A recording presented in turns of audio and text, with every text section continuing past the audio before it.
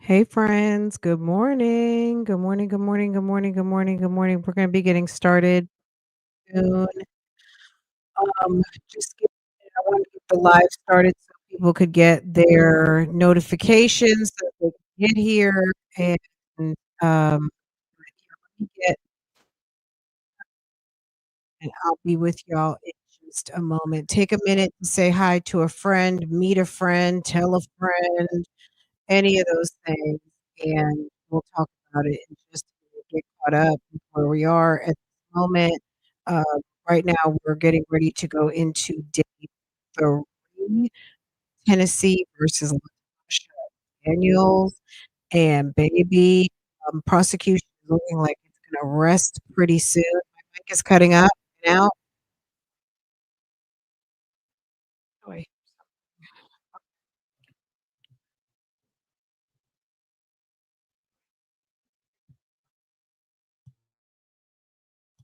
stand by.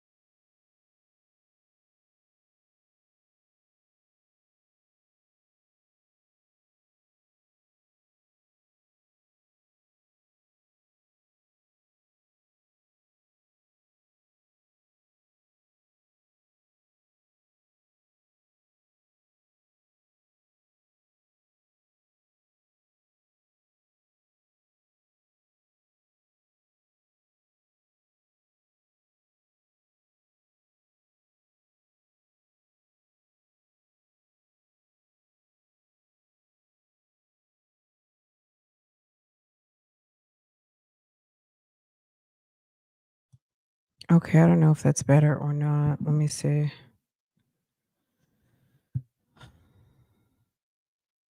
Let's see.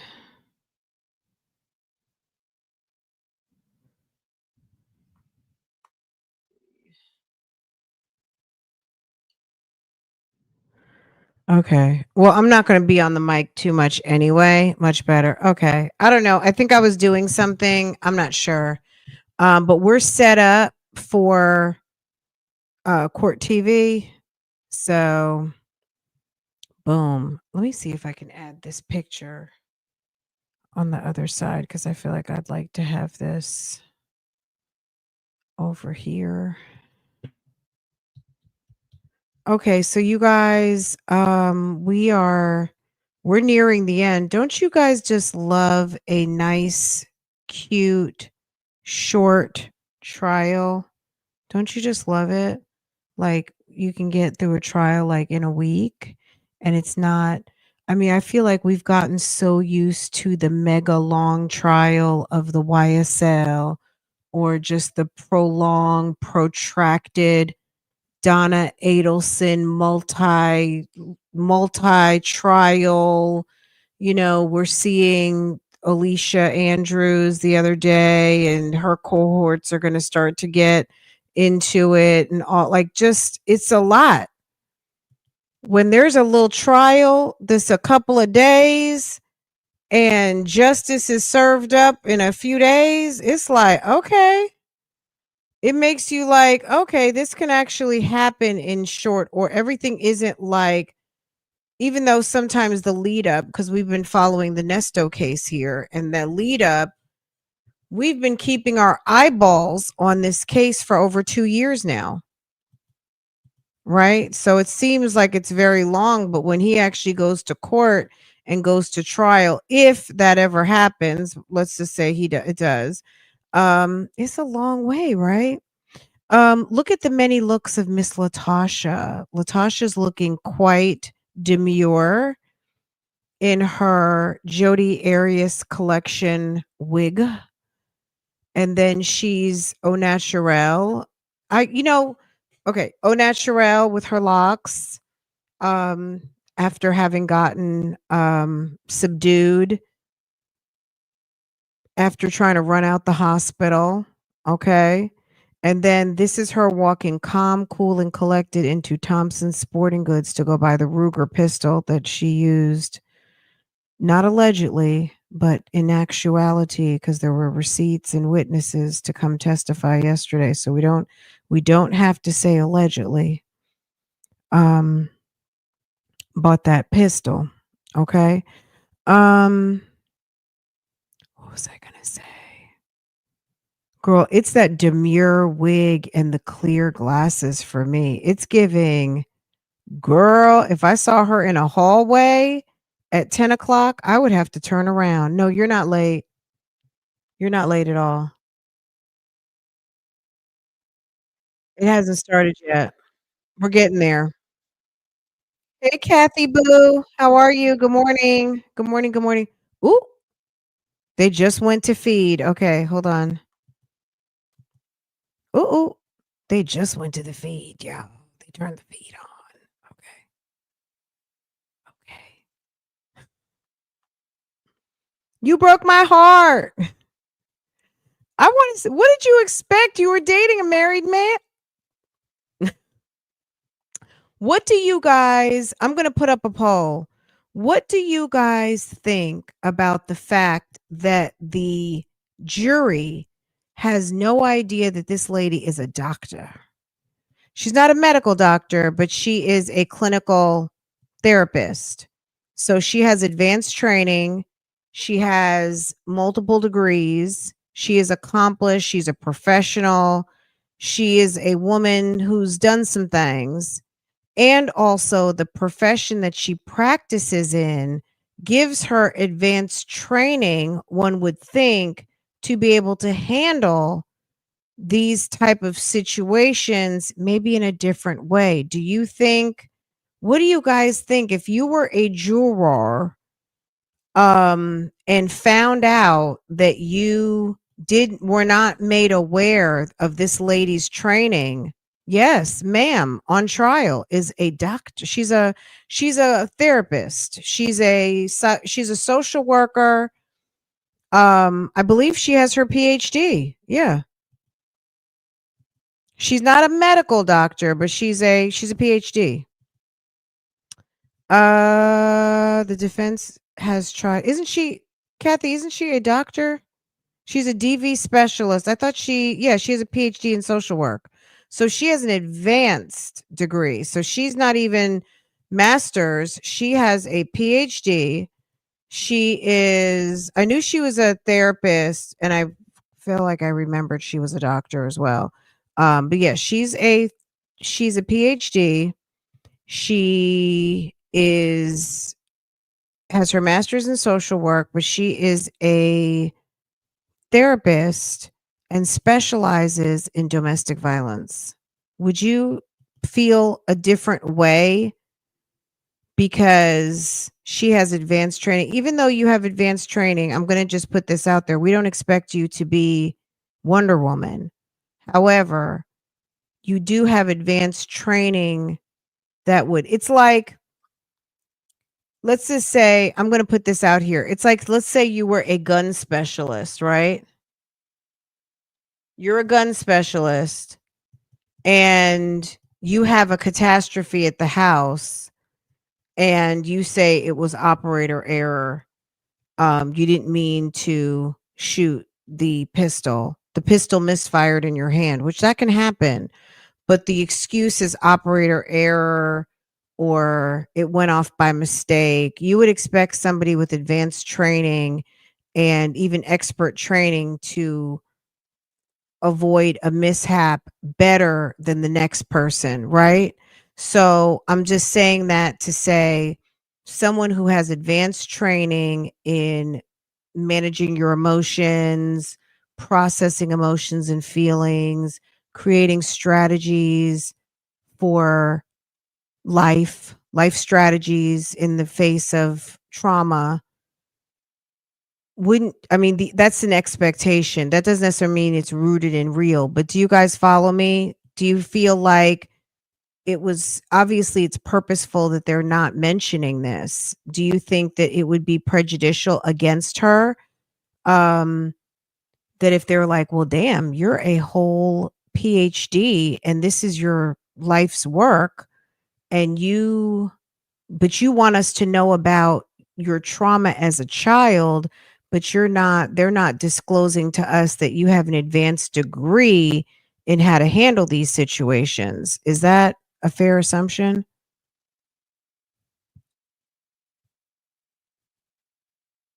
Exactly. I agree with you right there, Stormy. She's human, so we don't expect her to be perfection, but as far as the jury is concerned, the jury doesn't know that. Um, can you believe that? I wouldn't want it. Pretty Garden Girl. Pretty Garden Girl says she's never had some D to make her go insane. Do you imagine? That's why he had to be put girl, that's why he's not here anymore. Go get some help if you can. She went to get help, but she went to get help with somebody who had his hands in his pocket the whole time that they were having a session. Isn't that awful? Okay, who got here first? Let's see who got here first. Simple Dimples, Make Beauty for and me. Oh my God. Okay. I got hey. Okay. Outside of me, Auntie, Rich Auntie. Okay. Simple Dimples, Make Beauty Forever, and Rich Auntie. Thank you for getting here first. We did do some memberships earlier, so if you missed it, we might do it again a little bit later. But she knew what was a I think this picture right here, you guys, I'm not going to lie. This picture right here, when she's walking into Thompson's, her demeanor walking into Thompson's, I'm going to look, this is just my opinion. I don't know her story that she went to go buy the gun because she wanted to put an end to things for herself. I'm not going to say that that's not true. But, and it's possible because we saw the lady, but there's questions about her demise as well. The lady from Myrtle Beach, the lady whose husband was a pastor, another pastor, the lady from Myrtle Beach, whose husband was gaslighting her, and she went and bought a gun and took it to the state park or something and took herself out over in the park or something somewhere. You guys know what I'm talking about? Forgive me for not having the name. Um, but her demeanor looks interesting. She might have wanted to unalive by cops. Okay. Guys, Schultes, the father, Micah. Thank you, ma'am. Thank you. Okay, this real true crime community, girl, we know. Yeah, I knew one of y'all was gonna get it. Thank you, baby. Thank you. Did you guys hear about the dad today? The hot car death in Arizona, Schultes, the dad who was lied about being on video games, but he was actually searching porn and he was going to get up to 30 years. He handled the business. He took the business into his own hands and I'm gonna do an update on it. But they did a little press conference, maybe it's like 5 6 minutes. The director of communications came out, and yeah, I feel kind of like it's unfortunate for his family that he didn't just bite the bullet, handle business, and go back to resume their life because these hot car accidents do happen. Everybody doesn't go to jail for a hot car accident, but if it's negligent, you will. Um, so I think he couldn't deal with the fact that he'd been exposed. His shortcomings as a man, as a father, had been exposed, and he can't deal with it. And isn't that kind of very narcissistic? God forbid people know the truth about you. So now he left his family with something else to have to deal with. Yeah, I don't feel like he did it out of valor. I think he did it out of, I can't go to jail. I can't go to prison. Yeah, it's awful, isn't it? Guys, we're still in a holding pattern, so just bear with me. We're still waiting. I don't know who is running late over to that courthouse, but it's like, my God, y'all. The world is waiting. We're waiting on y'all, Tennessee.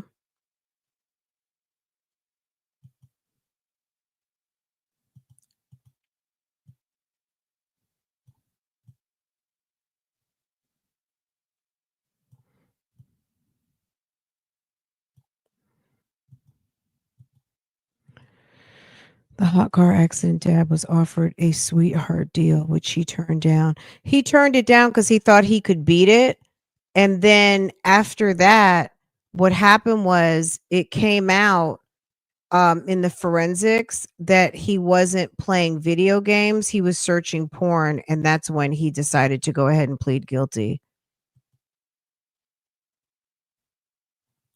They say he had a little bit of a drinking problem, allegedly. And you're over there searching porn in the middle of the day with you have 3 kids on deck, one of which you left outside. You know what I'm saying? Like, sir, seriously?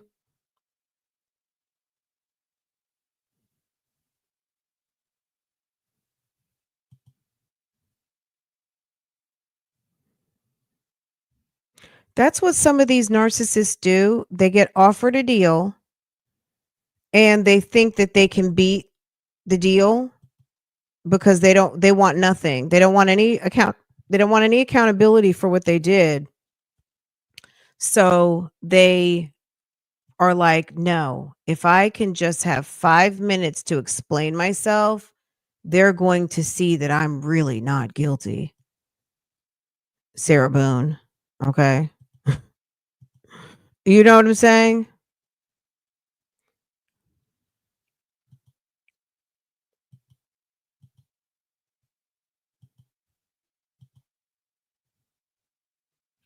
The wife, too. Yeah, the daughters, the wife. This is a real tragedy for the whole family. I mean, the lady seemed like she was trying to make lemonade anyway because her husband was probably a super disappointment. He couldn't hold down a job. He was having a problem drinking and he was negligent with the kids. The kids kept telling mom he keeps leaving us in the car. Mom is lucky that she didn't get dragged into this with the kids on audio telling the detectives and whomever else they had to speak to that this is not the first time that he'd done it and that the kids had reported to the mother anyway. And her as a medical professional, like she's lucky he didn't drag her down too, which he did, but not. But she's lucky that they didn't make her responsible as well because you have an incompetent ass husband. I hate to say it that way, but it's true. She needed to have a nanny at the house.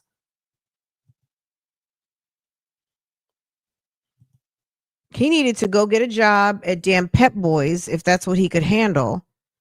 And I would rather have him out at Pep Boys or Walmart or Sam's, like a retail job, do something, get out the house because being at home is not for the faint of heart. All of us stay at home, available parents who have to handle everything.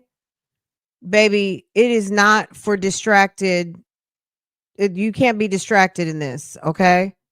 The man is over there searching out porn and you got 3 little kids on deck. What is wrong with you? So she's lucky she dodged a bullet if they're not seeking out her, affecting her medical license, all of those things. Girl. Yes. Nevada versus Devin Michaels. Yes, I started watching a little bit last night, but my brain was a little too fried. She is a cross between Devin Michaels to me visually. She's giving a little bit of Kimberly Sullivan from Connecticut. That makeup and hair is giving Kimberly Sullivan from Connecticut, the crazy stepmom who locked up the boy. Um and meets Taylor Shabusiness, meets a little bit of the girl from California, the OnlyFans girl who killed her client. Devin Michaels is a mess. Hair and makeup by Kimberly Sullivan. Attitude Taylor Shabusiness.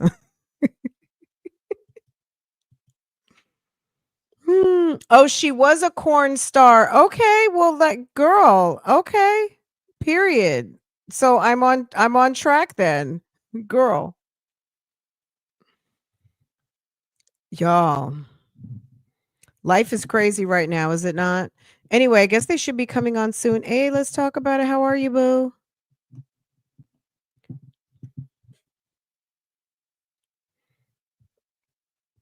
All right, what else do we have to talk about? Speaking of crazy moms, can we talk about Rebecca Harrow? When is Rebecca going to give it up? When is Rebecca's mom got on Rebecca's mom got there for the victim statement during Jake and basically was like, "Look, she gave a whole speech. When is Rebecca going to just like, Rebecca, you know the stuff at the sporting goods store did not happen, boo. When are you going to come and tell us the truth? You know Jake did something.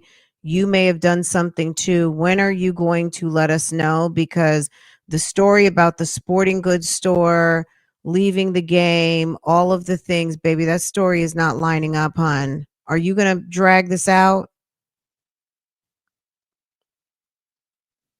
That's all I have to say. I'm waiting for Rebecca to just go ahead and handle the business, Rebecca, because ain't nobody believing what y'all got to say at this point. Jake already gave it up.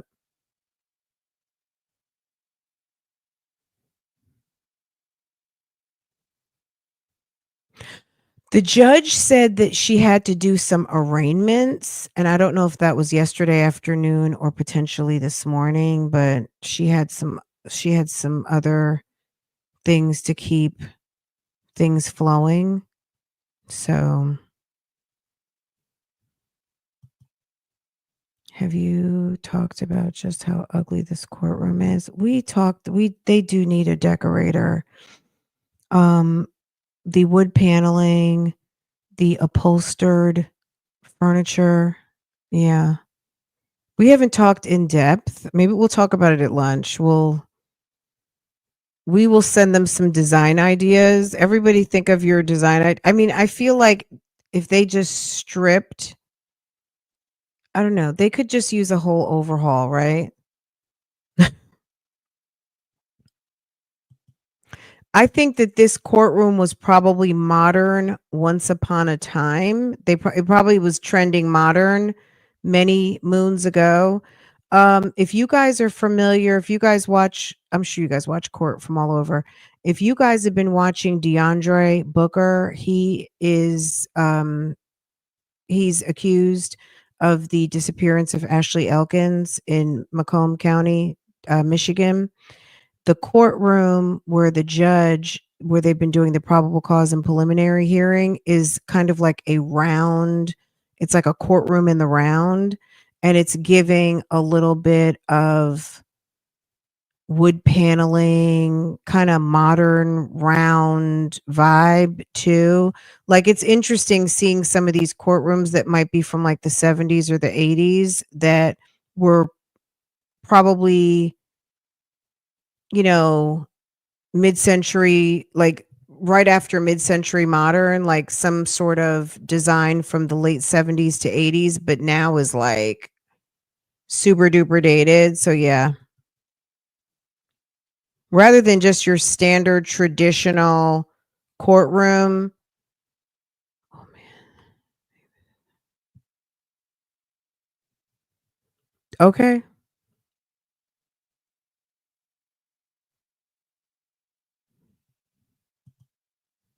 Definitely giving some 70s, 80s. Mhm. That That was the first thought, was that it's probably dusty in there. I Let me tell you guys, I went when Peter Thomas was getting sentenced. I went to the federal courthouse here in Charlotte. When I tell you that building was so freaking spick and span clean, first of all, it is breathtaking. Walking in, it's very pretty. It's such a pretty building inside. Then going upstairs, it was like just any other nice office building type, but very high ceilings. Anyway, but when you walk into the courtroom, you could hear when you entered the first set of doors, the sound, um, the I don't even know what to call it. But the minute you walk in the first set of doors, the air immediately like sucks in, right?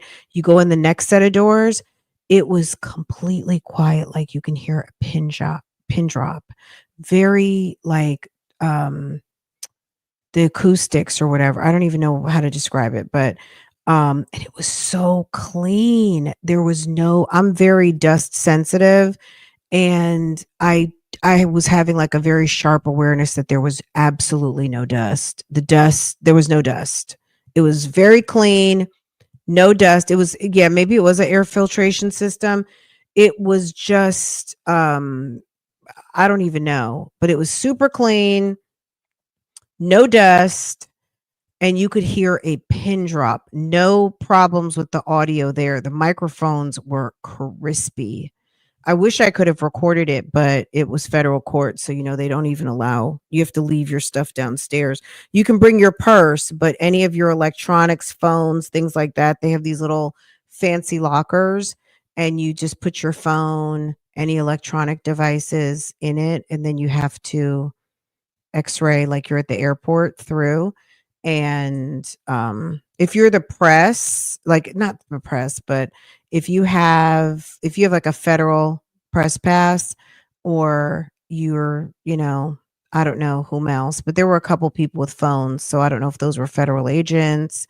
um I ended up sitting next to somebody who worked at the tax office, who, I don't know if she was an investigator or not, but the minute I told her I was a blogger, she got up and moved, which was pretty funny.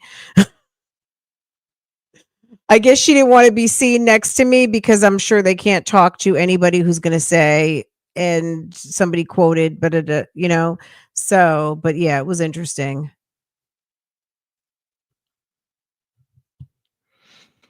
Oh, my friend is in the house, for the federal courts here in North.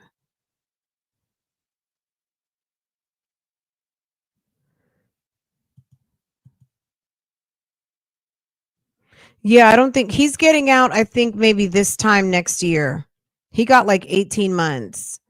So I don't know if he qualifies for any of those special programs, but the judge was quite annoyed with him, um, because his lawyer was trying to push, he's such a good businessman. He does this, that, and the other thing. And the judge was like, if he's such a good businessman, then he wouldn't have been using his employees' tax withholdings to pay his rent. If he was such a good businessman, this would not be like his second or third case. It was almost like a roast. He was like, if he was such a good businessman, like he was on a roll, and he was like, no, you're very lucky to be getting what you're getting. And it was a negotiated plea. He didn't actually have to go through the court trial. He went ahead. They probably laid it out, and he was like, okay, guilty. um yeah, he didn't take it to trial. He went ahead and pled guilty. And the I think I feel like the US attorney was going to be okay with a year, and he could have had 2. Maybe it was 2. Maybe the US attorney asked for 2, his lawyer asked for a year, the judge split it in half into 18 months. He did request where he ended up in Miami, so they sent him down there. He has like a $2 million restitution that he has to pay back, because basically what he did was your tax withholdings. So, you know, when you get paid, those allocations of state and federal tax monies really are just sitting in an account, like an escrow account for your employer, right? So quarterly or whenever they decide to do it, they're sending those funds in a register with your name. And this is what was collected, right? He was not making those payments. So when earnings were transmitted, it's appearing, just imagine you put up $10,000 in taxes, withholdings from your check, but there's nothing registered that you, so if you made $75,000, it's just showing that you made and took home $75,000. The 10,000 in tax withholdings were not registered because he used them to pay his rent, buy Gucci, go to dinners, go on vacation, profile on Instagram, all of the things. He used it for personal and his endeavors, his business endeavors. So the judge was not happy with him at all. And also the fact that this was not the first time that this had happened. And it wasn't the first time in the Charlotte federal court, but I think he had been taken to task down in Miami, and maybe somewhere else. As a business owner, I think you get sued. It's not out of the ordinary to be sued, but this tax situation is, right. This is not the first time where he has misappropriated money that is not his, um, where, people weren't getting paid. He's had issues previously as an employer, but it was funny because his lawyer tried to run with he's a great businessman. He's an asset to the community. People need people that look like him to be able to be a role model in X, Y, and Z. And the judge was like, I'm not having it. Like, save that. It was interesting. Anybody who, and you know what I'm saying? Like, you guys would have enjoyed it. Not just because Peter got roasted, but just, it was an interesting session.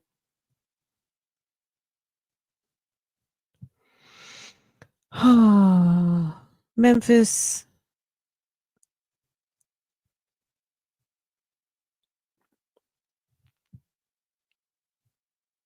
Let me check the other. You know how when you're waiting for court to start, it's like you get FOMO that it's like, is it just us? Okay, let me check the Memphis channel and see.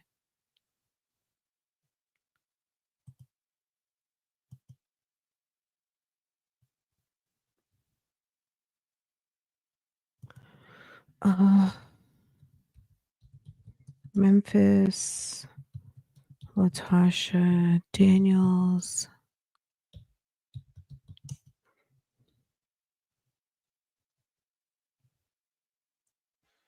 Oh, here we go. Well, I heard something. From Collierville Police Department. He will be describing Ms. Daniels on the scene. I would ask if my psychologist expert could remain in the courtroom to watch his testimony. She will be the second defense expert witness. What's the state's position? That's fine. Yes. Okay, all right, yes. Thank you, Your Honor. Yes, ma'am.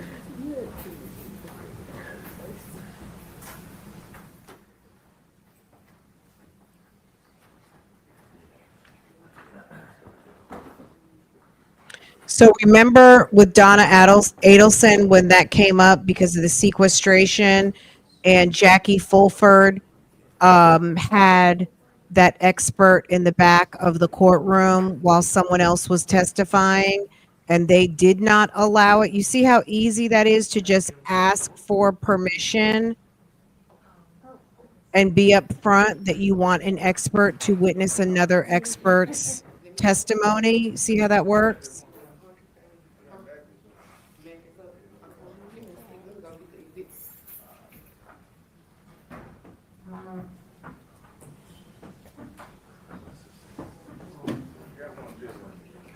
So we have on jail, right? Okay. Did someone tell her to not use her barrette so we really can't see her face? All right, I'm getting ready to go on silent because.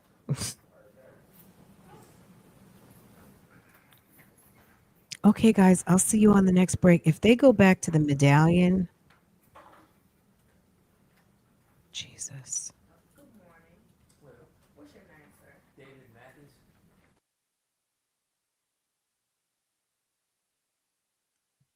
Why are they on the medallion?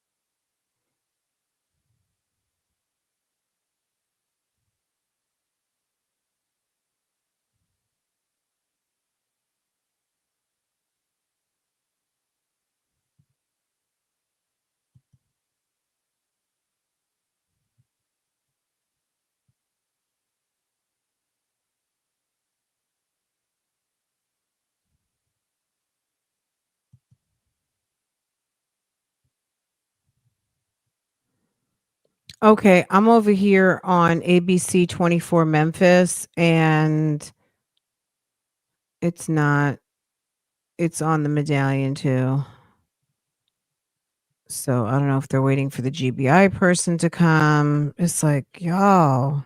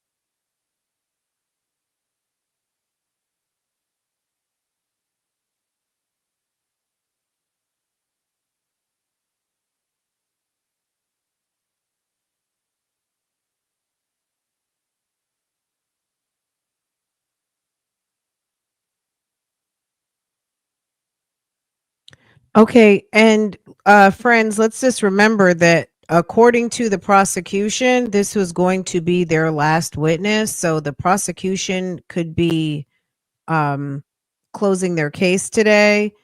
And I don't know if they do a rebuttal or not after the defense, but the defense said they had 3 to 4 witnesses, and it's like you're going to end up dragging this over the weekend. Um, okay, like I mean, I'm still going to have a good weekend, but at the end of the day, like if they could make the most out of the day, they might have this thing ready to go to a jury tomorrow, but it seems like the judge is ready. I'm imagining it's got to be the prosecution. You have the defendant sitting there waiting. Like, what's actually going on?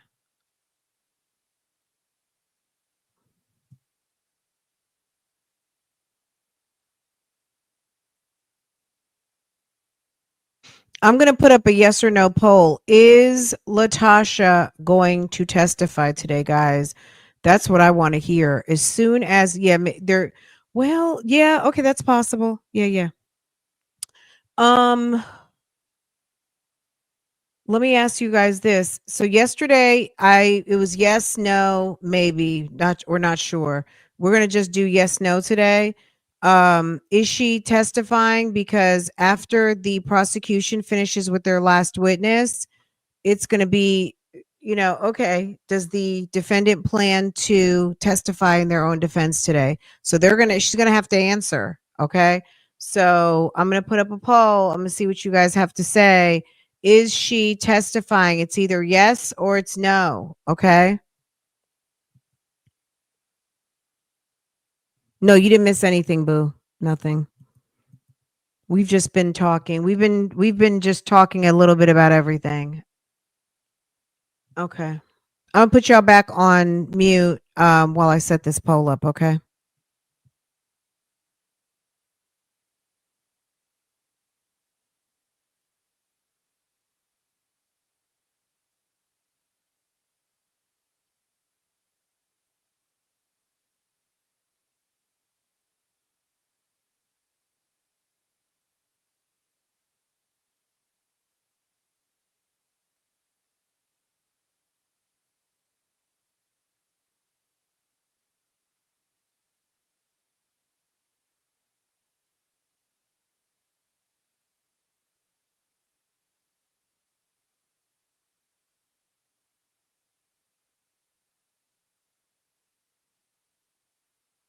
Live court is on a short break.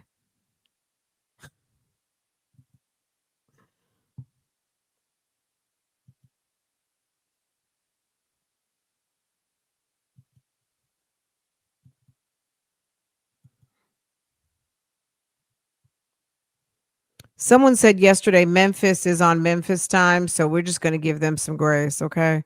We're just going to let Memphis be Memphis, and we're learning. If you're not familiar, but someone in the chat yesterday said Memphis is on Memphis time, so okay, that's fine.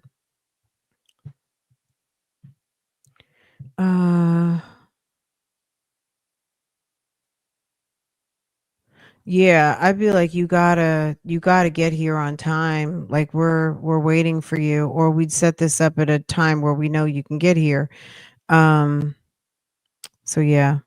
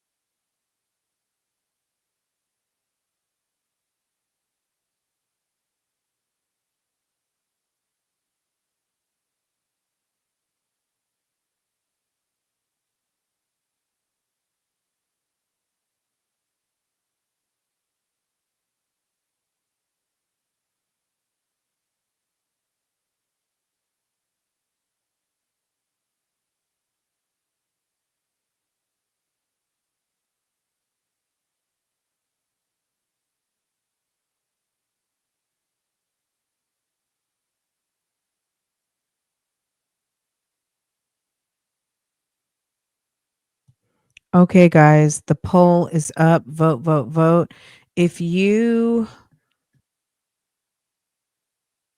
if you have not heard the arrest affidavit, and there was like a article that I read yesterday, click on the link above that. That'll give you some additional information. If you were not here yesterday, click on that link. It's like a 6-minute video. um and it goes into the, not arrest affidavit, it was the probable cause statement. and a little bit from a local newspaper about what happened during the arrest and how Latasha tried to escape from the hospital. I don't know if she was just having like a mental breakdown. But when she was released from the hospital, she jerked away from the police officer. She started running through the emergency room. They had a time to subdue her. So if the first time that they had to subdue her, she was non-compliant after the shooting, then at the hospital, once they got her squared away, she tried to escape from the custody of the police during her transport from the hospital to jail. So she's quite the character. Okay, I'll be reading comments, y'all.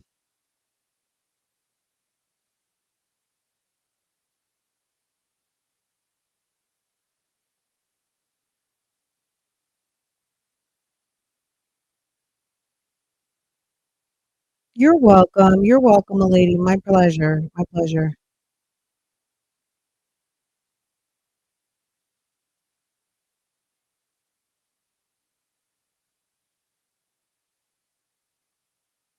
If Latasha testifies, I can't wait. Okay.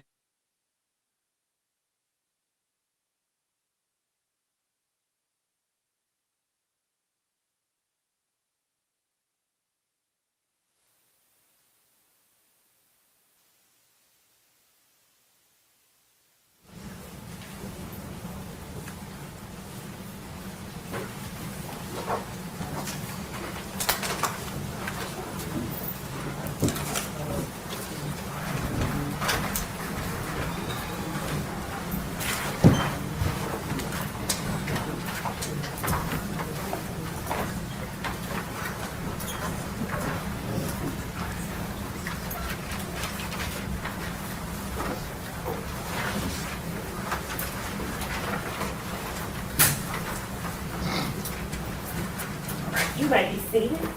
Good morning. Good morning. Oh, y'all sound very refreshed. All right, we're ready to get that started. State my call your next witness. The state calls Special Agent Brock Sane.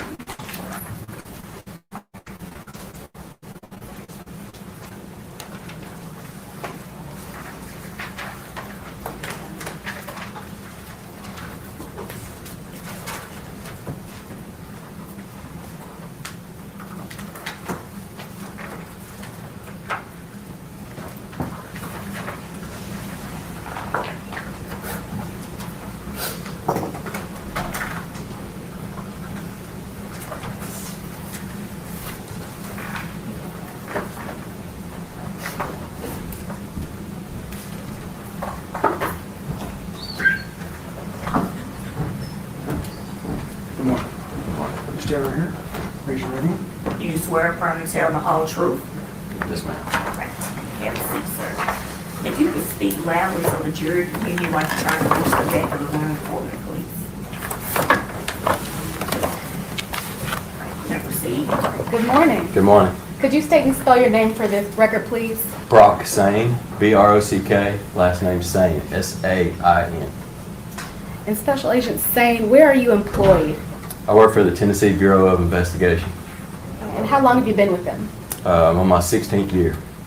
And what position do you currently hold? I'm Special Agent in charge in the Administrative Services Division over the support unit. Okay. Have you always been in that division? No, I have not. Where were you prior to that? Prior to that, I was a Assistant Special Agent in charge in the Medicaid Fraud Control Division. Prior to that, I was Special Agent Investigator in the Medicaid Fraud Control Division. Before that, I worked in the crime lab here in Memphis as a Special Agent Forensic Scientist. I worked in the Drug Identification Unit and the Firearms and Tool Mark Identification Unit in the crime lab in Memphis. Okay. So when you were in the crime lab, what did your job duties entail? When I was in the Firearm and Tool Mark unit, that was from 2016 to 2020, roughly around that time, and I identified, examined firearms and ammunition components to determine whether or not those ammunition components were fired in a particular firearm and if the firearm was in operating condition. So prior to the TBI, could you tell the jury a little bit about your educational background? Yes, I have a Bachelor's of Science in Forensic Chemistry from the University of Mississippi. I graduated from there in 2009. And have you ever testified about your findings in a firearms report? Yes, I have. How many times? I don't know the exact number. In firearms, more than 10. And have you ever been qualified as an expert witness as pertaining to firearm identification? Yes, I have. Do you know how many times? All of those, 10 to 15 times. And was that in Shelby County or other counties? Other counties, federal court here in Memphis, and other counties across West Tennessee. Your Honor, I would tender Special Agent Sade as an expert in firearms identification. No objection. All right. We'll tender Special Agent Sane as an expert in firearms identification. Agent Sade, I'm going to pass you a document.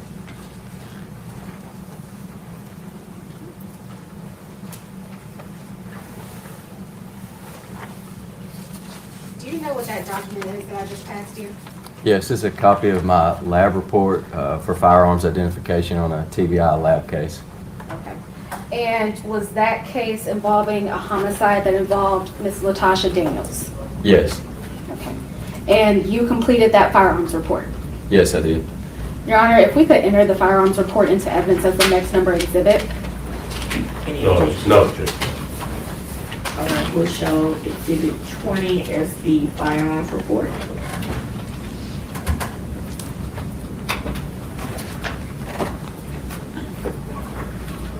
Thank you. You can pass that back. Yes. Thank you. So Agent Sane, what evidence did you receive to make that firearms report? I received a Ruger EC9S 9mm Luger pistol, a magazine and some cartridges. And then I also received 7 9mm cartridge cases from a crime scene. And I received 6 bullets from the Shelby County, from the medical examiner's office. And who did you receive all of that from? It was received from Chris Roberts from Collierville PD, Okay. Do you remember the date that you received all of that? April 10th of 2019. Agent Sane, I'm going to pass you what has previously been marked as Exhibit 3.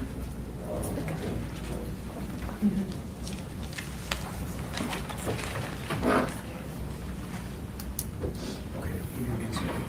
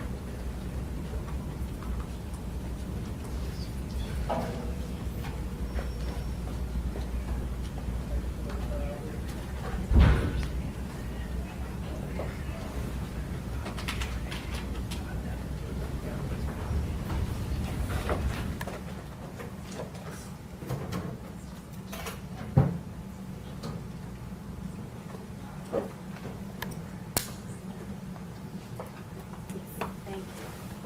If you could open that up and tell us what you see.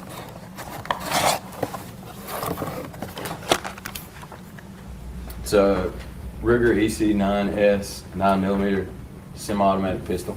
Okay. And is that the same gun that you received from Detective Roberts? Yes, it is. Okay. And Agent Sane, I'm going to pass you what has already been previously identified as Exhibit 6.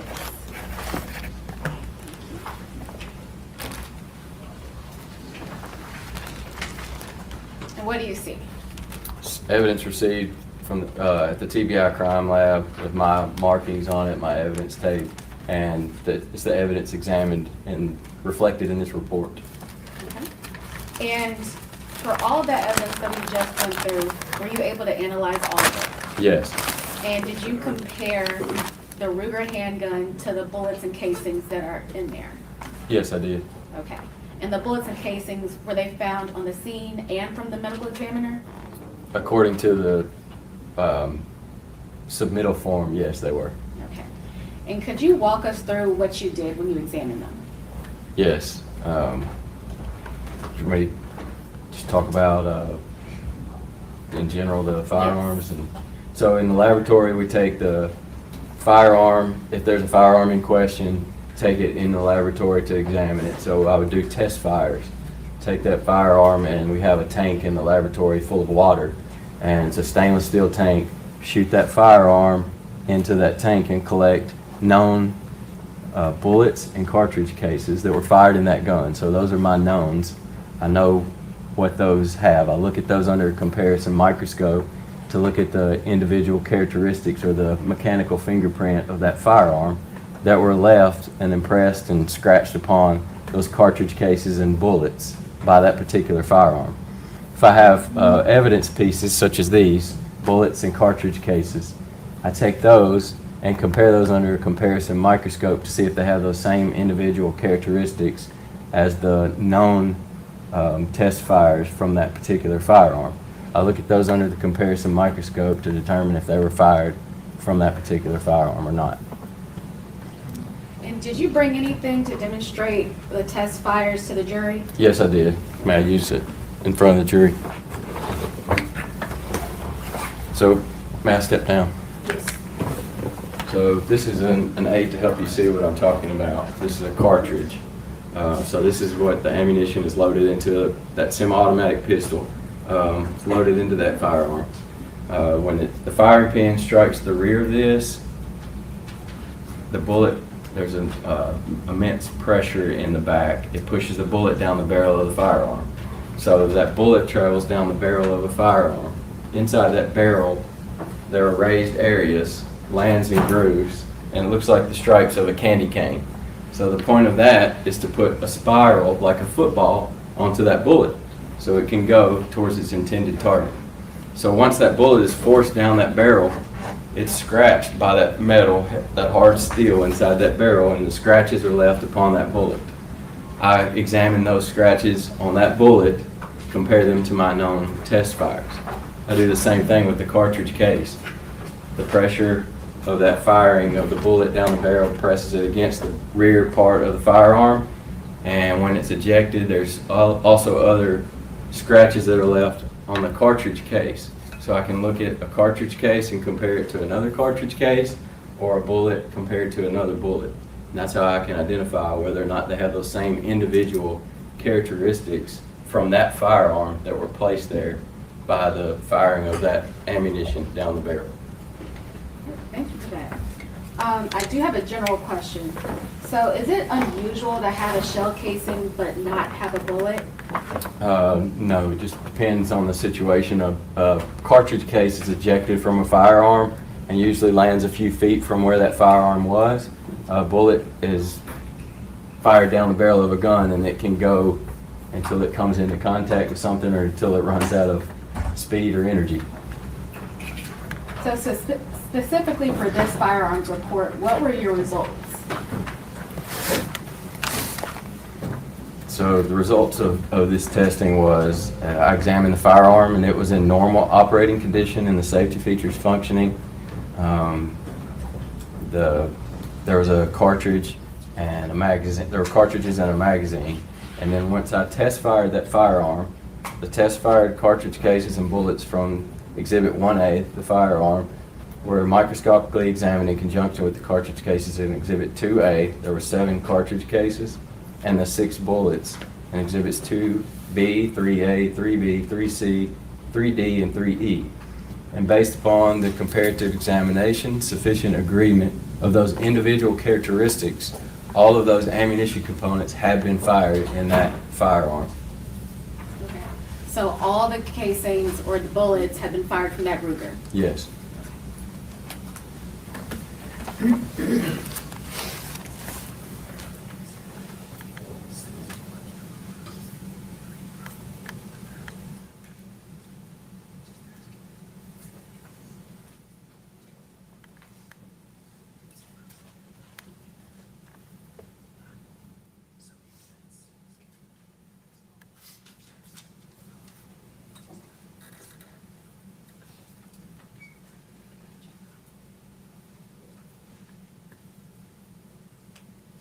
take a look at your report one more time, how many bullets came from the medical examiner, and were there any other bullets found in the scene?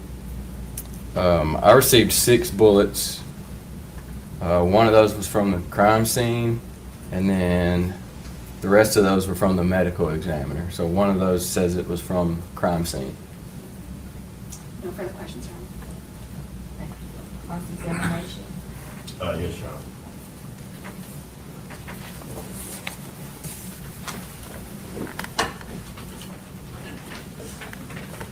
Good morning, the detective side, not detective. Agent side. Agent side. That's fine. Special agent side. Yes, sir. I just have a few questions for you. So you were asked to, as you described, you were asked to examine these bullets in this, that came from this Luger, correct? I was asked Ruger, I'm sorry. to examine the firearm and compare it to those pieces of evidence, cartridge cases and bullets. Yes, And that Ruger, that's a 9mm, correct? that's correct. And it's relatively small. Yes, it is. You examine a lot of different types of weapons, correct? Yes. And a 9mm, is that a fairly common weapon? Yes, it's, I would say, one of the most common firearms that I examined. A lot of law enforcement carry a 9mm weapon. A lot of law enforcement does, yes. And this particular one is relatively small in size, correct? Yes. And were the bullets that were fired from it small in size? They're the same as all 9mm. Okay. And you're not here today to offer to this jury that you knew what happened between Brodus Perry and my client Latoshia Daniels, are you? No, I do not. Your main thing that you're here to testify about today is that you examined those bullets, you examined the gun, correct? Correct. You tested the bullets. Yes. And just to tell us that you can say that those bullets came from that gun. That is correct. And that's the extent of your testimony, and that's the extent of your involvement in this case. That is.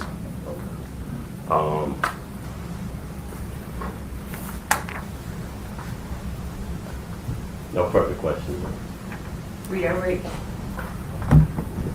No further questions, Your Honor. All right, you may step down, sir.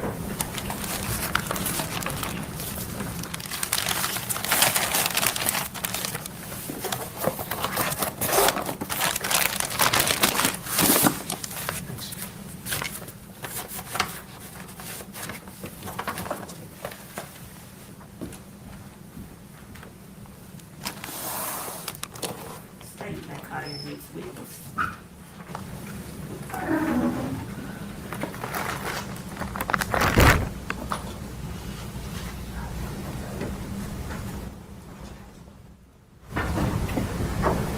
State restaurant. Thank you. All right, I'm gonna excuse you at this time. The lawyer and I need to have some discussions, so I'm gonna show you excuse for a recess, okay? And again, we're still not ready to discuss the case. Folks, you can pass your chair for me.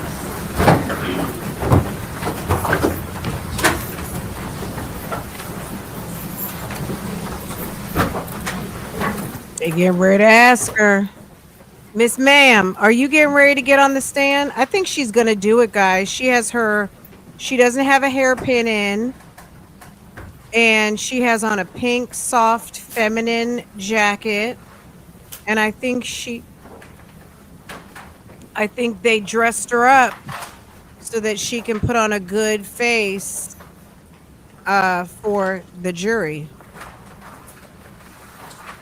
Be seated. Are there any motions at this time? Yes, Your Honor, at this time, we would like to make a motion for judgment of acquittal.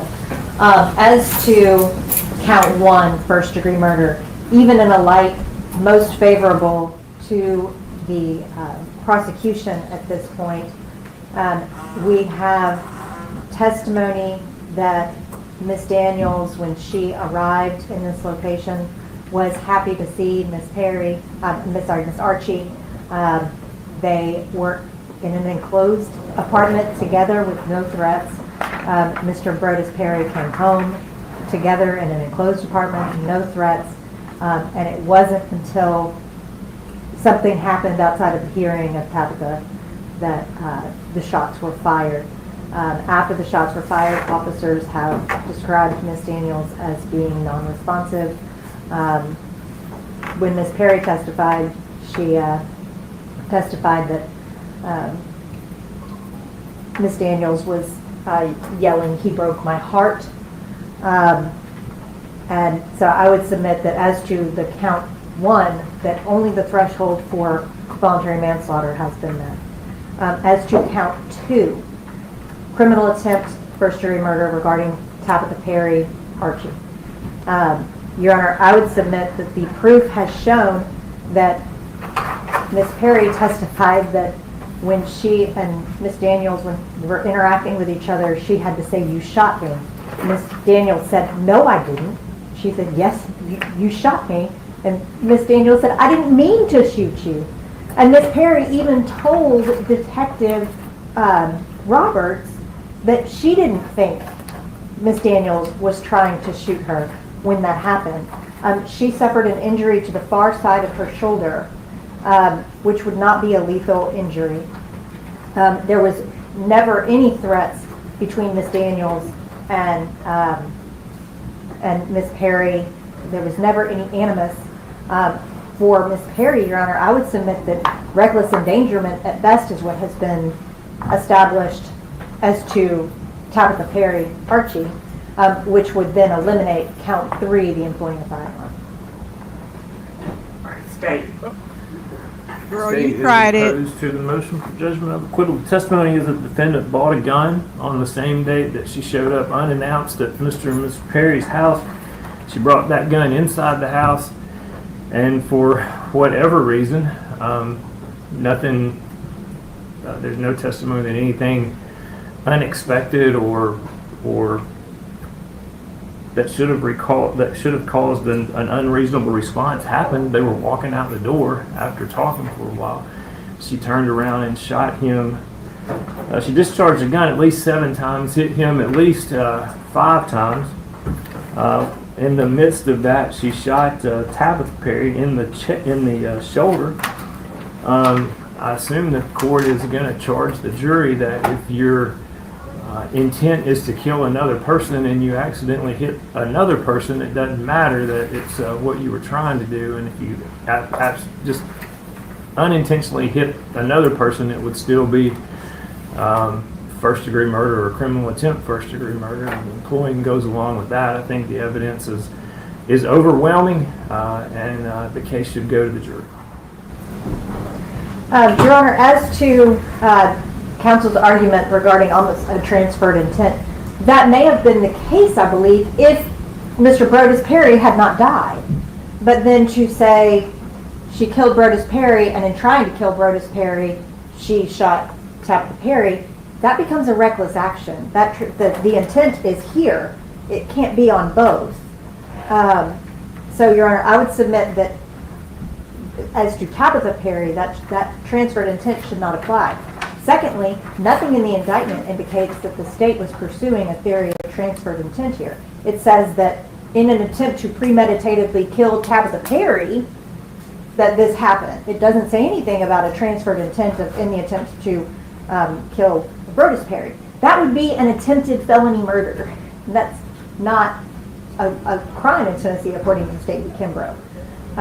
So, Your Honor, I would submit reckless endangerment is where we fall as to Ms. Perry.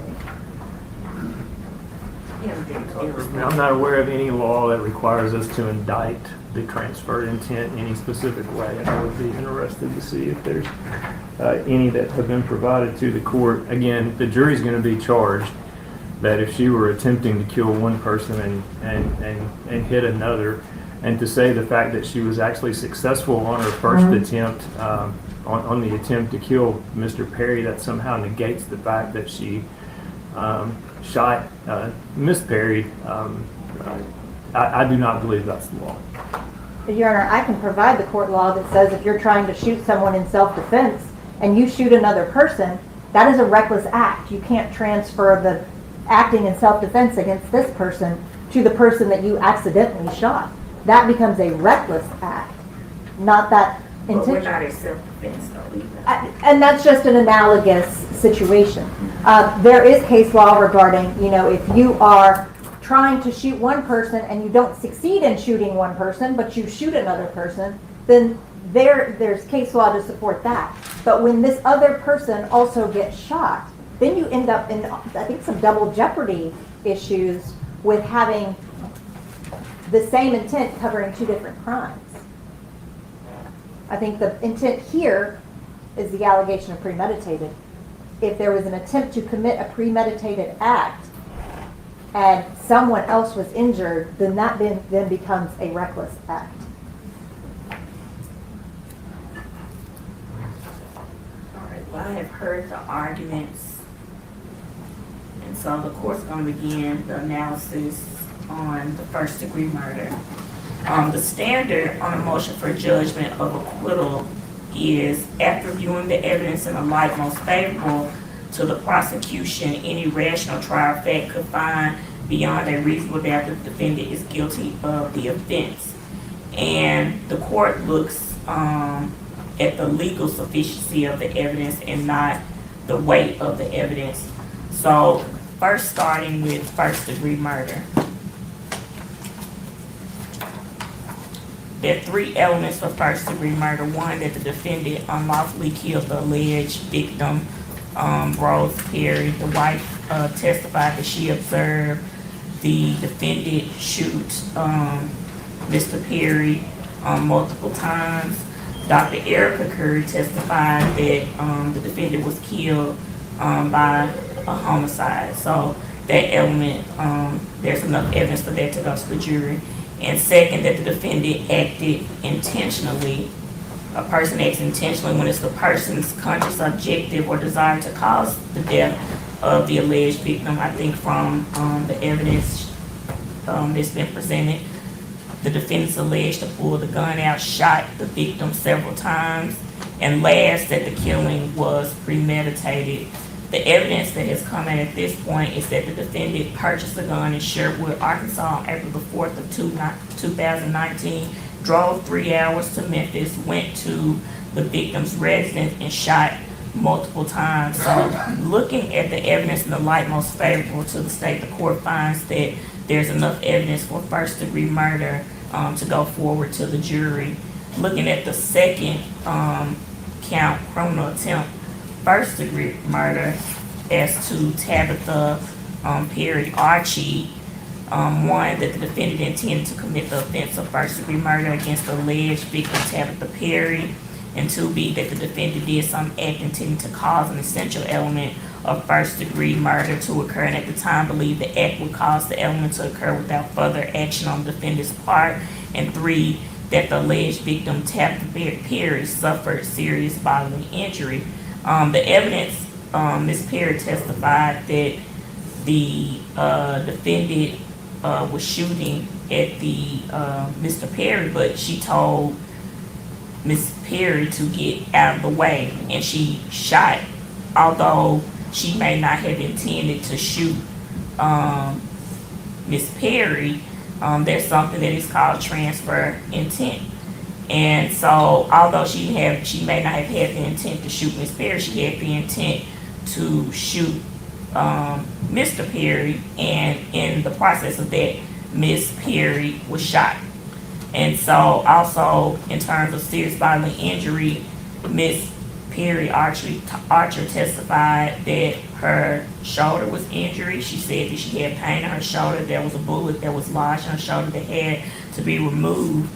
So the court finds that there's enough evidence for the criminal attempt first degree murder to go forward to the jury, looking at the light most favorable to the state.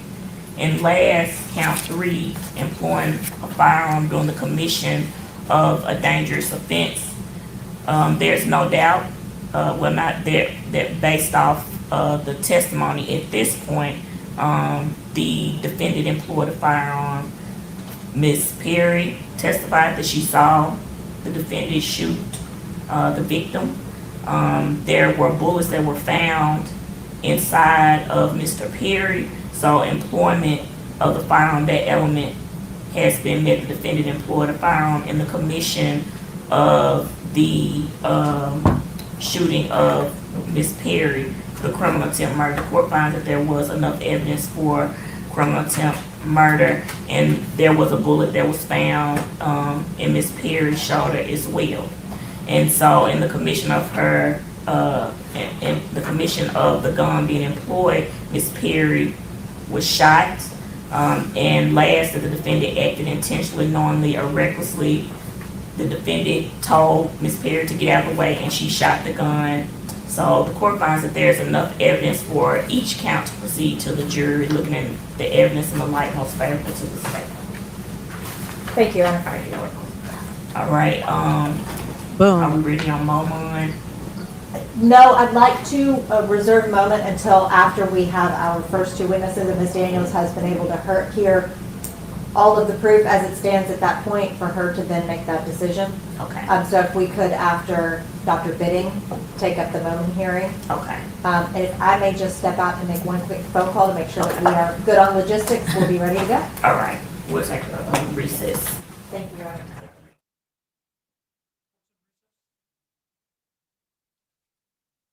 Okay, so yeah, we're at that point in the trial where after the prosecution rests, the defense asks for an acquittal. So that's common. We see that all the time.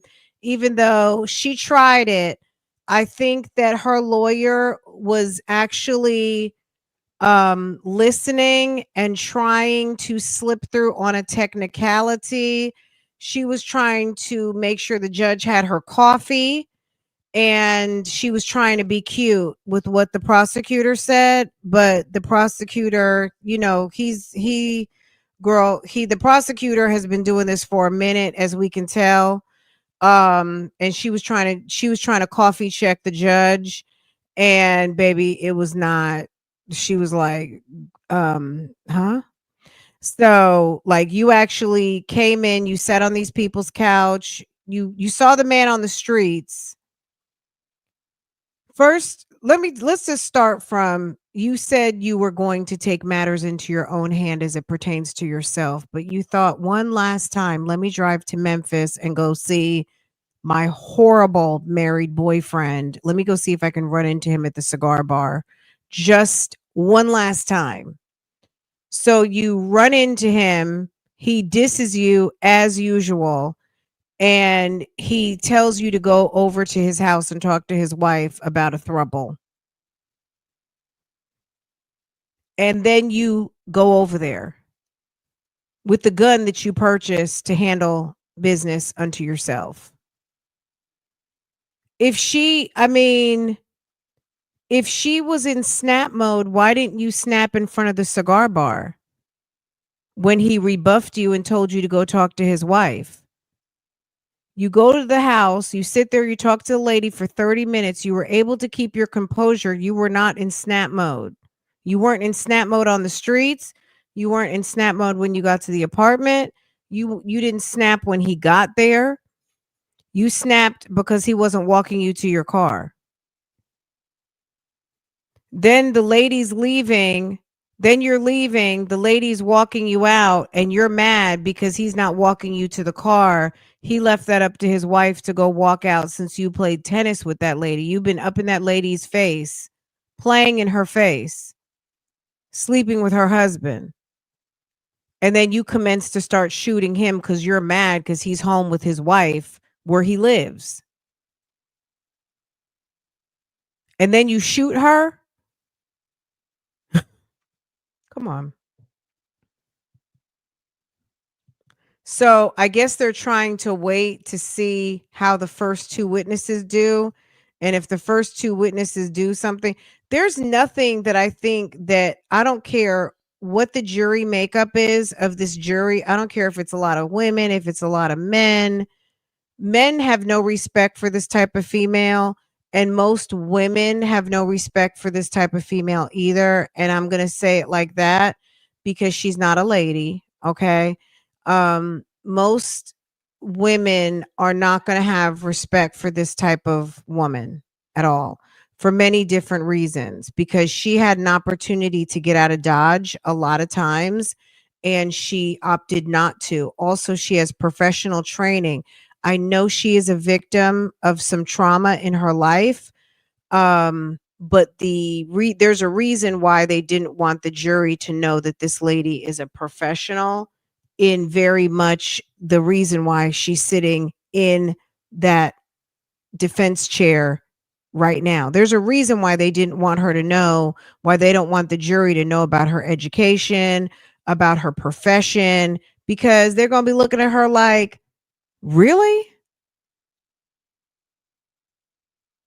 And just the fact that you're over there playing tennis with the lady and sleeping with her husband behind her back, maybe even, and someone did come to the comments and said something about they don't believe that the wife didn't know. And even just taking that into account, because I don't know if the lady knew or not. I think she knew her husband was a freak. When he gave you the ethical slut book, you knew something was wrong with his ass. Okay? You knew something was wrong, and we don't know what she knew. But me personally, I thought about it. If I were sitting in that seat, I'm not trying to help you. I'm not going to sit there and lie, but I'm not going to try to help you get off either. I'm going to tell them the answers exactly the way I need to. I'm going to tell them exactly the truthful answer, period. And if it helps, it helps. If it doesn't, it doesn't. But I'm not helping you. So, I mean, you came to my house and shot my husband. So I wouldn't be overly helpful even if you did do me a favor. You know what I mean? Girl, wife is definitely a victim. She's a victim. She was shot. Her husband was killed. She's been exposed to the world for having this type of low down trash can husband. She's going to get a lot of scrutiny because she dealt with some bullshit where some people might say you should have walked away. People are going to judge her and say you should have walked away. You shouldn't have. Da, da, da. People are going to give her all kinds of judgments. I don't really care. People make mistakes and people put blinders on. If we're going to talk about the you should have left type of situation, I'm going to revert that to Latasha, just because Latasha has degrees in the matter. I don't know if Mrs. Ma'am had a degree in domestic violence and social work and all of those things. You know what I'm saying? So I'm going to go based on training and education, and also the fact that this lady, depending on her beliefs and things like that, she may have religious beliefs about breaking up her marriage. So maybe she felt like she could work through some of the things with her husband, and they have a legal contract as a married couple. Miss Latasha was playing around with someone who didn't have any legal obligation to her. You know what I'm saying? So Latasha, really, if there's someone who should have walked away, it was Latasha. Because even though Sir was a bad husband, ma'am was married to him. They have a legal situation, and she may not have had all of the information. She may have just had some of the information, right? So I don't know. When he told her to read when he told her to read Ethical Slut, do you imagine? And then you look up Ethical Slut and see what it's about.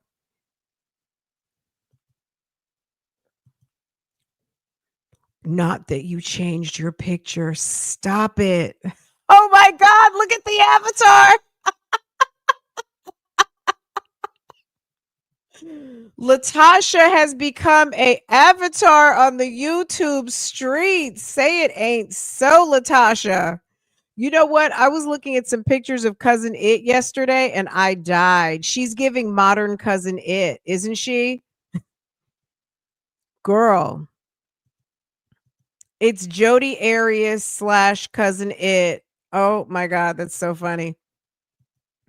But yeah, the wife, I don't give her any, I don't I don't blame her. Like I'm not judging on the wife. The wife was doing what she had to do. We don't really know her situation. Just like we were talking earlier about Schulte's wife, the doctor, the other doctor who had the piss poor husband who like porn and left the baby in the car. I feel bad for her because just imagine you got a bum ass husband who doesn't work. He's got a drinking problem. He can't hold down a fucking job. He's over here looking at damn porn, playing video games, and all he has to do is take care of the 3 kids, pick them up from school, and you know what I'm saying? Like, damn.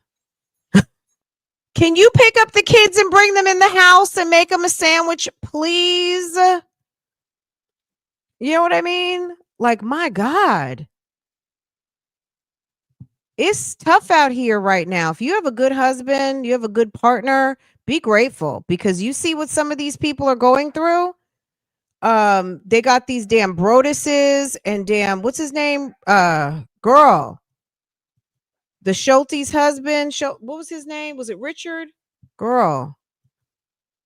Some of these husbands are bad. If you have a good one, be grateful. Because, honey, we're seeing too much in the news. There's some real bad ones out here, and they will have you in court. They will have you out here looking stupid. They will have you on the news. They will have you testifying. People all up in your business, asking you for your cell phone, everything. It's horrible. Trash husbands. So the good ones, be grateful, honey, because these bad ones are terrible. These bad ones are terrible. Anyway, they're on break right now. I guess they're getting the other she said she needed to make a quick phone call about logistics. I'm trying to understand why the trial started on Tuesday and you're trying to figure out how to get people where they need to be on a Thursday. Okay?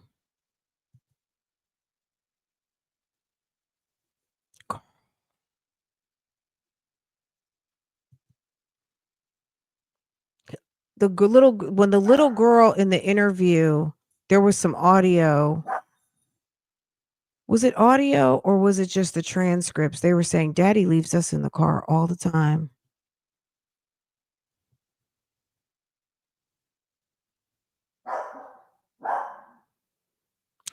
Stop it. Miss HLS, you had to go. It's just some foolishness going on, right? There's some real bad stuff. Portia is being vocal. The landscapers are in the mist. I'm like, if it's not the trash can, is today Thursday? I don't even think the trash can people have come yet. The trash collectors, they haven't came yet. Wait till I'm gonna have to put y'all on silent.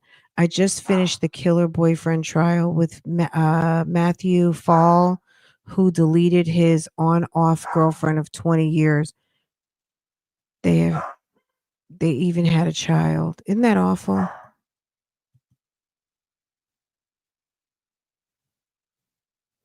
That's a husband benefit. Being with a man for 20 years, that's a husband.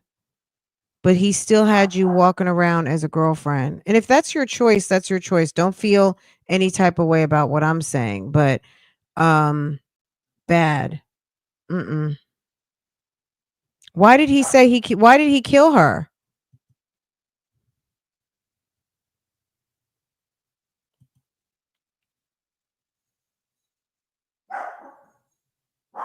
Trash husband, real talk real talk bougie reviewing your trash. Girl, if you make it to an episode of Real Talk Bougie, baby, something has gone wrong in your life. Okay. It's gone drastically wrong. So there's a problem. Okay. If you make it over here, baby, it's not good. Okay. It's not good. And pray. Okay. Something bad has happened. Girl, daddy leaves us in the car all the time. I don't know. I had Farrah at 40 years old And let me tell you something. I was so paranoid somebody was going to try and steal my daughter from like entering into the hospital. I wouldn't even, I've told you guys this, I wouldn't even go to the gas station with Farah. If I ended up at a gas station with the baby in the car, and this is when she was like in a carrier, I only paid at the pump. I never left her. I never took her out her carrier. I didn't want her around the gas station fumes. My husband either put gas in the car, or I would buy gas at lunchtime. If I needed gas, and I would, in extreme circumstances, I would just, pay at the pump, obviously, but I would never leave her. I never wanted to take her out the car. I never brought her into the I don't go into gas stations too quick anyway, but um I wouldn't do it. I didn't like carrying the carrier anyway. Whenever I took Farah out the car, I had my cute stroller. So if we were going into the mall, I would strap her into her stroller. So I would always pretty much physically take her whole body out and put her in her little stroller situation. But mm-mm.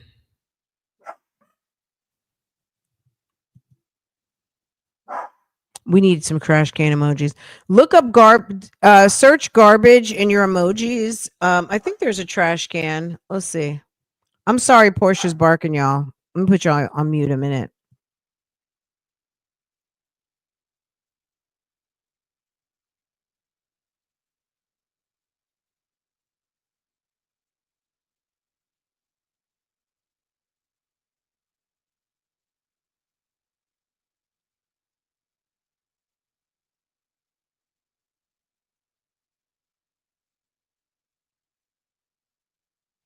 And in all fairness, if there are men watching, trust me, this is not a I hate men podcast, because there's definitely trash can moms and we talk about them all the time.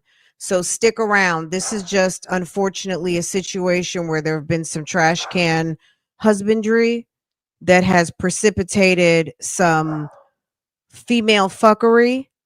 And that's what we're talking about. Unfortunately, this Latosha woman got caught up in the game, and Broads Perry did not anticipate that she was going to come for him with a 9mm Ruger in front of his wife. But I wonder what he was thinking as he was trying to walk her out. I wonder, did he really realize, oh shit, she's getting ready to shoot me?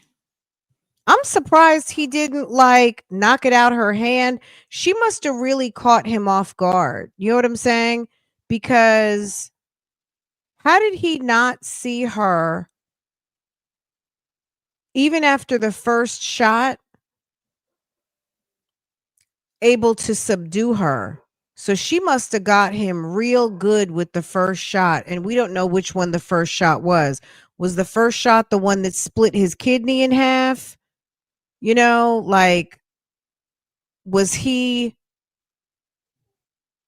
pretty much subdued with that first shot? Because for her to shoot him 5 times, yeah, she split his kidney in half. I'm surprised they didn't have a tussle or anything like that. She just shot him up.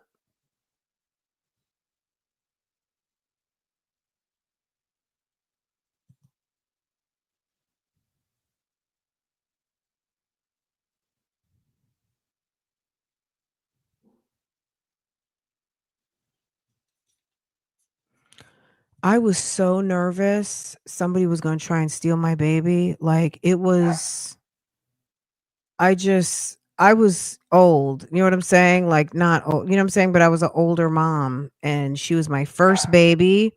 She's my only baby. And I was so nervous about like letting other people touch her. I was just, it calmed down after a while. A good friend of mine had a talk with me, and I'm a reasonable person, and just that conversation helped me a lot. That fair, even though she's a baby, she's a whole person. Like she gets to have experiences outside of you, and you're gonna have to share her with the world, and da da da da da, and all of those things. And I was like, you're right, you're right. Um, just not right now. But that perspective helped me as she was getting a little older to be like, okay, she can go spend the night and she can go to, I didn't want to be smothering, right? So, but yeah, I was always very careful with her. We as a family were always very careful, with her. Girl. Yeah, the one I don't know which we don't know which one was first. Did they say? So eye socket. That might have been the one. Is that what you're saying, Jay Blake? Eye socket. Well, I wonder if the one who went through the eye socket was maybe if he saw the gun and tried to knock her hand down and she was able to shoot and it clipped him in the eye. Because I don't know that she was pointing at his eye per se. Or was it her, was him trying, maybe did he try to karate chop her hand and then yeah. Helicopter mom. It took me years to yeah. Especially when you only have one kid. I mean, I think it's really hard when you just have one. Um, because by the time you have 2 and 3 and 4 and 5, you're just used to the flow and the energy of being a parent, and you have a little more of an idea of how things would go. Because I was one of 5.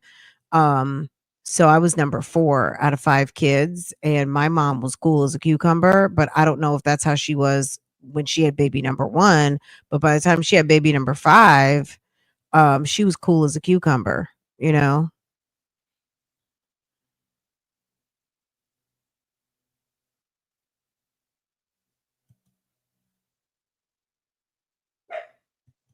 I think she must have caught him off guard, because just imagine you have company at the house, you're walking them to the door, you turn around and your husband is whispering with the guest leaving, and then all of a sudden you see them take a gun out of their pocket.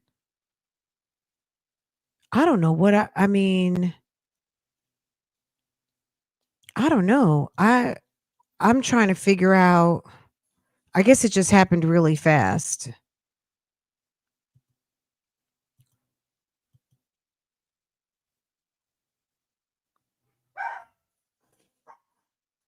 Yeah, it's good to be protective over your kids. It's nothing wrong with that. It's good to have your ears and eyes open. Let the school see you, the daycare people know you. Whether you have you have in-house help or help at the daycare, preschool, whatever. That you're the unpredictable person who can show up at any time, all of that. Call anytime, respectfully question things. um I've never had a problem.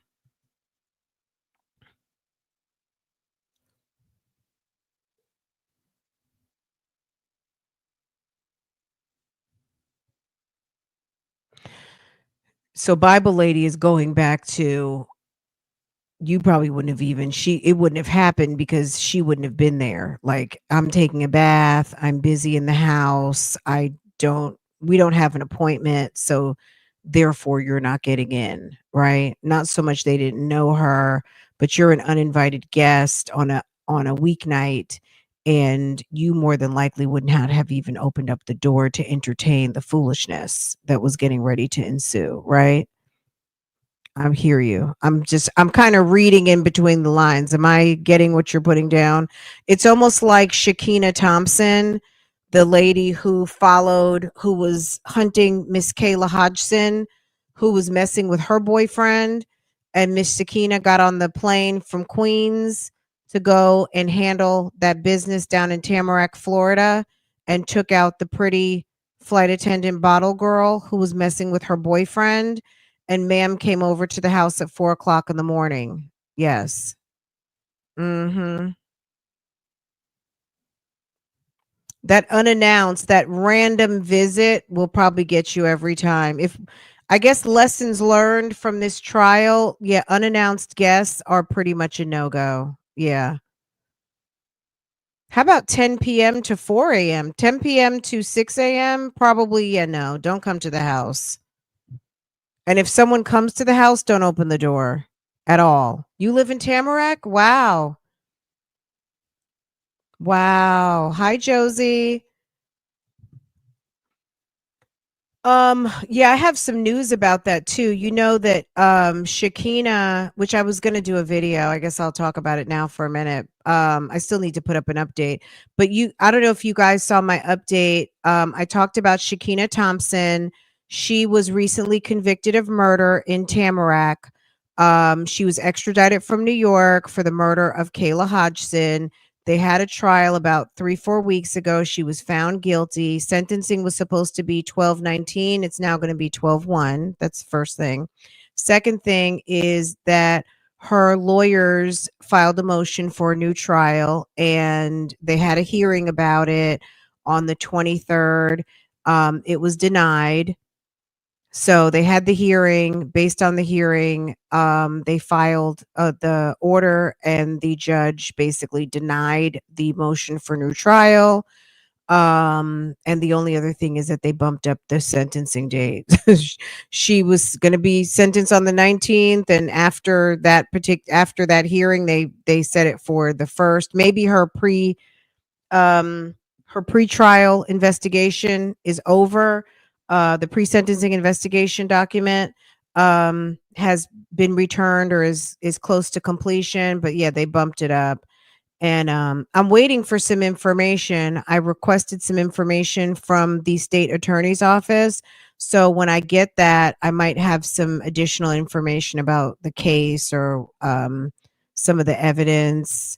Um, so that's some of the legal mail that I've been waiting for, and I've been saying I've been going to the post office box because I'm waiting for something. That's one of the things I'm waiting for is some discovery now that it's available since the trial is over. Um, really? Okay, the lady with the curly hair. I wish she could talk to us. I wish she could come and talk to us about the trial, Josie. Can you tell her that there is a podcast of ladies who would love to hear her give us some insights if she's allowed to talk to the public about this case? Oh my God, that would be so awesome. Thank you, Josie. My email is in the description box, so please get at me. Either way, just to kind of so we can connect. But yeah, I would love to hear more about the case because we definitely were following it as much as we could being remote. Um and I did request some information from the 7th regarding the case. So I'm waiting for some discovery that they released. So we'll see. Fun. Okay, very fun. I was watching you on my cameras wondering why you wasted.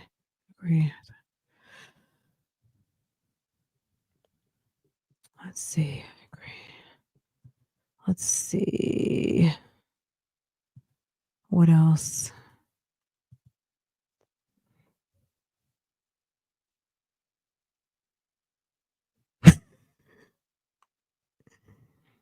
You didn't even say, "I'm sorry, I'm busy." Yeah, sometimes, you guys know sometimes when I'm live, random person will come to the door. And I'm just like, "Look, I'm on a Zoom. I will make it loud and clear. I'm sorry, I'm on a Zoom. I'm working from home. I'm sorry. I am on Zoom and cannot play with you." Okay?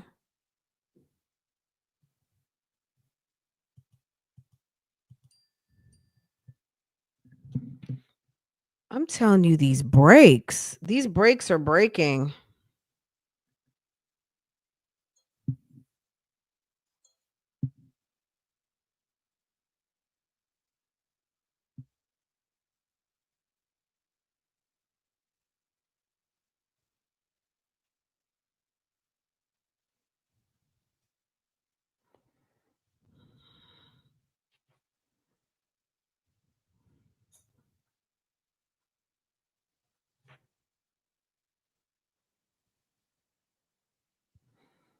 Let me see.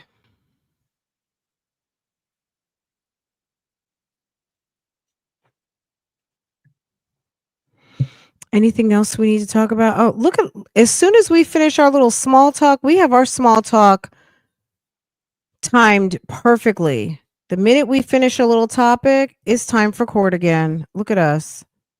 Okay, looks like they're going to be getting started again. Welcome, welcome, welcome, Troublemaker Baker. Okay. Welcome, welcome, welcome. Welcome, everybody from Kathy's chat. If you came through Gossip Rumor Innuendo, thank you for coming through. You are, welcome, welcome, and we appreciate you coming through. And I hope you. Oh, look, she pinned her hair back. She's getting ready to testify, guys. I think she's going to testify. They did her hair in preparation to testify.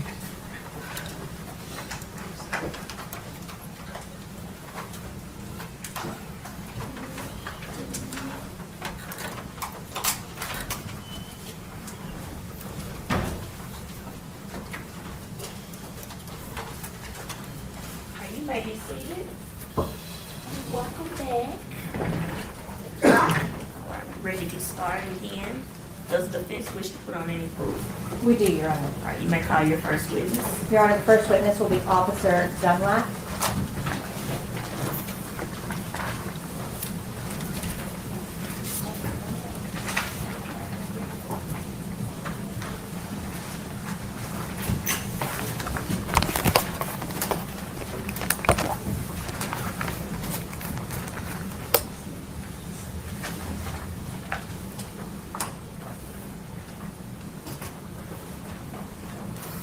Somebody said something about Officer Dunlap. Like, I hope there isn't a Mrs. Dunlap.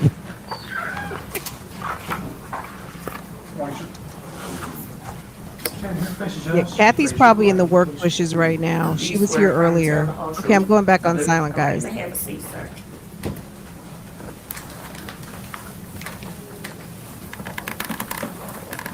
Would you please state and spell your name? Ryan Dunlap, RYANDUNLAP. Officer, Officer, yes. where are you currently employed? Collierville Police Department. Were you also employed there on April the 4th of 2019? I was How long have you been with Collierville? since 2017. Okay. I want to take you back to April the 4th of 2019. Do you remember that day? I do. Okay. Did you go to an apartment complex in Collierville? I did. And why did you go to that apartment complex? We received a shots fired call. When you went to the apartment complex, you went up, did you go up some stairs I did. and then towards an apartment? Yes. If I may, Your Honor, publish part of cumulative exhibit 12. Yes. Officer Dunlap, is this the apartment that you responded to? Yes, it looks like it. Okay. Now, I want to ask you about where you were in relation to where this picture is taken when you responded. Where were you standing? Outside the doorway, probably 5 to 10 feet from the actual doorway. Okay, so you actually could have like taken that picture from where you were standing. Yes. Okay. When you responded on the scene, did you see anyone? I saw Officer Draper and Officer McLean talking to an individual on the bottom floor. And then Okay. they went upstairs and I followed them. And that was another tenant of the building? Yes. And after that conversation, y'all went upstairs? Yes. When you went to the apartment, did you see anyone inside the apartment? Yes, I saw 3 individuals. 2 were laying on the ground and 1 was standing behind them holding a gun. Okay, and that was a man and a woman on the ground Yes. and a woman standing. Yes. And that was Latoshia Daniels that was standing. Yes, ma'am. When you saw Miss Daniels, she had a weapon in her hand. She did. Do you remember seeing that? I do. Did anyone give her any verbal commands about putting the gun down? Yes. Do you remember how long you were at that door? I do not recall. As people were giving her these verbal commands, do you recall what you saw Miss Daniels doing? Just standing there, staring at us. Did she seem responsive to you? No. Did you see her at any point raise the gun to herself? Yes. After standing there for a minute, she knelt down and put the gun next to her head. Did you see her, and I'm not asking you for any content of what anyone else said, but did you see her or hear her speaking softly to herself?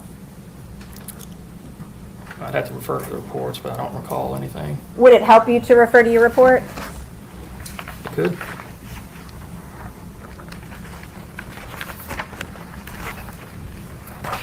Your Honor, may I approach the witness? Yes.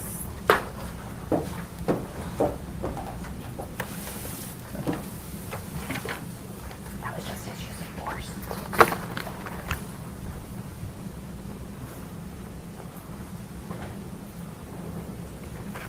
In my report, it states that she stated that she had ruined her life. Well, and we're not, I don't want you to say what anybody said.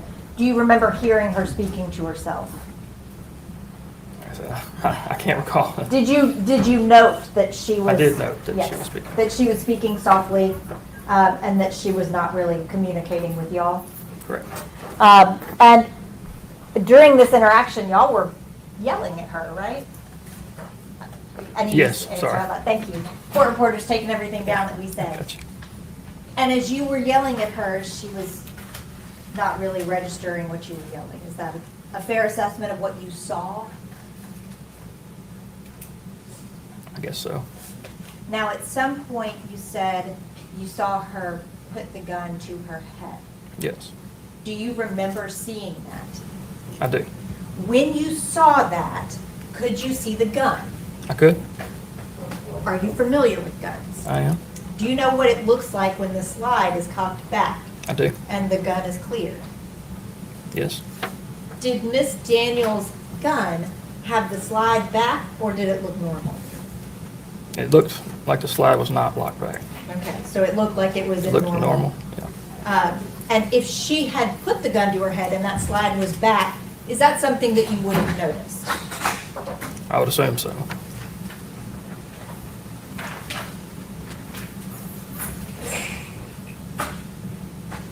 At some point during this interaction, there was a decision made to use a less lethal round. Do you Yeah. remember that? I do. Do you remember the first gun misfiring? I do. Do you remember another officer going down to get another weapon? I do not remember which officer it was, or Do you remember that that happened? I was focused on her. I wasn't really focused on what they were doing. But at some point, Officer Jenkins deployed that less lethal round, Yes. and then McDaniels was taken into custody. Yes. Prior to that point, you indicated that you saw Ms. Daniels put the gun to her own head. Yes. Did you ever see her point the gun again at the two people on the ground? No. At any point did Ms. Daniels point the gun at the officers? No. At any point did she threaten the officers? No. At that point in time, did y'all deem her to be a threat to herself? Yes. If I may, Your Honor, just a moment. That's all I have, Your Honor. It's cross-examination.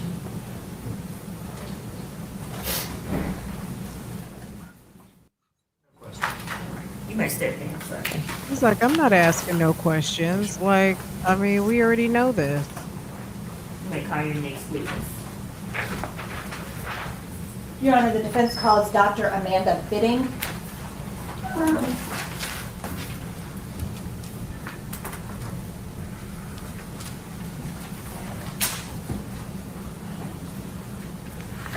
You can step this way, man.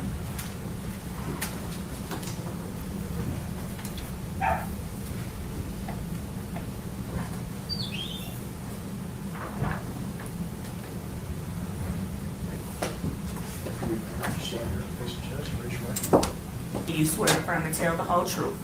I do. All right, you may have a seat, ma'am. What's your step?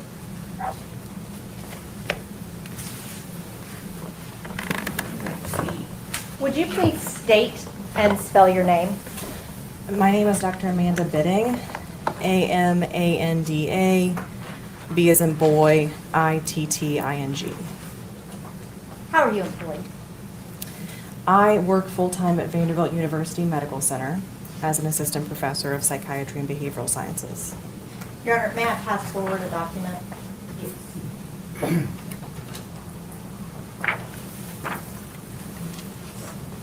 Do you recognize that? Yes, this is my curriculum vitae. Your Honor, I'd ask that that be made the next number exhibit. I believe that's 21. Any objection? All right. All right, we'll show a curriculum vitae marks included 21. Thank you, Your Honor.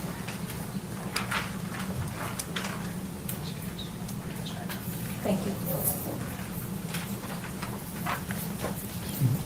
Dr. Bidding, can you tell me a little bit about your professional career, starting with your education? Yes. I obtained an undergraduate degree from Eastern Kentucky University in psychology. Then I went on to get my PhD in clinical psychology from Sam Houston State University, which is in Texas. As part of getting your PhD in clinical psychology, you have to do a year of clinical work under supervision. I did that year at Utah State Hospital in Provo, Utah, where I did forensic evaluations and also Dr. Bidding, treatment. excuse me, you can Yes. speak up for me? Yes, of course. Okay. Like you're trying to reach the back of the room. Okay. All right. After my time at Utah State Hospital, I had my PhD, and then I did another year of specialized training in forensic psychology for the state of Minnesota. After all of that, I was a licensed psychologist, and I worked for several years at Utah State Hospital doing forensic evaluations and participating in training. I also did some treatment, and then I came to Nashville and started working for Vanderbilt University Medical Center. Most of my work at Vanderbilt is doing forensic evaluations, but I also do treatment and then training with psychology trainees and psychiatry trainees. Do you have any special licenses or certifications? I am a licensed psychologist. I am certified by the state of Tennessee to do like court-ordered evaluations for people that are charged with a crime. And then I am also board certified in forensic psychology, which means that I went through a rigorous process where people who are experts in the field of forensic psychology reviewed my work, and I had to defend that work to them, and then they said, yes, we think that you are, you do high quality work, and so then I was board certified by the American Board of Professional Psychology. Now, you indicated that in your practice now, you have both forensic and clinical practices, right? That's correct. And in the past, you have also engaged in clinical evaluations. That's right. What is the difference between a clinical evaluation and a forensic evaluation? A clinical evaluation is typically where a psychologist sees someone to figure out if they have some sort of mental health diagnosis. We'll give treatment recommendations, whether that is for a school or for them to go seek treatment somewhere else. A forensic evaluation is when a psychologist evaluates somebody specific to a legal question. So whether the person is having mental health symptoms, that would be relevant to something in a legal case. That would be able to speak to their ability to get through their case, maybe their mental state at the time of whatever they're accused of doing. There are other things, but it would be related to something in the legal arena. Does that forensic examination require distinct training above the, or aside from the clinical? It doesn't require distinct training, however, it is highly recommended because it is different than the typical clinical work that most psychologists do. And you have that forensic training? I do. Have you taught any classes, anything? Yes, I've taught mostly through supervision. So I supervise clinical work, but I've supervised trainees doing forensic evaluations and then have taught never a full course. Actually, that's not true. I did teach a full course in forensic psychology, but then also do like short, hour to 3 hour long lectures sometimes on forensic psychology. Which kind of brings me to my next question. Have you published peer review articles and have you been a presenter at continuing education seminars? Yes. Okay. Do you know approximately how many? I've published, I think, around 7. I've been an author on about 7 peer-reviewed articles. Presented at a conference approximately 15 times over my career, and then been asked to present at other talks, I think approximately 5 to 10 times during my Have you career. received any specific honors or awards? Yes, the honors and awards that I've received are mostly from graduate school, but the biggest honor in terms of since I've become a licensed psychologist is that board certification in forensic psychology. Are you a member of any professional associations? Yes, a member of the American Psychological Association, and then kind of a subgroup of that, the American Psychology and Law Society. Have you previously testified as an expert in a court of law?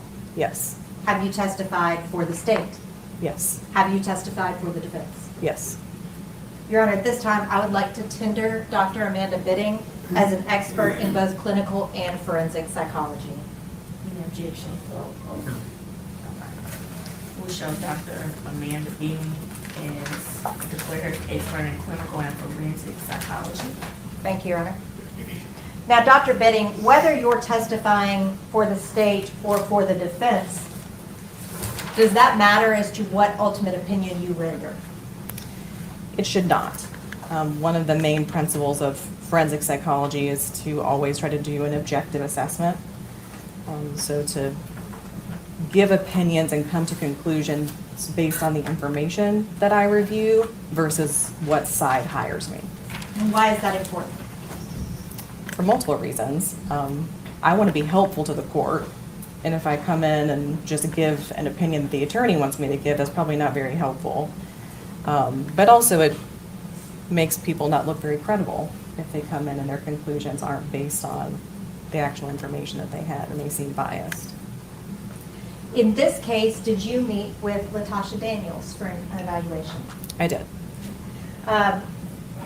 Now, I want to be clear, you are not coming before this jury to say that this is not guilty by reason of insanity, right?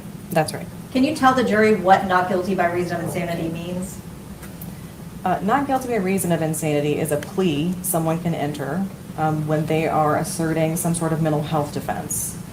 Typically, a defendant, if they plead not guilty by reason of insanity, they're trying to say, I was so mentally ill at the time that this happened that I didn't really understand what I was doing, or I didn't really appreciate that what I was doing was wrong. Is the threshold, how high is the threshold for that degree of mental illness? It is very rare for someone to be that severely mentally ill at the time of a crime to not really understand what they're doing or not be able to appreciate the wrongfulness of their actions. So it's a rare defense. Would that actually require almost a psychotic event? Most of the time, it is because the person is having psychotic symptoms, yes. And psychosis is different than regular mental health issues. Psychosis is under the umbrella of mental health issues, but typically psychosis means that the person is out of touch with reality. They're not assessing the environment accurately anymore. Another aspect of kind of the legal area of your field would be diminished capacity, right? Right. Now, because of limited information, were you able to make a determination on diminished capacity here? I was not. And that's because Ms. Daniels couldn't remember a part of what happened? That's correct. Now, I want to talk to you about the sources of information that you used in coming to the determinations that you did about Ms. Daniels, okay? Okay. Do you recall kind of generally what types of sources you used?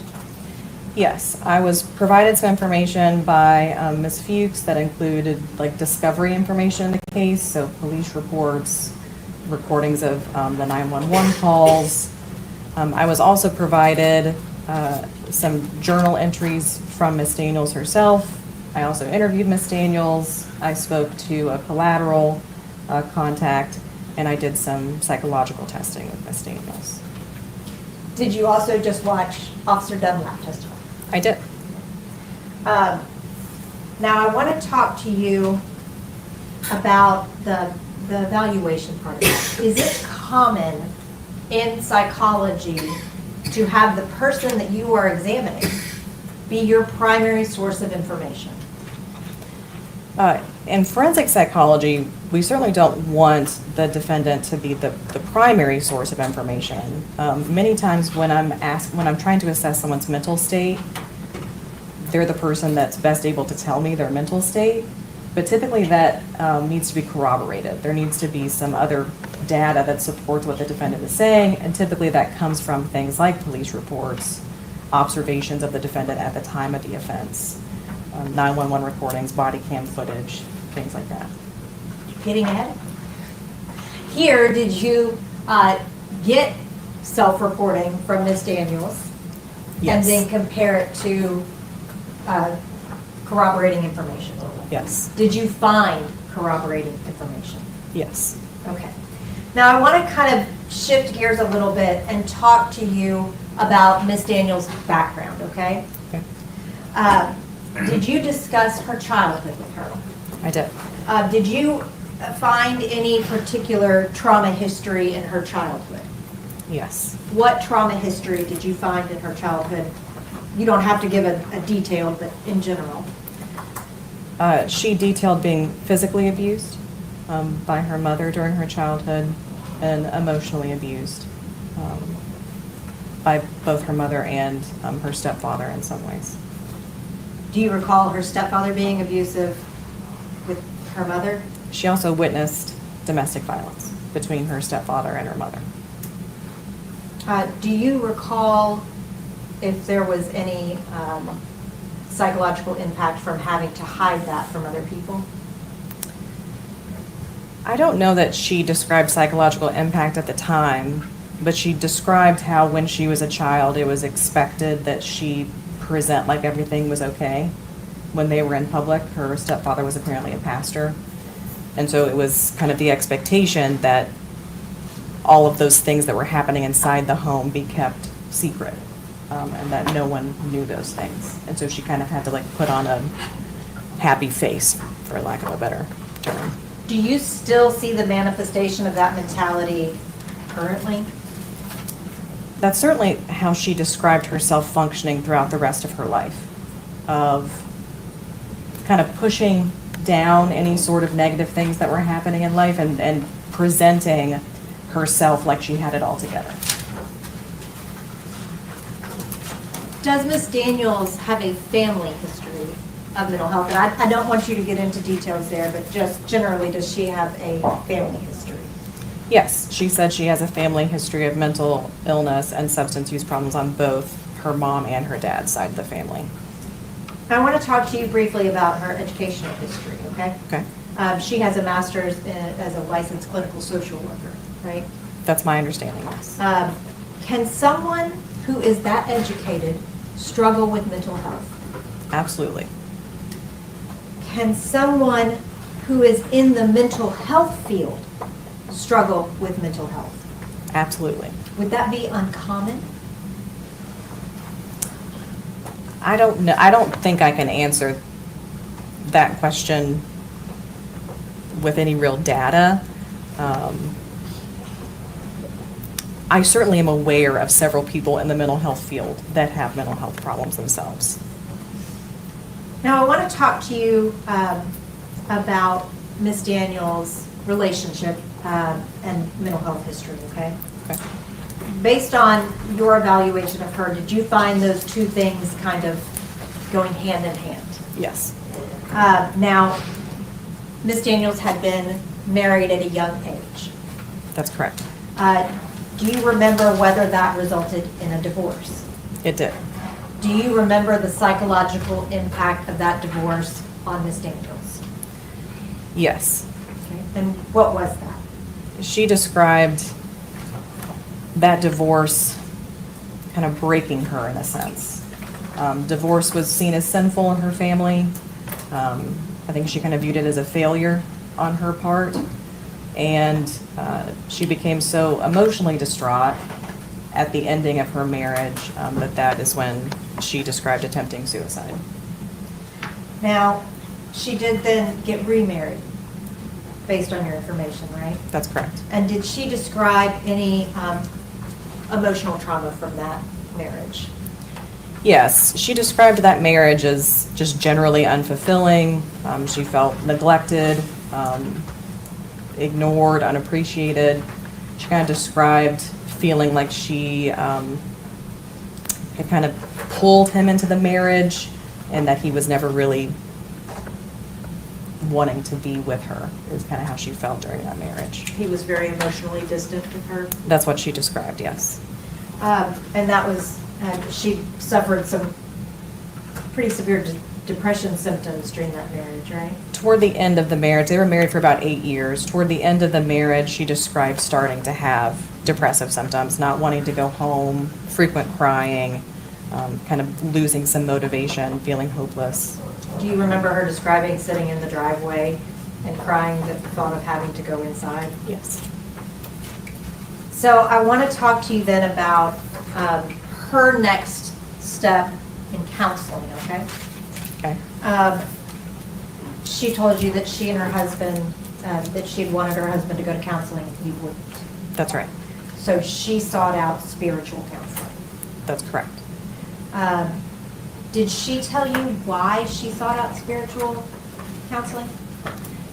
The way that she described it to me is that she wanted someone, I think, to kind of give her assurance that her relationship with God would not be affected if she got divorced again, if another marriage ended. And so she wanted to talk to somebody in her church about that. And at the time she reached out for that counseling, was she endorsing depressive symptoms at that point? She described to me having depressive symptoms at that time, yes. Now, that's kind of her background, right? Yes. Okay, so from there, I want to shift to the psychological testing that you did, okay? Okay. What is the PAI? The PAI is a common measure that's given by psychologists. It's a self-report measure. You fill it out yourself. And essentially it's questions that get at any sort of mental health symptoms that you're having at the time that you take the test, a history of mental health symptoms, and then it asks questions about someone's kind of general personality traits. Did you give Ms. Daniels the PAI? I did. And what were your determinations after that test? So kind of her results on the test. There are some scales on the test called validity scales that give me information about whether the person was endorsing a lot of symptoms, to where you might be concerned that they're trying to look more ill than they are, whether the person was being sort of defensive where they're not endorsing anything, or if maybe they were confused by items. So that's the first part of the measure. And Ms. Daniels' results suggested that she was not endorsing things that most people do endorse. So not endorsing some negative aspects of herself that many people would be willing to endorse. So she was a little defensive. There was also some evidence that she might have been confused by some of the items, but not to the point where I couldn't interpret the other scales on the measure. So the defensiveness that you were describing, is that also known as underreporting? Yes. What is underreporting? Well, underreporting, just in general, is where somebody does not endorse having symptoms that they really are having. The scale on the PAI can't tell me exactly why she kind of elevated that scale. It could be due to several things. It could be due to a person knowing their symptoms and choosing not to report them. But it can also be due to somebody not having insight into their symptoms or their problems. So just not really knowing that they have these issues. Did you make any specific findings about Ms. Daniels' personality? Based on that measure, she was endorsing things. So even though she was a little defensive, she was endorsing a history of trauma, a history of some sort of traumatic event that was still bothering her. She also endorsed a history of kind of chaotic or stormy relationships. she endorsed kind of a lack of sense of self, kind of like problems with identity and knowing who she is and where she wants to go in life. Those are the things that I'm remembering right now. Did she, in your assessment of her, did she test as being someone with anger issues? No, that did not come up at all on the measure, which that measure does assess for anger issues. Did she actually assess in the opposite direction? Thank you. Yes, she, her responses on that measure suggest that she's actually kind of the opposite. She's passive, meek, doesn't like hostility, doesn't like conflict, and tries to probably avoid conflict. The validity scales that you were talking about, are those what are also known as a malingering test built into the test? Yes. It's not a test designed to assess specifically for malingering, but it's related. It's essentially like, is this person's reporting of symptoms something that I think is reliable? And what is malingering? Malingering is when someone over-endorses symptoms, where they, it's typically what happens. They endorse a lot of mental health symptoms for the purpose of some sort of secondary gain, like getting disability benefits or trying to get out of like a prosecution in a case. Malingering can also be like acting like you have a lack of knowledge about something. That you have like a lack of memory when your memory's really fine. So it's not just kind of an over-endorsement. It can also be like a lack of knowledge or a lack of symptoms. Did you have concerns about her regarding malingering? No. Did you have any concerns with her regarding over-reporting? No. Despite her under-reporting, were you able to rely on the results that you found? Yes. Now I want to talk to you about the next test. What is the trauma symptom inventory? It's a similar measure. You fill it out yourself. It's just specific to a history of trauma and assessment for trauma-related disorders like PTSD. So similarly, it has some validity scales and then some scales to tell me what sort of trauma symptoms she's endorsing, if she's endorsing any. Okay, and what were your results? There were no issues with the validity scales, no evidence that she was endorsing a lot of stuff or under-endorsing things. The only thing that she endorsed in terms of trauma-related symptoms was an avoidance of memories related to her trauma and avoidance of things that would remind her of her trauma. What does that mean? That means that she doesn't like to think about the things that have happened to her in the past, and she avoids thinking about them. Is that a common personality type that does that? Kind of pushes things down? It certainly can be. It's certainly common among trauma-related disorders, and there are some personality traits that are often common with a history of trauma where you would see the same thing. So what was is the result that defensive avoidance, or is there a more specific result on that test? No, the defensive that's the name of the scale that she elevated is defensive avoidance. And what that means is that she's just avoiding those reminders and avoiding those memories. So what was her specific results on that trauma inventory? That was it. That was the only scale that she elevated. Okay. Did it indicate evidence of trauma? Yes. Does it indicate particular trauma? No, it doesn't give any information about the type of trauma the person has experienced. And again, did you have any concerns about malingering during that assessment? No. Did you have any concerns about over-reporting during that assessment? No. Did you have any concerns about under-reporting during that assessment? No. Okay, so now I want to kind of shift gears to your evaluation regarding her mental state. Okay? Okay. You did review the discovery. I did. What stood out to you, generally speaking, in the discovery? Particularly regarding immediately after the offense. So a lot of the discovery were police accounts. When police arrived to the scene, Miss Daniels is described as standing in the kitchen area, holding a gun, kind of talking to herself, not following commands from police to drop the gun, and kind of intermittently pointing the gun at herself.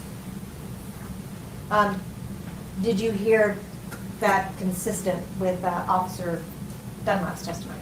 Yes, and I believe I read his report. Did you also review Tabitha Perry's statement? Yes. Did anything in her statement stand out to you regarding Ms. Daniels' mental state? So Ms. Perry's statement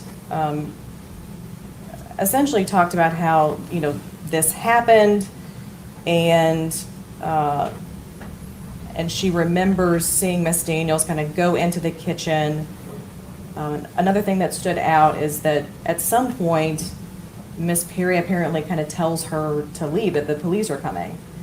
And Miss Daniels says, no, it doesn't matter, and doesn't leave, even though Miss Perry is telling her to get out of there and that she won't say anything to police, essentially. Did anything strike you about the fact that she wasn't responsive with the officers? It could mean that she was so distressed she wasn't able to pay attention to what was happening at the time. There are, I think, different things that it can mean. What it means at the most basic level is that she was not responding to the officers like most people would if officers have guns drawn at you and are telling you to put down a gun. During your evaluation, were you also provided a suicide note? Yes. Is something like that important to your evaluation? Yes. In this particular evaluation, it was corroboration of kind of her account to me that she was feeling suicidal around the time. And you had some medical reports indicating depressed mood and suicidal ideations around this time? Yes. Now, Ms. Daniels did talk to you about her version of events, right? Yes. With your evaluation, did you find objective evidence that corroborated what Ms. Daniels was telling you? Yes. So the things that I found that were corroborated were that she was feeling suicidal around the time, that she was depressed around the time, and some corroboration for the things that she talked about that were happening in the relationship with the victim. Okay. And so did you find corroboration were you provided corroboration of the fact that she did purchase a gun that Yes. day? Yes. But that was after she had written the suicide note? I don't recall the exact time. I would have to look back in the documents.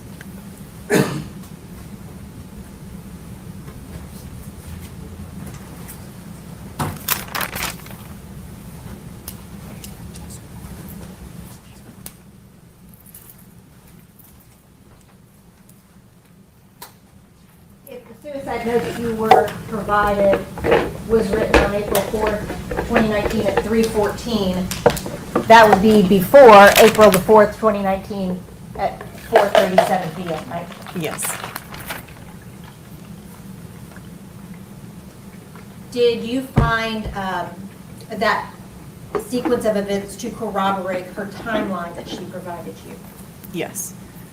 Did you see a Marco Polo video that corroborated her saying that she had a discussion with Brodus Perry earlier that night before going to the apartment? Yes. Did you see Tabitha Perry's statement that corroborated that Ms. Daniels went to the apartment complex? Yes. Did you see reports from police officers and the statement of Ms. Perry that kind of corroborated what Ms. Daniels was telling you about her mental state at the time? Yes. Now, I want to talk to you about the conclusions that you made in a clinical aspect regarding Ms. Daniels, okay? Okay. Did you make any diagnoses of her? I did. What were those? I diagnosed Ms. Daniels with major depressive disorder, which means I believe she was having depressive symptoms around the time that were severe enough to impair her functioning. Did you make any other diagnosis of her? I also diagnosed her with an unspecified trauma-related disorder. There was evidence in what I had that she had some symptoms of a trauma-related disorder, like that avoidance of memories and that avoidance of triggers. There was some evidence in the PAI of kind of distrust of people, but she was not meeting criteria for PTSD, which is a specific type of trauma-related disorder. She was displaying some symptoms of a just general trauma-related disorder around the time. And again, you can't tie that to a particular trauma, right? That's correct. And did you have any other assessments that you made regarding her? I also diagnosed her with an unspecified personality disorder with borderline and dependent traits. So personality disorders are where someone has personality traits that cause them problems. In the case of Ms. Daniels, those traits are things like difficulty regulating negative emotions, so like difficulty kind of knowing what to do with negative emotions. Some of that history of suicide attempts, that's common with somebody with borderline personality traits. This lack of sense of self, or this difficulty with identity, is common in both borderline personality disorder and dependent personality disorder, where oftentimes the person kind of relies on other people to give them a sense of self and a sense of fulfillment. And I certainly saw that in her history of relationships, where she often kind of sought reassurance and did things that maybe she wouldn't do otherwise to kind of please the people that she was with. And that's common among somebody with dependent personality disorder. And did she actually endorse that history with Brodus Perry, with her doing things that she was not comfortable doing? Yes. Can trauma affect your memory? Yes, absolutely. And because of Ms. Daniels' inability to remember during this traumatic event, you were unable to determine whether she would have met the criteria for diminished capacity. Can you repeat that for me? Absolutely. I'll try to do it more clearly. In order to make a determination about diminished capacity, she would have to be able to remember to give you specific details, right? She would, or there would need to be other information that would tell me more about her thinking at the time, and I didn't have either. She didn't remember, and I didn't have anything that would give me that information otherwise. And when we talk about specifically diminished capacity, that's at the moment of the act, right? Not later and not before, That's right correct. then? Yes. So because she could not remember, well, that immediate event, you were not able to make that assessment. That's correct. But a traumatic event can affect your ability to recall. That's right. That's all I have, Your Honor. Cross-examination.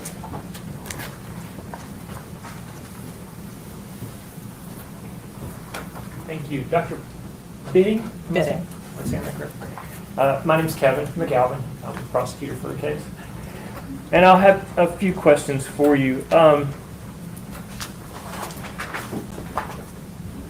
you the treating therapist for Ms. Daniels? No. So you're here as an expert witness hired by the court or somebody to come and testify as to what your findings were? Yes, I met with Ms. Daniels just the one time for the purpose of this evaluation. So your relationship with her began after this event, after the homicide? Yes, well after.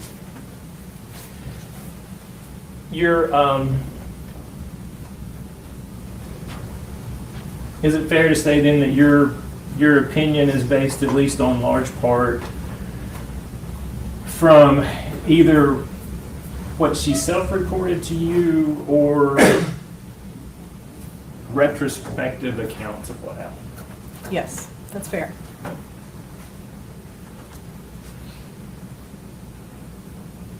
How many times have you testified as an expert? Roughly 15 times. How many times for a defendant?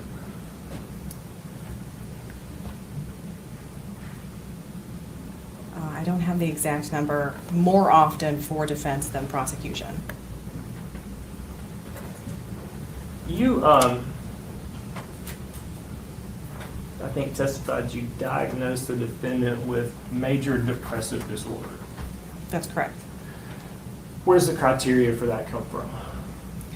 The criteria for that and any other mental disorder comes from something called the DSM. It's kind of the manual for mental health professionals that. And that would be the Diagnostic and Statistical Manual of Mental Disorders, is that correct? That's right. You found that she does not meet the criteria for post-traumatic stress disorder, I believe. That's right. Does the DSM, or even your diagnosis, state that a person suffering from depression is incapable of forming an identity?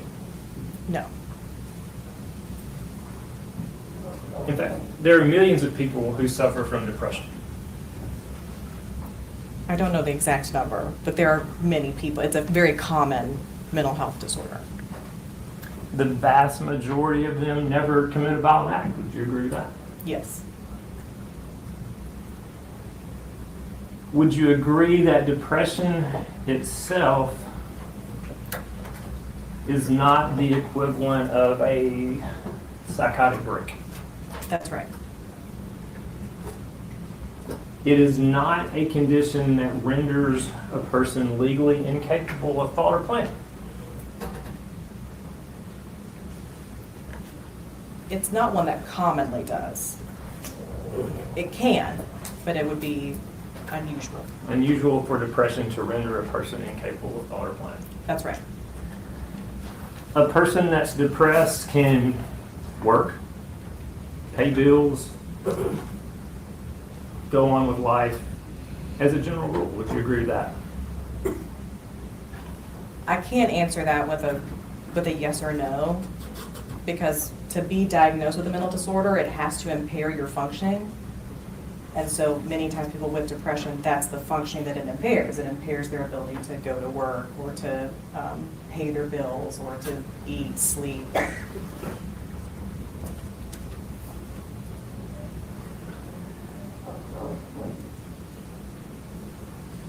You testified that she did not meet the criteria for insanity.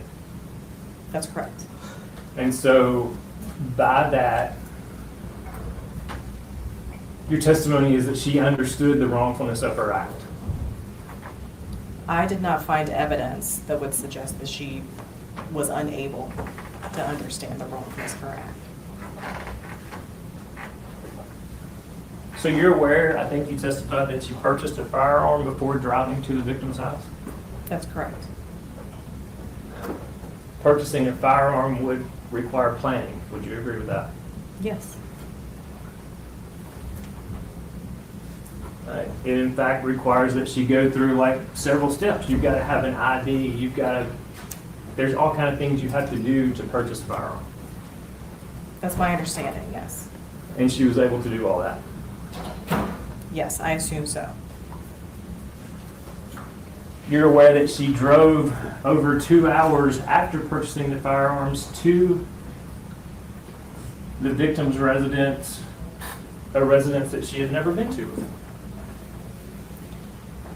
I'm aware that she drove from her home to Memphis. I think the information I had indicates that she drove to like a cigar lounge or something first before going to the field location. Yes. Commuted a substantial way after purchasing the firearm Yes, and eventually ended up at the victim's house. correct. Would you agree that that requires concentration, navigation, purposeful action? Yes.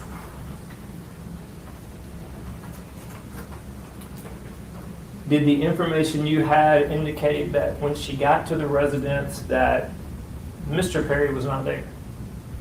That's correct. Did it also indicate that she had a conversation with Mrs. Perry while they were waiting for the defendant to show up? That's correct.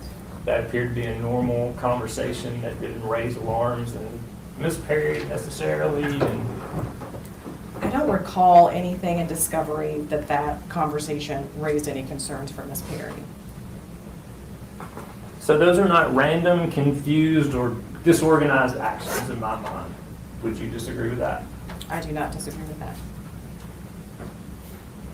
Would you agree they were sequential and goal-oriented? Yes.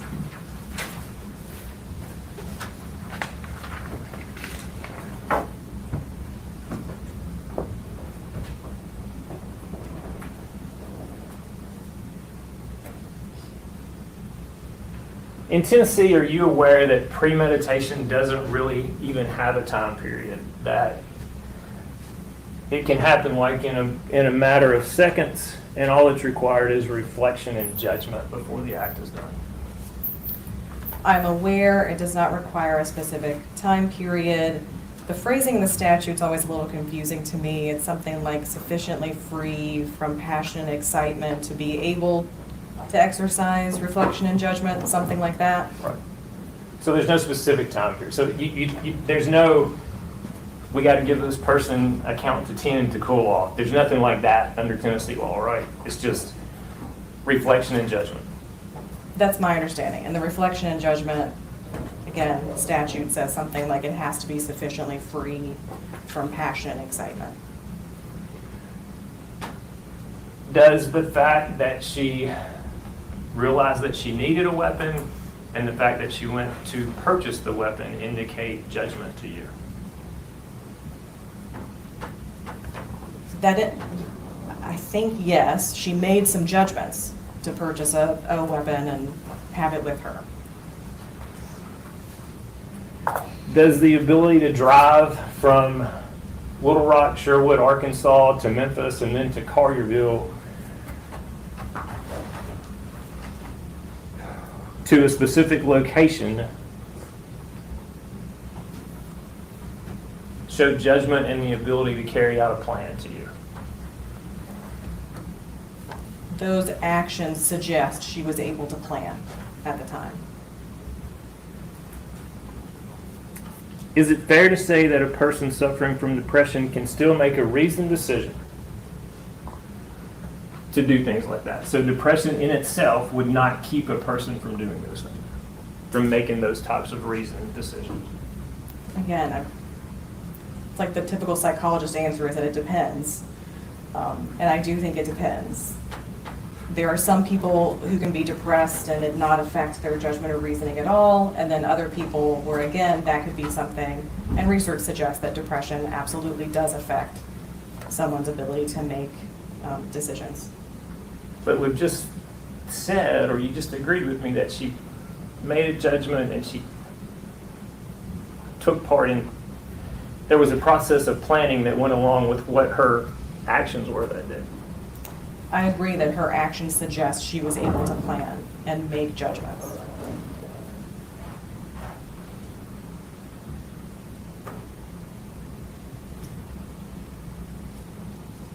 She admitted to you that she was heartbroken, upset, angry that the defendant, that Mr. Perry wanted to end the relationship with her. She described to me feeling heartbroken and I forget the other words you used, I'm sorry. Frustrated. I don't recall her mentioning anger. It was a lot of kind of like internalizing, like I am heartbroken, I'm not enough, I'm a failure. I don't remember her talking about being angry.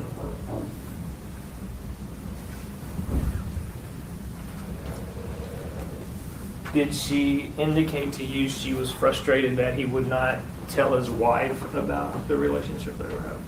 Yes, I believe she did tell me that she was frustrated about that. Does frustration mean anger? Absolutely, yes.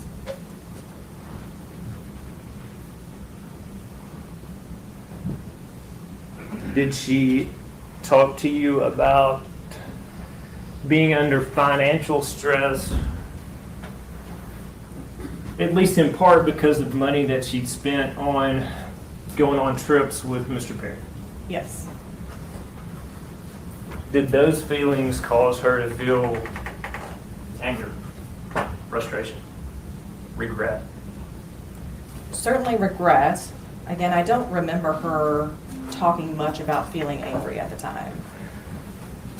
So those are powerful emotions, right? Even if it was just frustration over the fact he wouldn't tell his wife, anger over the fact he wouldn't tell his wife, heartbreak over the fact that he wanted to end the relationship, and regret over the fact that she had spent money and was now in financial distress. Those are emotions, right? Yes. Strong, powerful emotions. Would you agree with that? They certainly can be. Yeah, they can be intense emotions.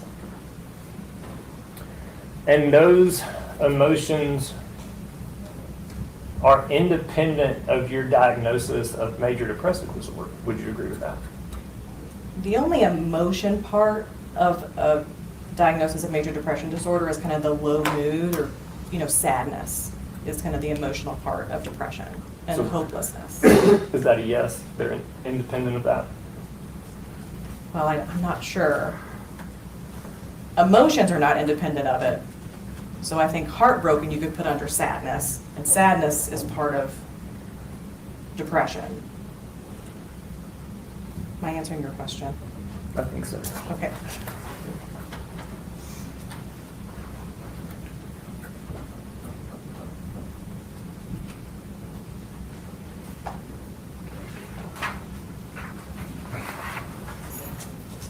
You testified a little bit about, and I don't want to go into details about it, but prior suicidal ideologies at least. Correct. Can you tell the jury a little bit about, there's a difference between a suicide attempt and a suicidal ideology, is that correct? That's correct. What's the difference? The term psychologists often use is suicidal ideation. It just means thinking about suicide. It could even mean considering suicide. And of course, an attempt is when you actually try to kill yourself. And you talked about she had past suicidal ideation. Yes. And then you also talked about a note that she wrote to some family members on this day that you saw. That's correct.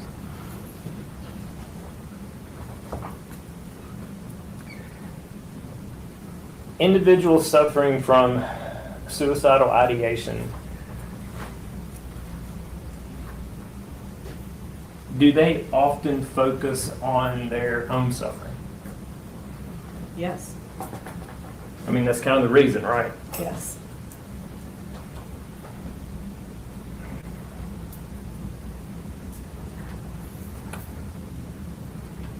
Do people often have those thoughts and express those thoughts at stressful times, like when a relationship that they don't want to end is ending? My most honest answer I can give you is that it depends. There are some people that when they have suicidal ideation, sometimes that immediately leads to like a suicide attempt. There's more impulsivity there.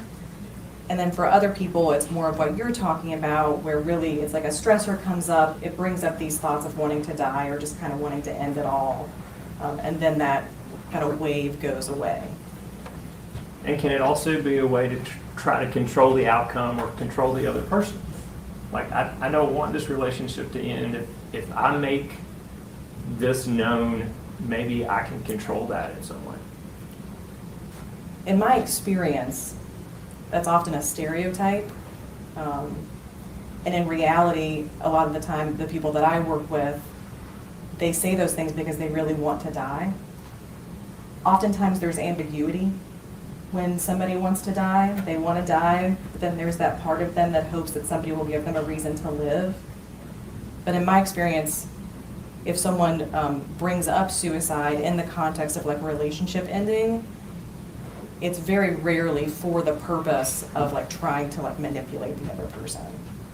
And it's more of like a true kind of distress. Are suicide thoughts generally inwardly directed, or I guess that kind of goes along? Is that kind of inwardly directed, or is it oftentimes outwardly directed? Can you ask me, I think I know what you're asking, but can you ask me in a different So way? if someone is actually thinking about committing suicide, is that something that they generally, that's inside them that they direct toward them and not outwardly towards somebody else? Yes. So if somebody's having suicidal ideation, they are wanting to harm themselves. It's directed inward.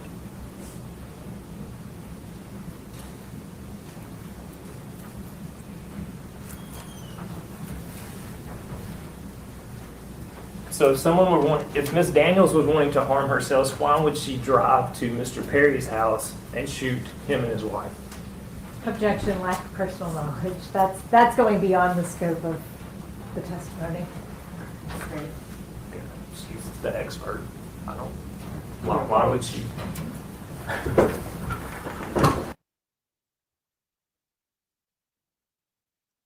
Oops. He was slick getting that question in. He said, "Well, she's the expert. If she went to buy a gun to handle a situation, why would she then drive 2 hours?" I mean, I think that's a fair question. And then he says, "Well, she's the expert. She is seated in that seat to be able to evaluate and ask questions." So that was a good one. Latasha, you ready to testify? Latasha been waiting. I mean, this has been going on 6 years now. So she ought to be ready, sis. This is your time. I wonder what happened to her kid. Didn't she get pregnant and have a kid at 17? So she has to have a over 20-something-year-old by now. Anyway, I'm going to go back on mute. Portia is being very vocal at the moment. So, I mean, she's not. Yeah, this isn't going to, this was an exercise in giving us something to watch this We're week. gonna take a break. We'll come back at 1:30. Oh, man. We'll convene for lunch. Still not ready to discuss the case. So I'm gonna show you excuse for lunch. We'll see you back at 1:30. Court stands in recess until 1:30. Please continue to pass the chair and follow me. Wait, so she said 1:30, which is, gosh, the day has flown, y'all. So 1:30 is going to be 2:30. It's almost 1:15 East Coast time. Oh, geez. So 1:15. So we're actually going to lunch. I wonder if they are finished with this witness. I don't know that she really helped the defense at all. What do you guys think? Did this witness help? And let's do the poll. So when we come back from lunch, we are ready to go. Yes, she was pregnant at 17. Oh, yeah, where's her kid?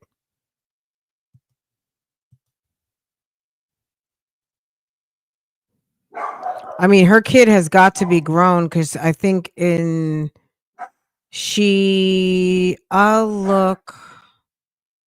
have to look. The witness did not help at all. The witness was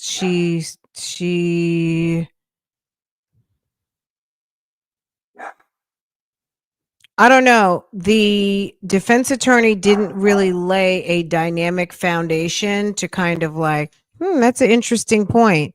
She didn't really put anything down for the prosecution to pick up on other than her establishing that she is an expert. She revealed to the jury that she was a licensed social worker. So they revealed a few things, but there's no reasonable doubt. They're trying to go for some sort of insanity snap motion without getting a insanity snap. Um, I don't know. None of those things make you not guilty. Any of those things that she endured doesn't make you not guilty. So, um,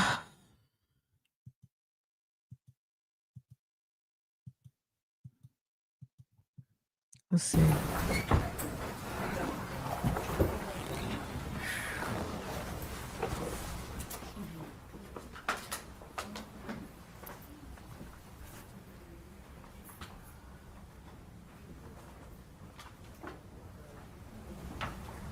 She's almost robotic. I wonder if the girls in the dorm were like, "Hey, I saw you. I saw you on Memphis ABC. We watched you today. You Your Honor, were before you take a recess, just for the record, I brought Dr. Bidding here today, so she does not have a car. So I know that I'm not allowed to speak to her now that her Right. testimony is going on. So if the court wants to tell her how to get lunch, or if you need to see me, like, with no words, handing her a bag of snacks, whatever we need to do, I just want to make sure that she has the opportunity to eat as well. All right, yes, you can discuss your testimony with anyone, but there are some places to eat around here. There's Okay. there's a Subway downstairs, and if you want to walk on the mall, there's some places, but discuss your testimony with anyone.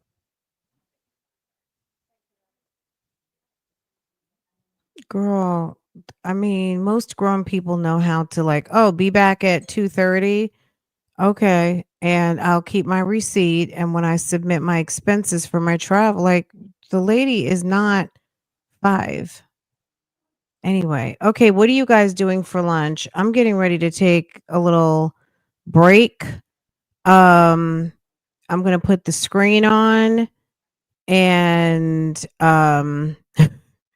you guys can sit here and talk. So they said 2:30. I don't know if 2:30 means 3:30, but oh, let's do the poll. Let's do the poll real quick. Can I let's see.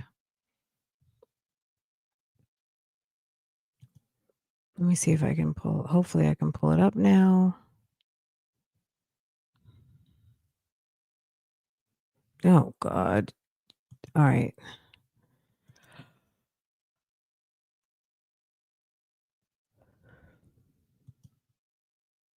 Okay. Let's see.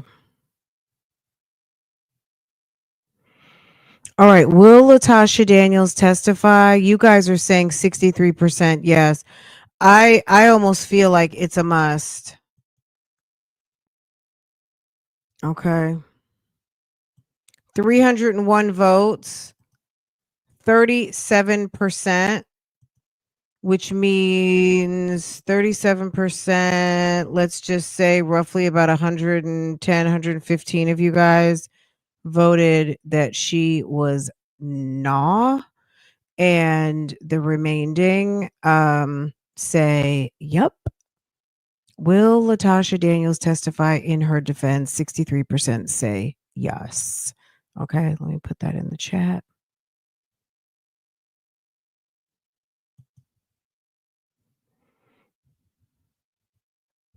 It's there it is. I mean, 2 days in a row we've said she's going to testify today, and you know our polls are unmatched, so it's going to happen. Leftover pizza. Is it steak time or BTEC time?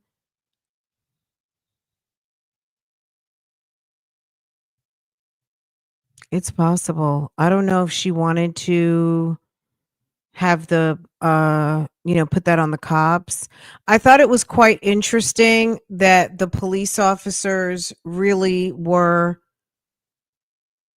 they came in, they assessed the situation, they decided to use less lethal, and that was, that was interesting. I guess a domestic violence situation, maybe they have a particular protocol. Um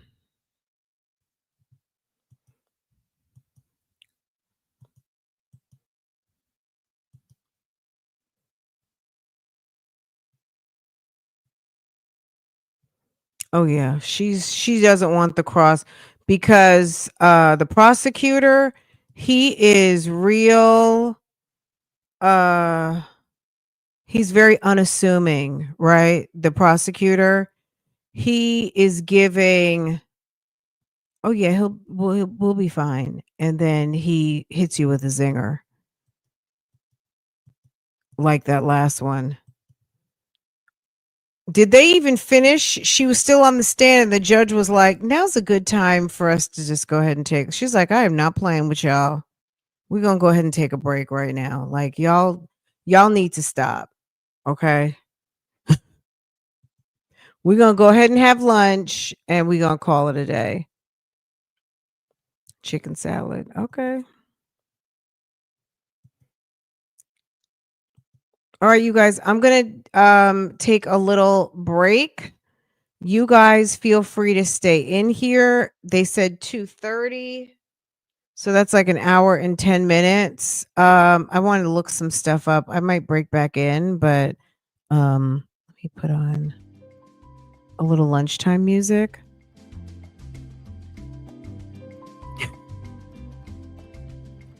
This is the lunch break music, so enjoy. Enjoy a little lunchtime bushes.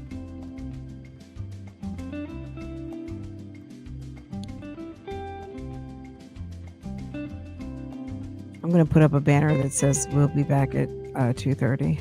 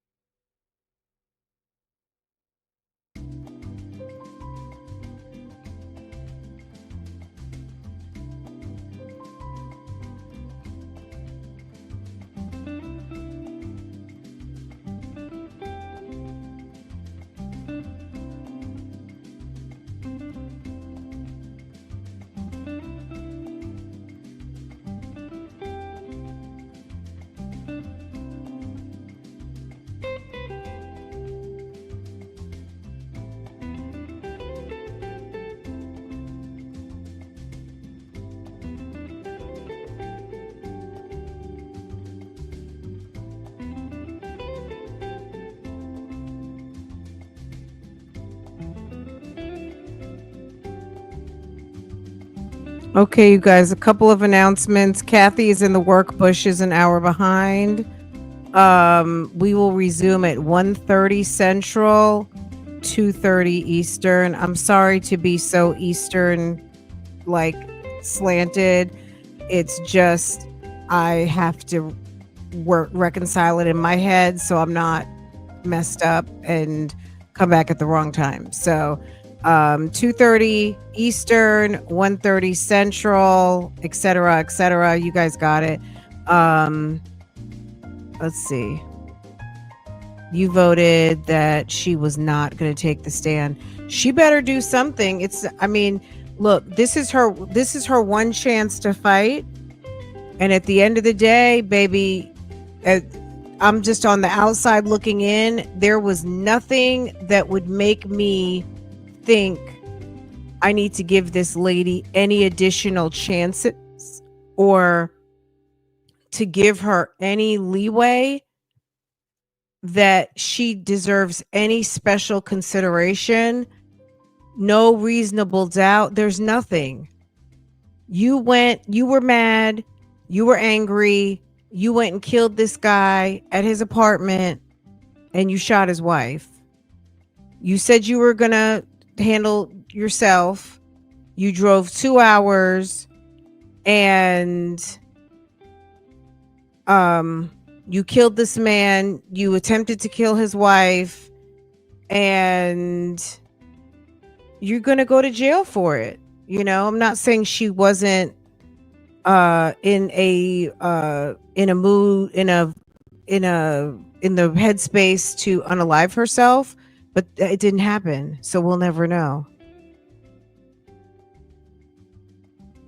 Oh, thank you, Susie. Thank you. Welcome, welcome, welcome, Susie. Look at the baby. Yes. Thank you, thank you, thank you. I'm glad you're here. How old is she? Let's see.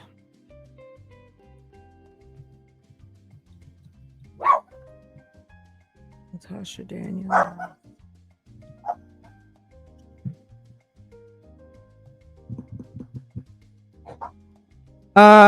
In 2019, the Commercial Appeal newspaper, which is, I guess, a local paper to Memphis, Tennessee, the Memphis Commercial Appeal stated in 2019, Latoshia Daniels, 40, is accused of killing Perry, 36, and shooting his wife, 42.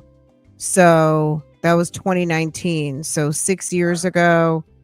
So this was July of 2019, and we're looking at November 25.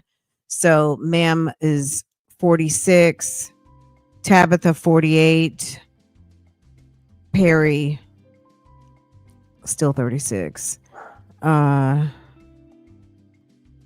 So 46. She has a high 20s child. Her child has got to be in their late 20s. So Latasha, she had a 17-year-old. I mean, she might have a 30-year-old right now.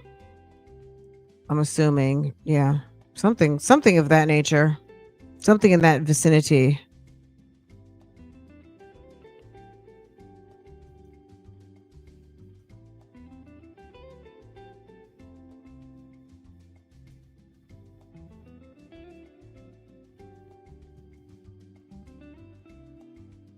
What's the name of the music? It's let me see.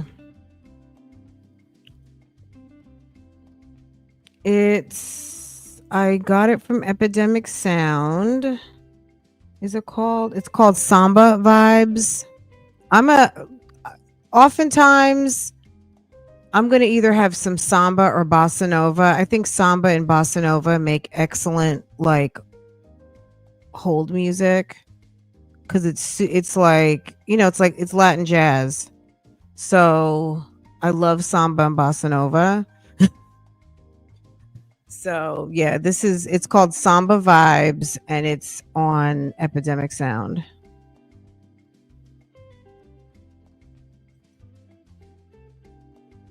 I feel like samba is like the light jazz of Latin music.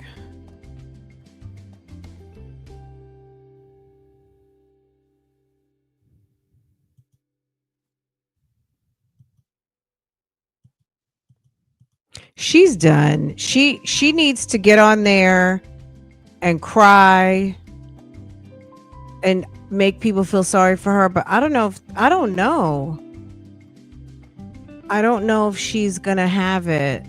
Like I think these days people are really following the law. Like when the prosecutor says, not just the prosecutor, but when the judge says, okay, here's the charges and here's the law that you must follow, and then the prosecutor will get up there and say, you don't have to believe me, just follow the law. Whenever they say that, baby, it's a wrap. It's a wrap, especially if they have been able to provide you the evidence to support the crime. It's a wrap. if the evidence is flimsy, we talked yesterday a little bit about Michael Jackson Bolanos out of Detroit. That case fell apart from the middle towards the end, and he was acquitted because the evidence was flimsy. They had a different person who admitted to the crime and then said he had a damn nervous breakdown, and then they put it on the guy who was, breaking into cars trying to find loose change in the neighborhood. So even though he did stumble across the body, that is true, but his story was he didn't do it, and there was someone else who completely um confessed to the crime and then recanted their testimony. So anyway, she is not giving any compelling reasons as to why we would think otherwise. Like, you killed him, you have to pay the consequences for it. So we understand you did it, and your attorneys have not provided any compelling information for anyone to give you any kind of pass. There's no self-defense. Ma'am did not come at you with a frying pan for screwing her husband. Like, there's nothing here. So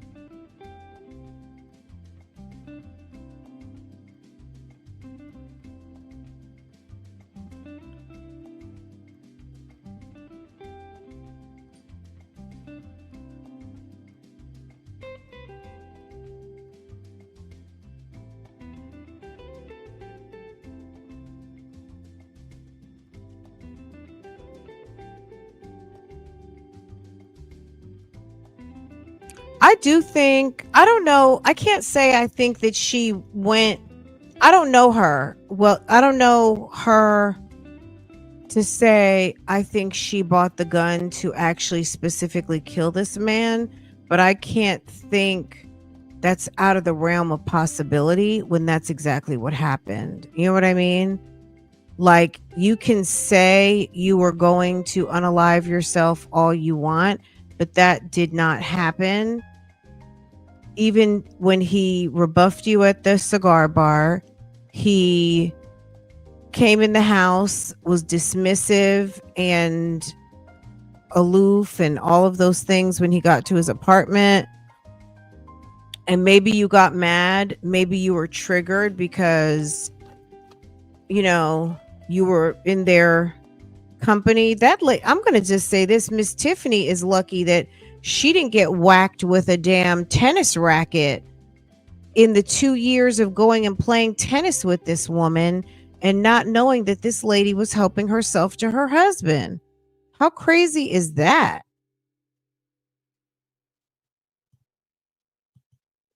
Is that not bonkers? Do you imagine?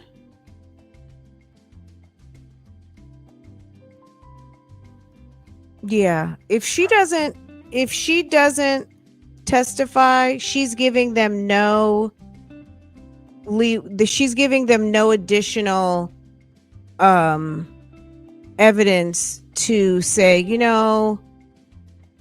we'll give her manslaughter. This was a crime of passion. She snapped. They didn't give us anything to tell us she snapped. They didn't give us anything to tell us why that day she was triggered. What happened? Did she see an article? Did he say, bitch, don't call me no more?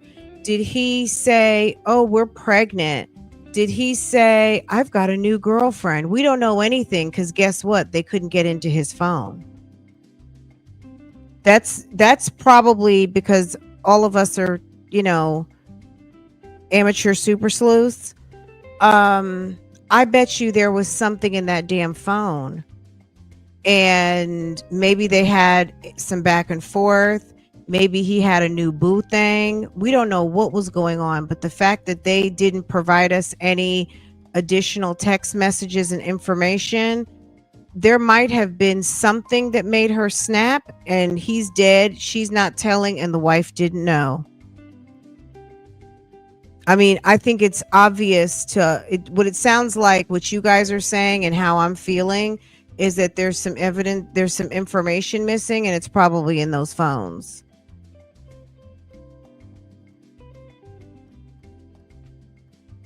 something happened that triggered her on that day, and she walked real cool in there with her transition lenses on, her little blazer, and her white khakis, keys, and a credit card to go purchase a gun.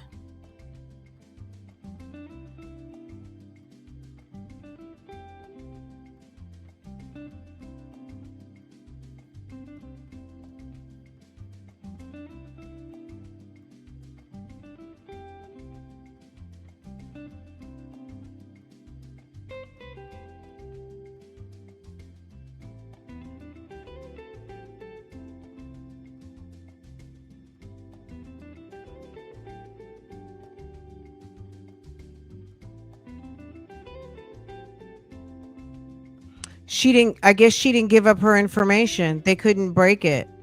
They said something about it. I'm not sure. She didn't give her code. I don't know if they couldn't get a search warrant. I'm not really sure. That's a great question. It's even if they had a search warrant, I don't understand why they couldn't have Cellbrighted it. Because it seems like whenever they Cellbrite, they get into everything unless she cleared it. I mean, I don't know. She might have been smart enough to know. I mean, look, if you hang out on this side of the YouTube streets, what do you know? Don't back up your phone. Which I back up my phone. You know what I'm saying? I'm not worried about that type of stuff. But you know what I'm saying? Like a criminal probably knows not to have backup on their phone. Clear your cloud. Don't mess around with Google, period. You know what I'm saying? All of the things that you hear in these court cases are probably things you want to avoid, right? She basically, they said she did not provide the code. They said they couldn't get into Mr. Perry's phone, and they could not get into Miss Daniels' phone. They said Miss Daniels did not provide the code. So I don't know if there's stipulations for Tennessee that maybe they have to willingly give up the code. I don't know. Maybe they at the time, but it's been 6 years, so I'm sure the technology from 2019 has upgraded since now 2025. So why they were not able to retrieve messages or information, I'm not really sure. Thank you. It's called Samba Vibes. It's on Epidemic Sound.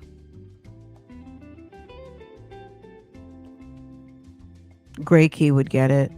So yeah, I'm not really sure why they did not get into her phone, but I wonder if there was a, something that occurred. Okay, you guys, I'm going to be back. They said 2:30. Well, they said 1:30, 2:30 East Coast time. If you're Central, it's 1:30.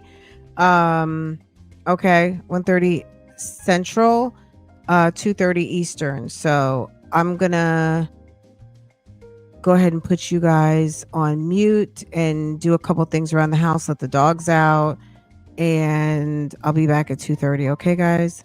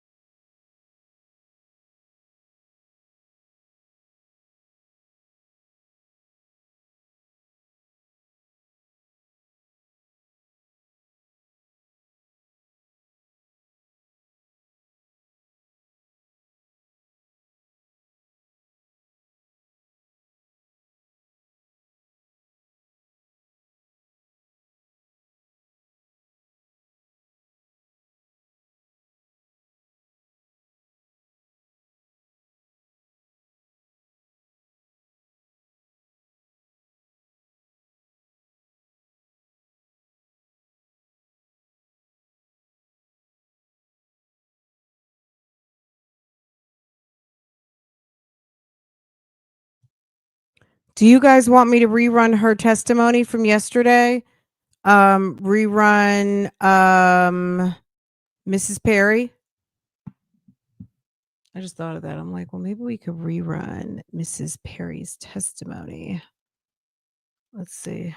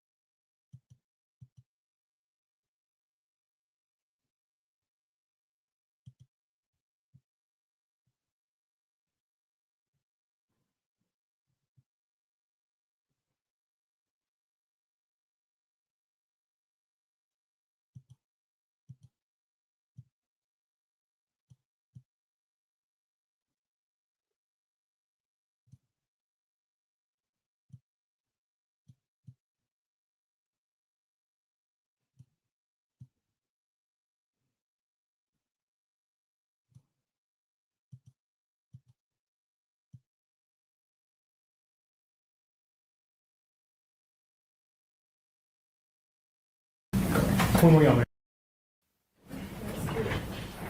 All right. Stand right here, face the judge. Raise your right hand, please. Do you swear affirm to tell the whole truth?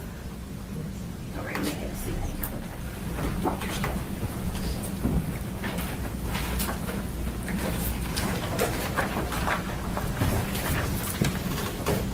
Would you state your name, please? And can you spell that for the court reporter? TAPATHAARCHIE. And Miss Archie, did you know Brodus Perry? And can you tell the ladies and gentlemen of the jury how you knew him? And was he your husband? Can I get you to speak up? Scream like you're trying to reach the back door. Okay. She's recording everything, and so we want to make sure we hear everything you say. When were y'all married? 2014, February 2014. And were you married to him in April of 2019 when he died? Yes. How old was he at that time? 38? I'm going to pass you something and ask you if you can identify it.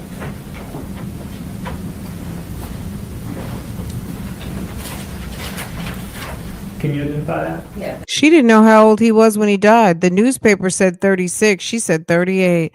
I guess out of sight, out of mind. That's Brodus Perry. Judge, I'll ask that be marked. State's Exhibit 1, please. No objection. I will show the photo of Brodus Perry as Exhibit 1. May I publish that for the jury? Yes.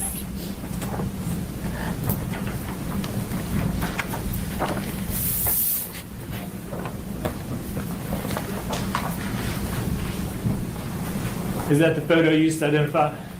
Yes. When's the last time you talked to him? April 4th. April 4th, will be nice. And that's the day he died. Correct. Were you there when that happened? Yes. Where were y'all living at the time? Collinsville, Tennessee.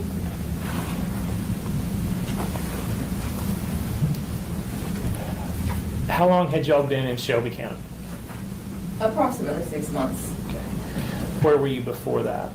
Little Rock, Arkansas. And what did Mr. Perry do as his occupation? He was a pastor. And is that what he did in Little Rock as well? Yes. Where was he at Little Rock? Where was he a pastor at? St. Mark Baptist Church. And do you know, is that a big church? Yeah, it's a big church. They have a lot of pastors. Yes.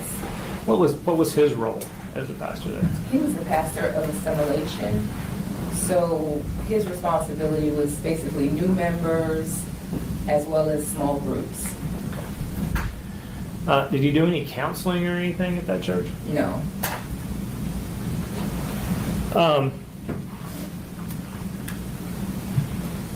I want to take you specifically to April 4th of 2019. And that night, 9 or 10 o'clock at night, where were you? I was home.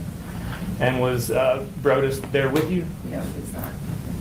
Did you have a visitor? I did. Was it an expected visitor or an unexpected visitor? Unexpected.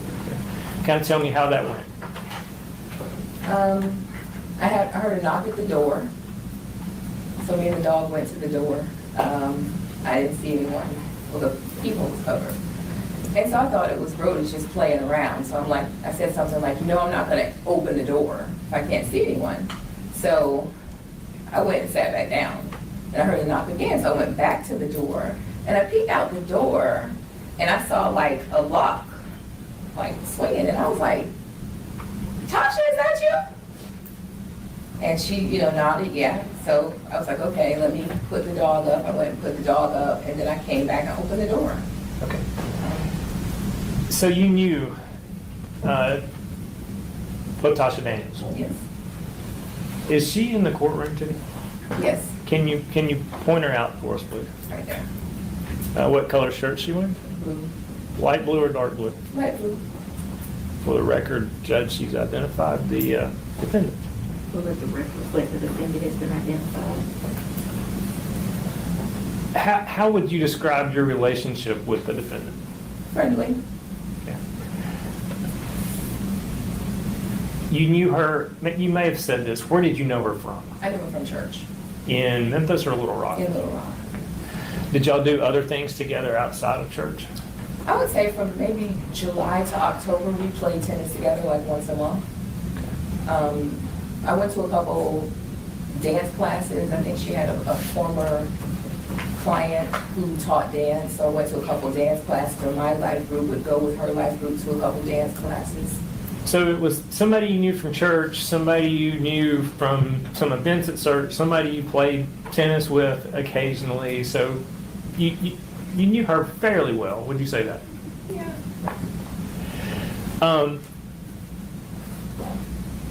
I mean, what did you think when she just showed up? Did you have any idea she knew where you lived, or? I knew that it was odd. I felt like it was odd, but I guess it was one of those things where, it's like, this is weird, but okay. I knew that before we left Little Rock, we gave a lot of people our address, a lot of people, keep in contact, give me your forwarding address, that type of thing. So I really didn't allow myself to really think past that. I just figured, we must have given her our address. So it wouldn't have been unusual for somebody from the church in Little Rock to know where you were in Memphis? Wouldn't be unusual, no. Did you ask her what she was doing there? Yeah, I asked her what she was doing there, and she said that she was in town for a conference. So what y'all did after you welcomed her in, and what happened? I invited her in, and we just sat on the couch and just kind of caught up. How are you? What's going on? How are the kids? Have you been playing tennis? Stuff like that. Just really small talk. Did you notify Mr. Perry that she was there? I texted him, and I just, gave like the big eyeballs, and I was like, I just said weird or strange or something like that. But I didn't go into detail to tell him what was going on or that she was there. Did you ask him to come home if he was available to come home? No, because I knew he was already on the way home. Okay, so you had, I guess, had a conversation with him by phone, text, or something, and so you had an idea he was coming home there. Right. How long do you think that she was there prior to Mr. Perry getting home? Approximately, I mean, it's not 5 minutes, 30 minutes, I don't know. If I had to guess, I would say maybe 10 minutes. I don't know. And kind of describe what happened when Mr. Perry came in the door. He came in, and he's like, I thought there was a surprise here for me. This isn't a surprise. This is an unexpected guest. Real agitated. Did he seem to know that she would be there? No, he didn't give away to me that he thought she would be there. So he said that, and then he was, telling me about, he had brought me some aminos or something, and just regular small talk, and then he sat down and started basically grilling her about why she was there. Okay. And how long did y'all continue to have conversation after that? Yeah, anything but it to was- eat, drink, anything like that? I think they may have had bourbon. I didn't have any. I think that, I'm pretty sure he offered bourbon. Yeah, How long would you say that she stayed? after he got there. After he got Maybe another 10 minutes. And what happened? She said, well, I'm not going to keep you guys. I'm going to, head out or whatever. So we all got up to walk to the door, and I led, and she was behind me, and he was behind her. And I walked to the door, and I'm just giving this little spiel about not speeding in the area, just making small talk as we go to the door. I open the door, and I go out. We're on the second floor, and I'm like right at the steps when I turn back, and I'm like, okay, no one's behind me. And then I see her pull out her gun and start shooting. Was she inside of the apartment or No, out? she was outside of the apartment, and he was like standing in the doorway, like in the threshold. Had she ever, since she got there and you let her in, had she left the apartment to go back to her car or anything? No. So she had brought the gun in with her when she came into the apartment? Yes.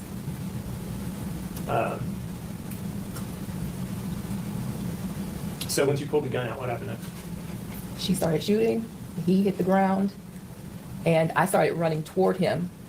And she told me, like, basically back off. So I stopped and I ran to the neighbor's door and I banged on the door, called 911. She went back into the apartment, so I went back into the apartment because I'm just trying to figure out what is going on. Like, why is this happening? So I'm, screaming naturally, why is this happening? What's happening? Why are you doing this?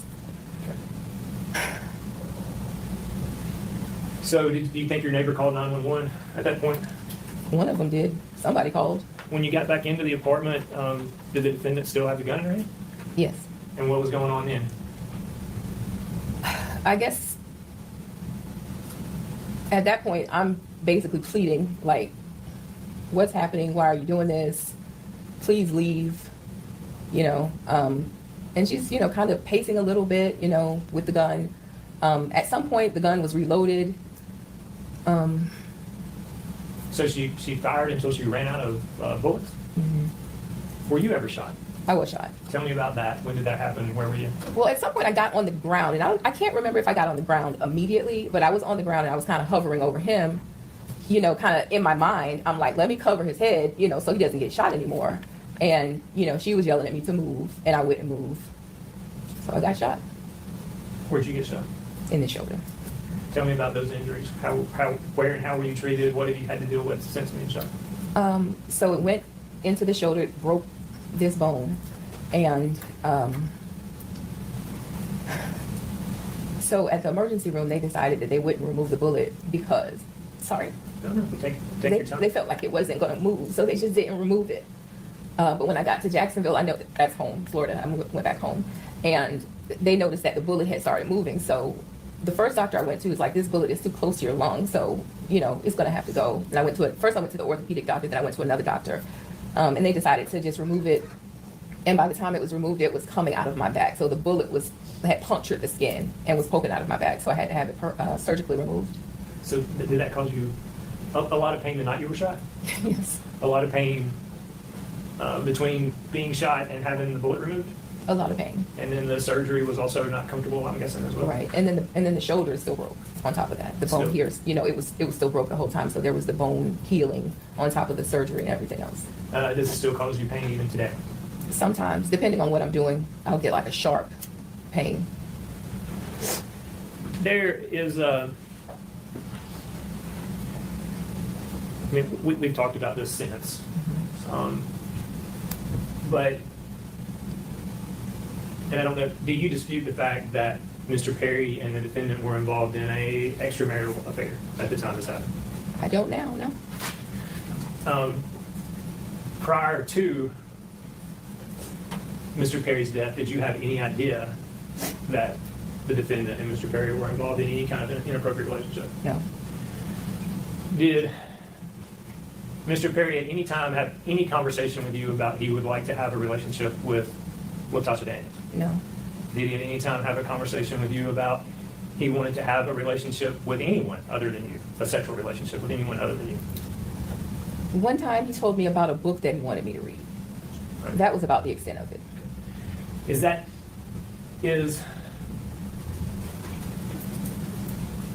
a marriage where you would agree to allow your spouse to have a sexual relationship with somebody else, anything that you would ever agree to? No, And by saying that, does that mean you never agreed to that with Mr. Perry? I did not. And you had no idea anything like that was going on? I did not.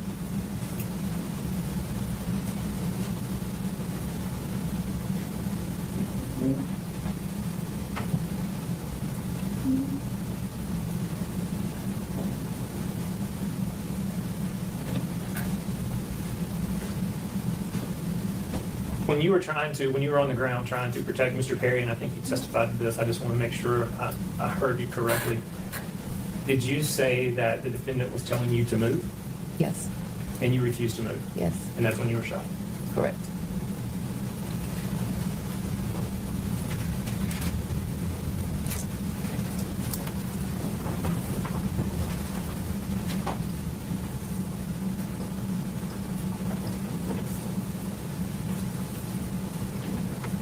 That's all.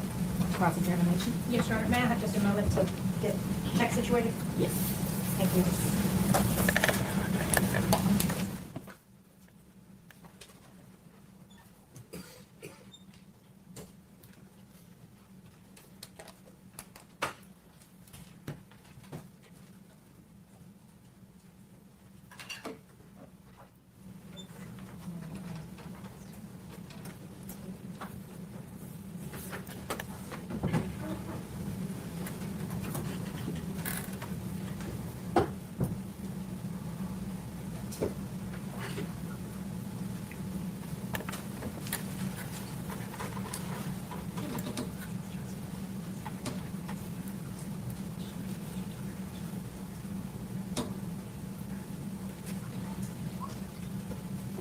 Thank you. You're welcome. Ms. Archie, please, I apologize if I defer to Perry because that was just what I've known you as. Please feel free to correct me, okay? I want to talk to you about some things regarding this case, okay? First, I want to talk about ethical non-monogamy. When you were on direct, you told Mr. McAlbin that there was a book he wanted you to read. That book was called The Ethical Slut. I guess. I don't think I ever considered it enough to know the name, but I guess. And that was something that he was interested in and brought to your attention. Right. He told me about this book. Hey, I read this book. I think you should read it. Did he tell you what it was about? I think I've gathered what it was about. Yeah. What did you gather it was about? I gathered that it was about people who are in open marriages. And is that something that you were interested in? No. Now, there was an ethical non-monogamy group that Brodus was in, right? His book club. Right. Apparently so. And did you know about the chat group that he had with 2 other women regarding that book? Not at the time. This is something I learned about maybe 2 years after his death. I knew that he was in a book club. I didn't know what kind of book club it was. To know Brodus knows that he's very, very much a nerd. I would say after he died, I probably gave away 1,000 books. So to say I'm in a book club didn't seem out of the ordinary to me. So, did you know that he was on this, and this was on the Marco Polo app that he was talking to these women, right? Did you know that he was talking to people on that app? I did know because I asked him, why are you always on this app? And he said, well, I'm in that book club. And instead of constantly typing back and forth, we just get on the video and chat about the books that we're reading. And you saw him on there a lot? Like, when you log on, you can see who else is on. So I'm like, why are you always on the app? Did Brodus ever talk to you about bringing a watcher into your relationship? No. Did he ever talk to you about Ms. Daniels being a watcher in your relationship? No.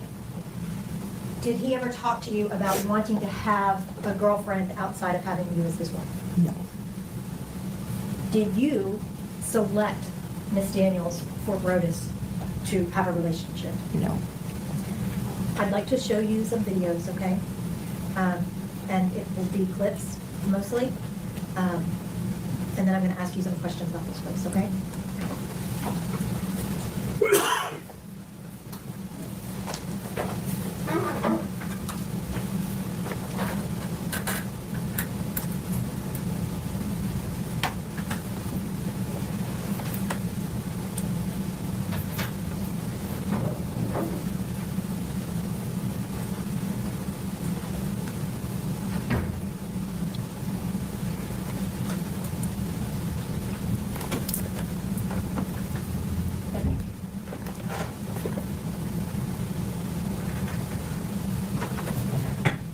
if you would please just allow me to sit and deal with this stuff. Thank you. Well, I am at a place now where I want to expand this ethical non-monogamy. I'm just, your opinion matters to me because we are in this relationship. But at the same time, like I said from the outset, I want to be respectful, but I also want to let you know that, your opinion matters. But at the same time, I don't want you to put me in a box, right? Because while we talk about it in theory, this is now the practice part. And with Tab being perfectly fine with, the situation, because how I've handled and been honest and transparent and open with her with regard to this current relationship, me expanding it is not an issue for me. Basically, she told me, we can talk about it when you think it's worth talking about. But the way that you handle this, I'm fine with not trust your judgment because you haven't given me a reason not to.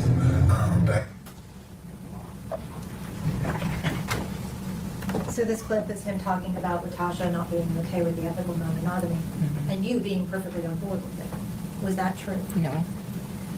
Did you believe that Brodus was being open and transparent and honest with you about his relationship with Latasha?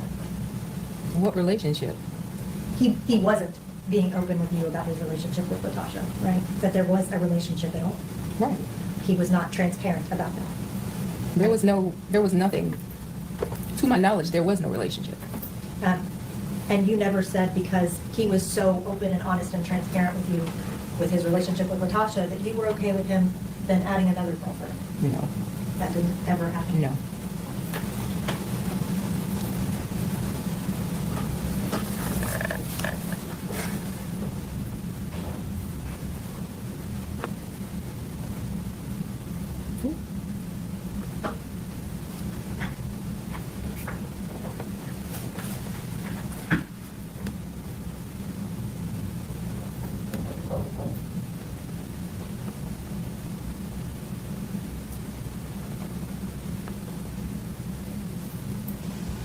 And photos aren't an issue at home, but I get it, but it ain't an issue. I have been though, so if we talking, let's switch subject and get a little more serious.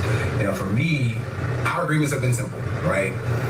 No exes, nobody from Jacksonville, Florida, which is home for us, and nobody in the sixth city that you live in, that currently live in, which means you're right in Memphis.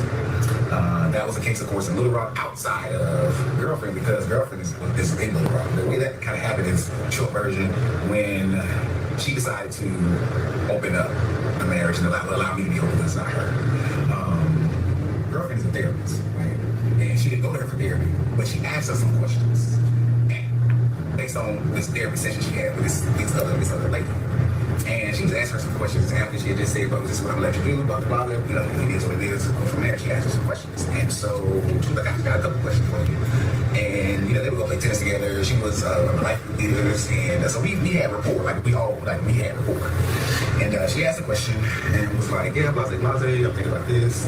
And what do you think about this? What do you think X, Y, and Z could potentially become?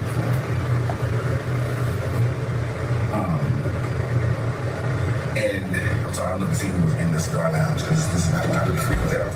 So I'm kind of careful about who potentially is in here because I don't know the last I'll pass them. I really want to go in and go chill in the back, but I remember. But yeah, I'm trying to make it full in here now. But anyway, so the next thing that she shared with her was, my husband like you, right? Well, he thinks you're attractive. And she's like, what? He's like, yeah, I know what he likes. And he thinks you're attractive. Not that he's been rude or anything like that. We had a conversation. Well, we did, because one time we was sitting around having a watch. And she asked me, I was like, you gotta get her. I ain't gonna get this come across this creepy guy, right? We try to spice things up. In that regard, even though that was even somewhat limited with the idea of somebody watching me, that's neither here nor there. But when the question came. Just to pause it for a minute. In your relationship with Brodus, did you make those rules up? No. So that was not true. Not true. Were you the one who initiated the conversation about Latasha? No. Did you ever reach out to Latasha about Brodus engaging with her? No. Did he ever talk to you about wanting a watcher, as he described here? No. Did you ever agree to having a watcher, as he discussed here? No.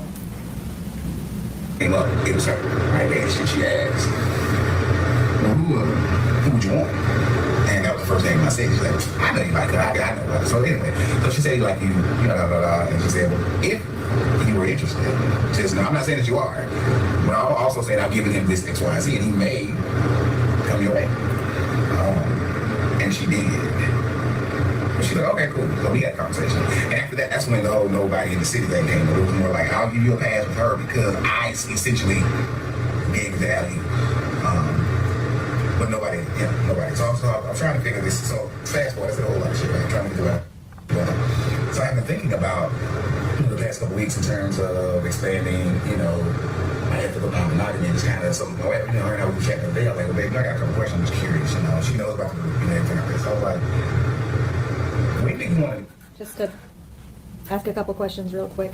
Did you ever have that conversation that he talks about with Latoshia? No. Did you ever have that conversation that he talks about with him? No. Did you ever give him the XYZ that he was talking about? No. Did you ever give him a pass for Latoshia? No. Did he ever talk to you about further expanding ethical monogamy in your relationship? No. No. Like, when do you want to know that there's someone who has my interest or someone who I would like to pursue? Do you want to know the moment that I feel like it's more than just banter? Do you want to know at the moment that I would like to begin to banter? Do you want to know once I feel like it might be a thing beyond banter? Or what? Because this is kind of new for us, right? Because girlfriend, Tasha, that's easy. That's been 2 years. That's been it for the most part. Outside of me going, that's out my birthday. But it's kind of been easy in that regard. So we're trying to figure out what does that look like. So I'm just kind of really thinking through where I am with that, right? Where in terms of those. So there's a lot of newness. And I say that just to say that there's still a lot of newness even in this ethical non-monogamy that I'm wrestling with. And it's fun, right? It's fun. It's interesting. It's causing us to communicate in the chat and really talk again about different things that we kind of, in a real sense, have been settled to some degree.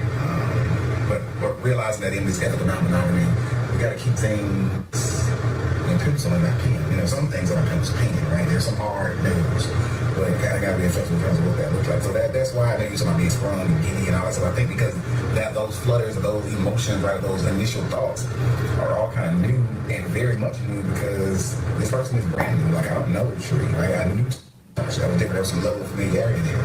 And that's typically how I've always engaged with it, right? With some level of familiarity. I cannot, whether being in the same class together or college or something like that, I've never kind of quote unquote cold called anyone, if that makes sense. Because I'm not, I don't think I'm that guy. So, yeah. Thanks for coming to my TikTok. I don't know if I'm going to go in here. Now I'm thinking, how far would we go downtown? Because I'm like, it's a lot of folk in there. I don't know if I trust who's in that room right now. Shit. I just need to do better with smoking houses, cigar houses. Did he ever have that conversation with you about when he needed to tell you if he was wanting to banter with someone or when it would go past banter with someone? No. That never happened? No. Did he ever, did you hear him reference going out of town on his birthday? I thought I heard that. Did he ever tell you about a threesome out of town on his birthday? No. Did you hear him mention the name Cherie? I did hear that. Do you know who Cherie is? I don't believe so. Did y'all ever talk about how ethical non-monogamy could make your relationship better? No. None of that ever happened? No.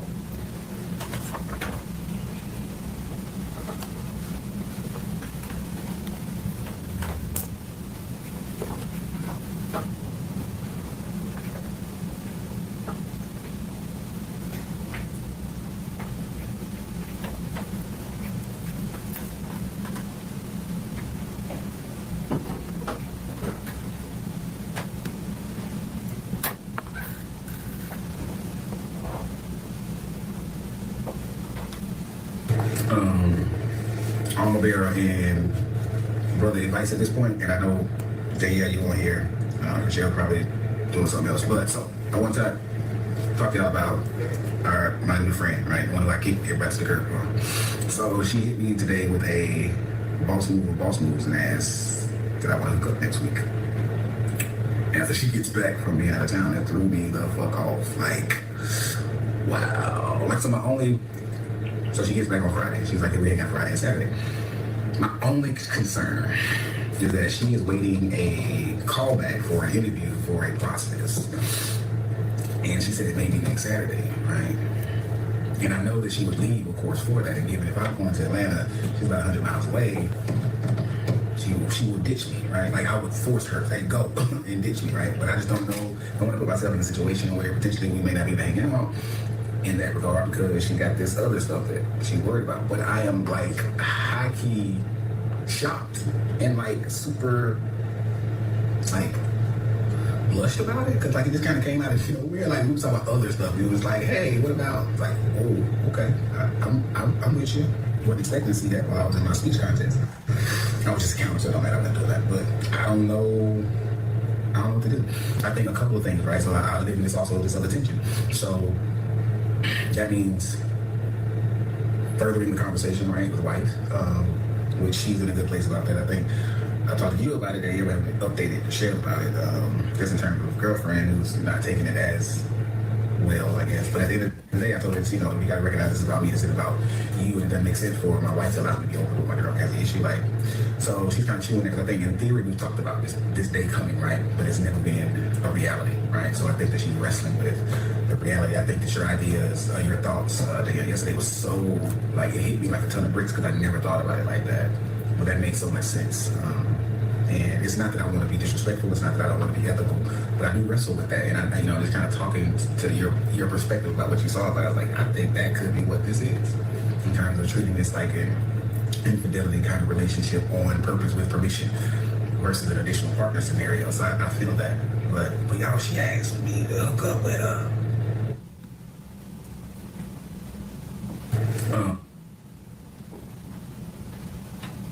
Did Brodus ever talk to you about engaging with a woman in Atlanta?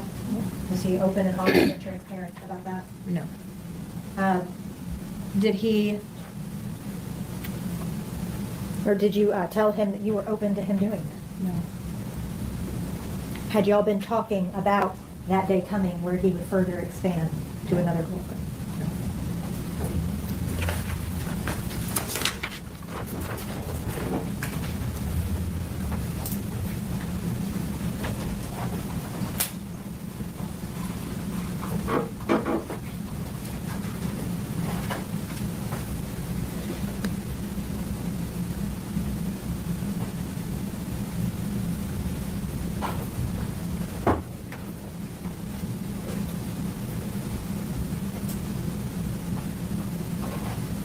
Close, we were close. We were in Little Rock. She lives in Little Rock, so we're in Memphis now. I mean, it's only 2 hours away, but yes, we were in Little Rock. So we were literally, because it was at that point, you know, wife was like, yeah, nobody at home. Like, this is an exception because I kind of threw you that, but no, you ain't dealing with nobody at home. Like, that was Jacksonville, so our hard nose, and no Jacksonville, which is hometown for us, no exes, and no place in your current city. Those are the hard no's, right? She got an exception because it was there that she realized, well, yeah, I don't think I want him to be dealing with all these people, all these women, and no doubt these women would be in the church because that's all we do is kind of hang around, or in the community or close enough. So it was kind of one of those things. Was Latasha Daniels an exception to your rules? No. Did you create rules about Jacksonville? No. Did you create rules about exes? No. Did you create rules about the city that you live in? No. Were those hard no's for you? No. Was any extramarital affair a hard no for you? They were all hard no's for me.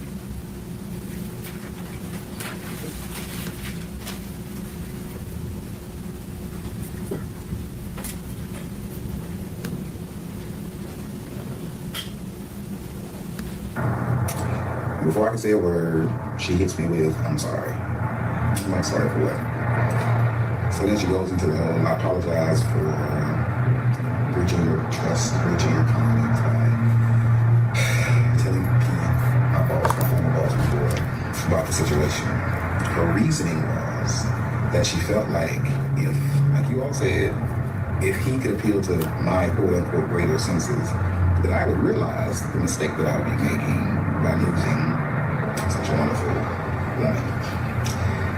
She also apologized. I said that she apologized to Tabitha when Tabitha talked. She told me that Tabitha told her that their conversation was their conversation until she revealed it, so she was not going to talk about the contents with which what they discussed. She basically said, I feel like I know what you're going to tell me. And at this... Who is he? He is our friend and former pastor. Is that Philip Pointer? And he was also a pastor at St. Mark's? Correct. Did you know that Pastor Pointer knew about the relationship with Latasha? No. Did Latasha reach out and apologize to you after she threatened to commit suicide? No. Did you ever have a conversation with her about that? No.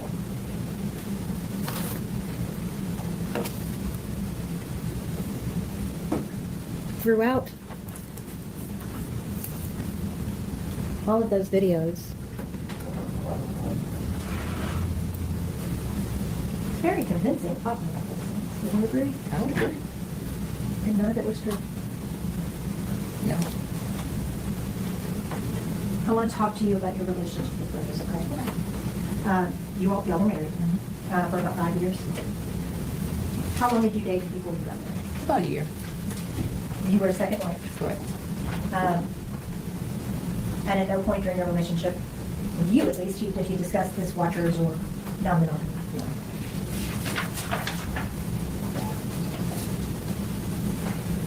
Rhodes was a pastor Correct. in Little Rock, that was at St. Mark's. So that's Yes. a big church. Yes. Did he take trips with the church? Yes. Often? When you say trips, like international trips or? Both, international and local, Israel, Yeah, Savannah, El often. Dorado. Did he take those with the other pastors? Sometimes. And he also took them sometimes with other church members, like the church groups. I can recall one time, maybe a time or two, where there was like a training conference or something like that. Yeah. They did, the whole church group was for Israel, right? Correct. Okay. And when he got the job at Mississippi Boulevard, that's a big deal to be a pastor there, right? I guess. It's a big church here. It's a big church. And now I'm direct, I thought you had said that he didn't ever do counseling at St. Mark's, but I thought you told the police that he sometimes did. You just didn't know that he counseled Latasha. I had never known him to do counseling. Did he ever tell you that he counseled Latasha? No. But you knew that she ended up getting divorced. I did know that. Now I want to talk to you about Latasha, okay? Okay. You knew her from church, and that was St. Mark's in Little Rock. Correct. She was a life group leader. Yes. What's a life group leader? It's a person that leads a group of people that get together and do Bible study.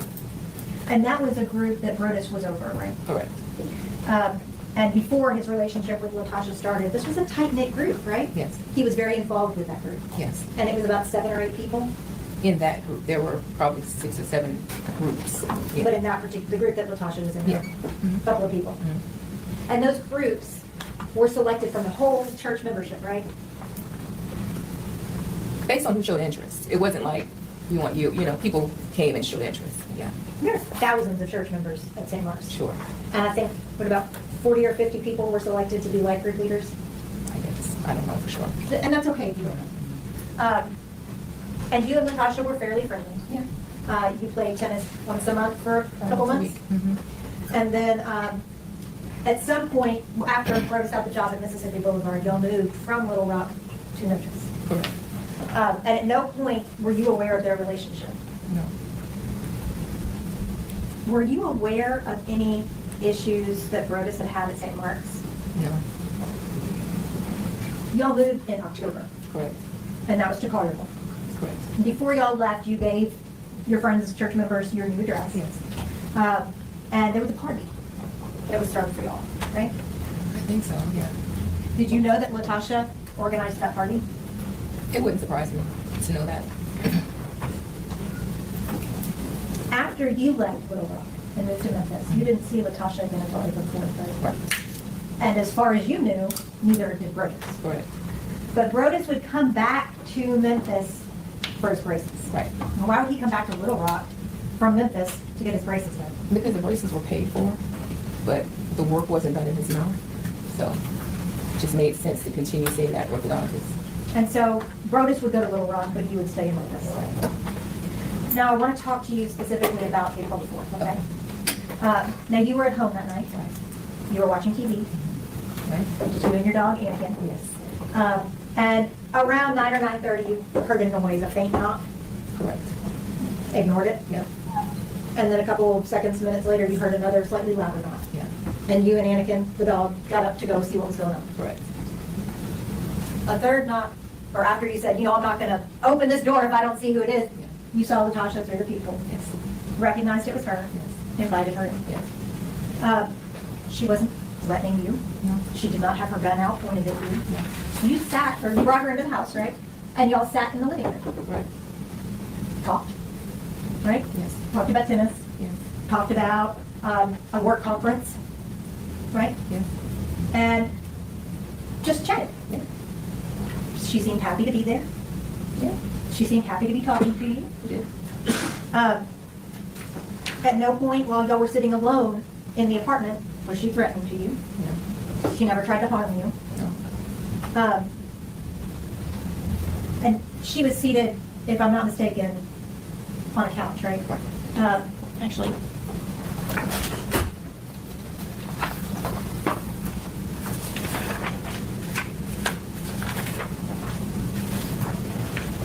You're in a mattress, Whitney. Yes.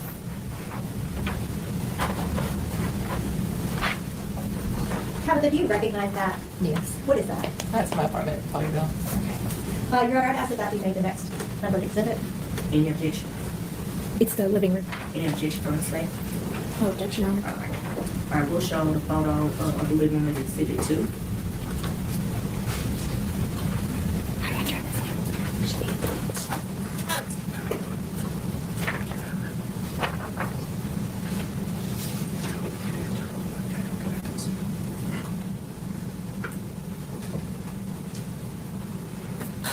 Your Honor, if I may publish this to the jury. Yes. Tabitha, is this a picture of the living room at your apartment? Yes. Where were you seated speaking to Latasha? I would have been seated on the left end of the sofa. So,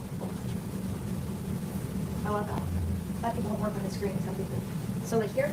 Yes. Okay. And where was Latasha? On the opposite end. About here? Right. Next to these other chairs? Yes.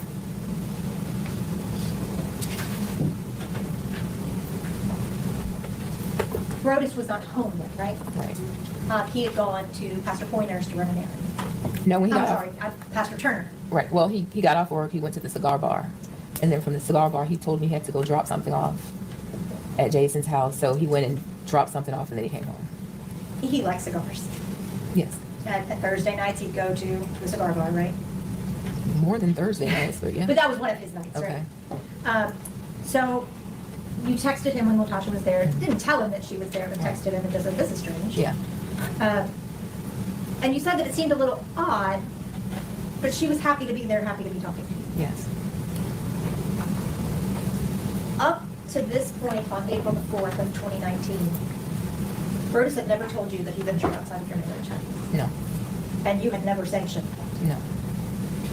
He never told you that he had been involved in a 2-year relationship with Latasha. No. He never told you that y'all would be sister wives. No. He never told you that he promised Latasha that he would tell you. No.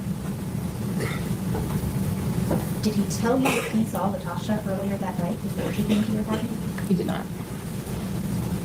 Did he tell you after he got there that he had seen Latasha earlier that night at the cigar lounge? No. He acted like he had no idea she was even in town when he walked in that door, right? Correct. And if he had seen her at that cigar lounge earlier that night, that would not have been true. Right? Correct. I want to talk to you about while you and Latasha were talking, okay? Mm-hmm. She never threatened you, right? No. Was never cross with you. No. And she engaged with you cordially. Yes.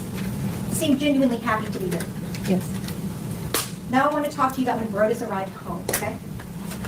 Can you describe his demeanor when he walked in? Agitated. Did he immediately come in and offer the bourbon? No, not immediately. When did that happen? I would say once he kind of settled in, he had bags, he had things with him, so he set those down, told me that he had brought me these aminos. You know, he made the statement about this was an uninvited guest. And then I think that's when he started saying, you know, what are you doing here? Where are you staying? That whole bit. And at some point around there is when he offered, does anybody want a drink? After he made the drinks, he also sat down, right? Yes. And when we're looking at Exhibit 2, Rhoda sat in this chair? I can't remember which chair he sat in, to be honest. That's okay. One of those chairs. And while he was seated in one of these chairs, Latasha was still seated here? Yes. Were you still seated over here? Yes.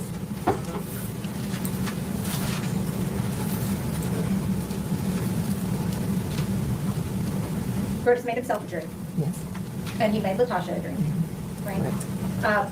And you didn't want a drink. Right. You had some champagne earlier in the night, and you were done. Fine, yes. When Brodus was talking to Latasha about, you know, why she was here, what she was doing, he was kind of making small talk with her, right? It was, I guess you could call it that. It was like badgering almost. Yeah. He still seemed agitated? Yeah. At some point, did you notice that he kind of stopped talking to Latasha and only started engaging with you? I didn't. Your Honor, may I correct you?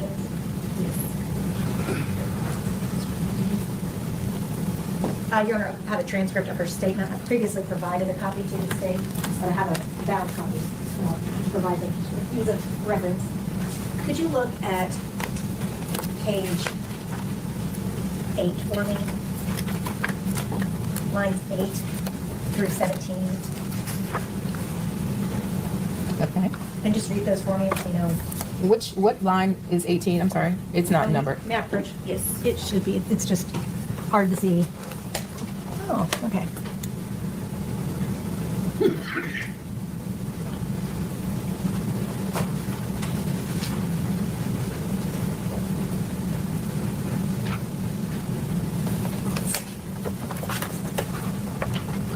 I don't know why here's not. Okay, I'm sorry, it's page 9. Starting here, and then just down a couple lines. Okay, so it says, Oh, you don't have to read it, just read it to yourself. Oh. Yeah. I'm sorry.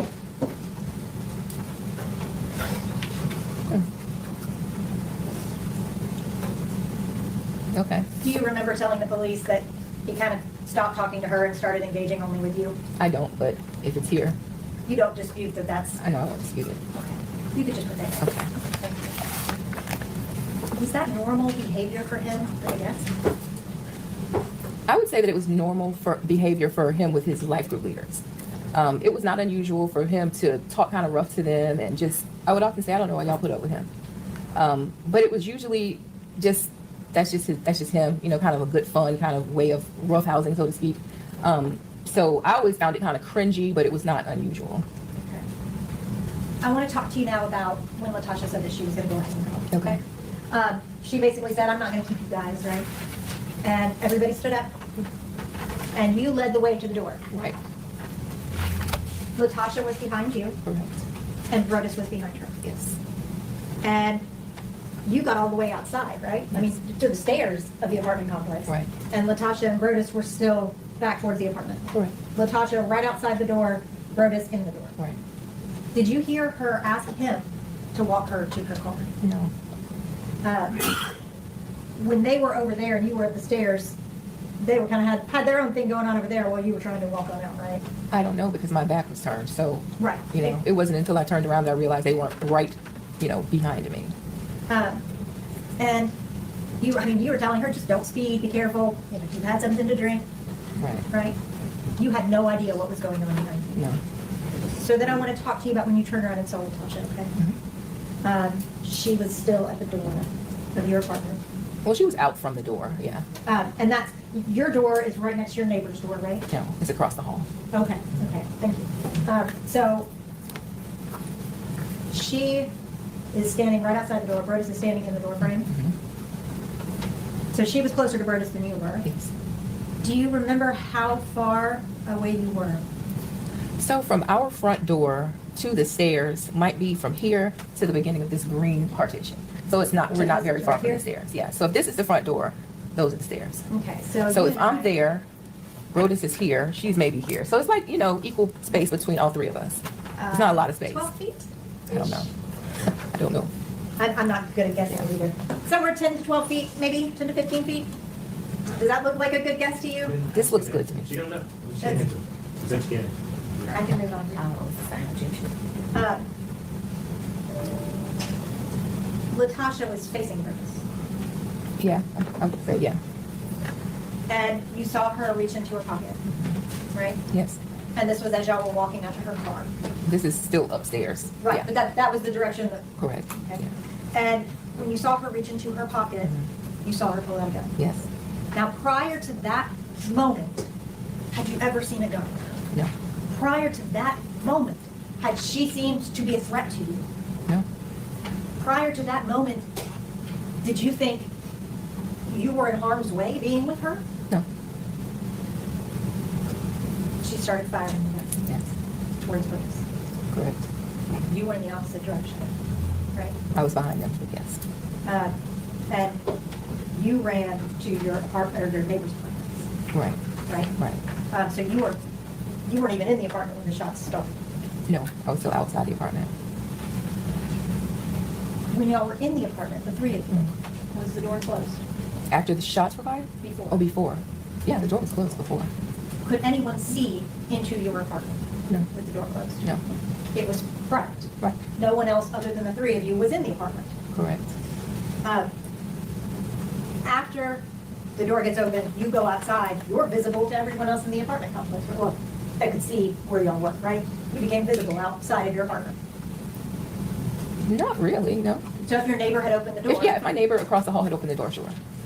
they could see Latasha standing. Mm-hmm. They could see Brodus standing in the door. Mm-hmm. Nothing happened until after that was already out in more public area than y'all had been before, right? Right. You, at some point, lunged for Brodus, right? Yes. And tried to shield him. Well, this was after the shooting had occurred, yeah. Once we were back in the apartment by then. Prior to that point, prior to you trying to shield him, she had not fired any shots at you, right? No. And when you got shot, did you realize it? Yes. Did you grab your shoulder? Yeah, the bullet moved me. The shot threw me. Yeah. And you were right against Brodus at that point too, right? Until I got shot, right. And then you said, Tasha, you shot him. Mm-hmm. What did she say back to you? Something to the effect of, I didn't mean to. And then you told her basically, like, go, leave, Yeah, just get out of here. just get out of here. I won't tell them it was you, just go. Mm-hmm. Correct. She didn't move. No. And at some point, you could hear the sirens coming. Yes. And Latasha still never moved. Right. She never put down the gun. No. And when the police came up, they had their guns drawn. Correct. And she still didn't put down the gun. Correct. And in fact, she pointed the gun at her own self, Yes. towards her mouth, Yes. towards her head, Yes. against her chest. Yes. And the police were trying to talk to her to get her to put the gun down. Right. And she wasn't even really interacting with them. She was talking back, you know. Like, She no, crying at that point. probably. I don't remember. Do you remember her saying, "What have I done?" No.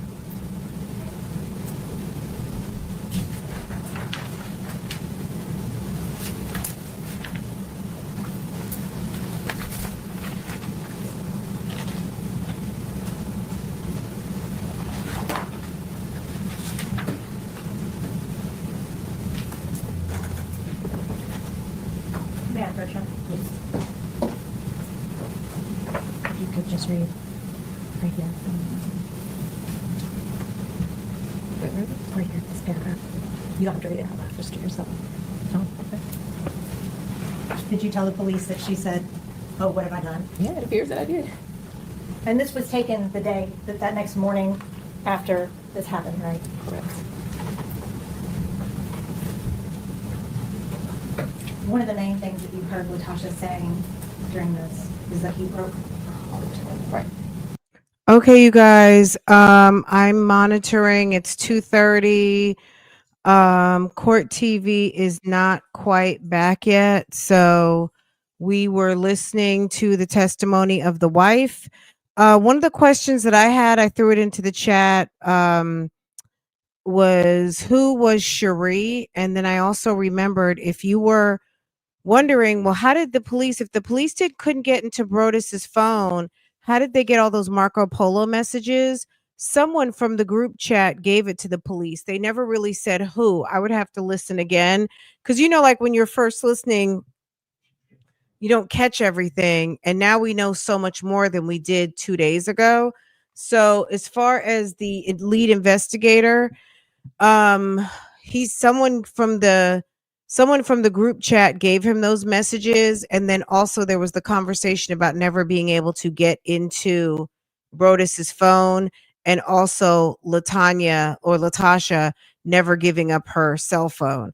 For me as a juror, I would have a problem with the fact that you want to be innocent but you don't want to give up your phone. Okay, hello, anybody else think about that? How you want to be innocent, but you can't give up your phone? There's nothing. Is there only stuff in your phone that's going to make you look bad? Because if there was something in your phone that was going to exonerate you, wouldn't you hand your phone over? Okay. And was Cherie someone else he was messing with? Cherie, if you're in the bushes, come out, sis. We need to know.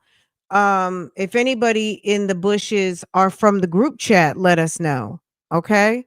Because there's a lot of information we don't know. The only thing we do know is that Brodus is dead, Miss Tabitha got shot, and Latasha did it.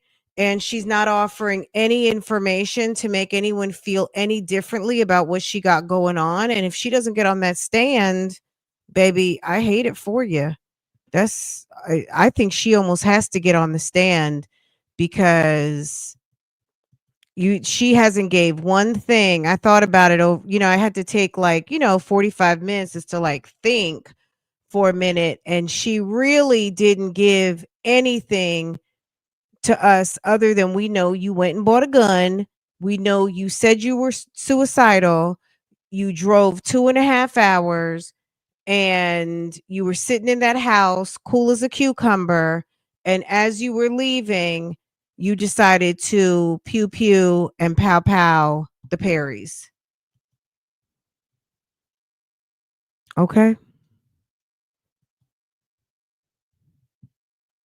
You pew pewed and pow powed the Perrys. Let me put my glasses back on, y'all. I had to clean my glasses for a second. What's MLC? Am I seeing that right? What's MLC Me Too? Oh, whoa. What did Miss Fine say? Hey, Miss Fine. Baker yesterday trial in the bedroom at the table next to where the pew pew was, more than 20 bottles. Yesterday's trial in the bedroom on the table next to the pew pew. Oh, I need to look the pictures that they showed yesterday. I guess I wasn't paying attention. Oh.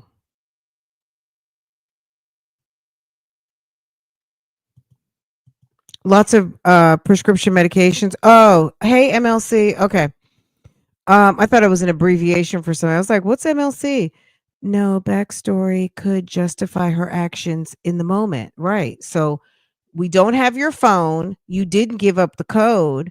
So what are we supposed to think? You know what I mean? All we can think is what we know. You drove 2.5 hours and pew pewed and pow powed the Perrys. Right? All right, let's keep a close eye so we don't miss a minute, okay? Oh, y'all, hold on. They're back. Oh my God. Did we miss anything? No, I think they just got back. They're not even on sound yet.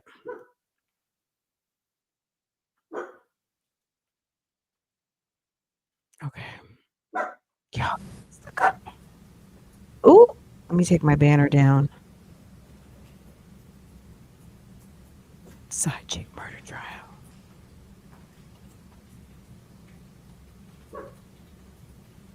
Portia, hush, we're back in court.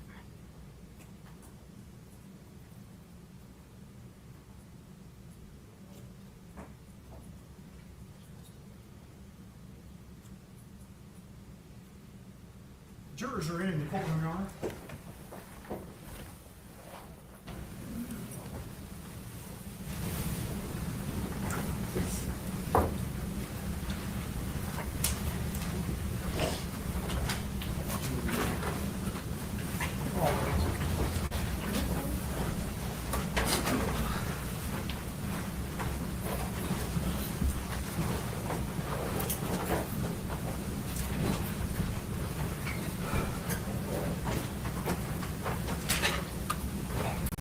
You guys, why is she giving me Carly Russell vibes? I'm just saying.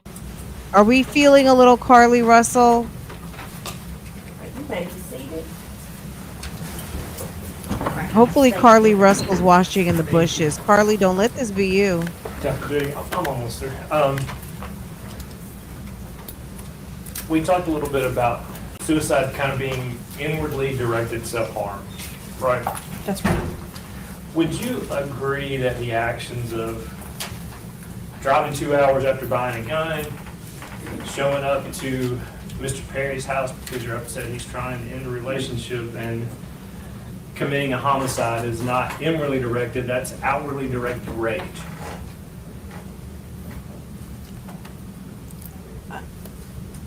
I don't think I can give you an expert opinion about that because I don't know enough information about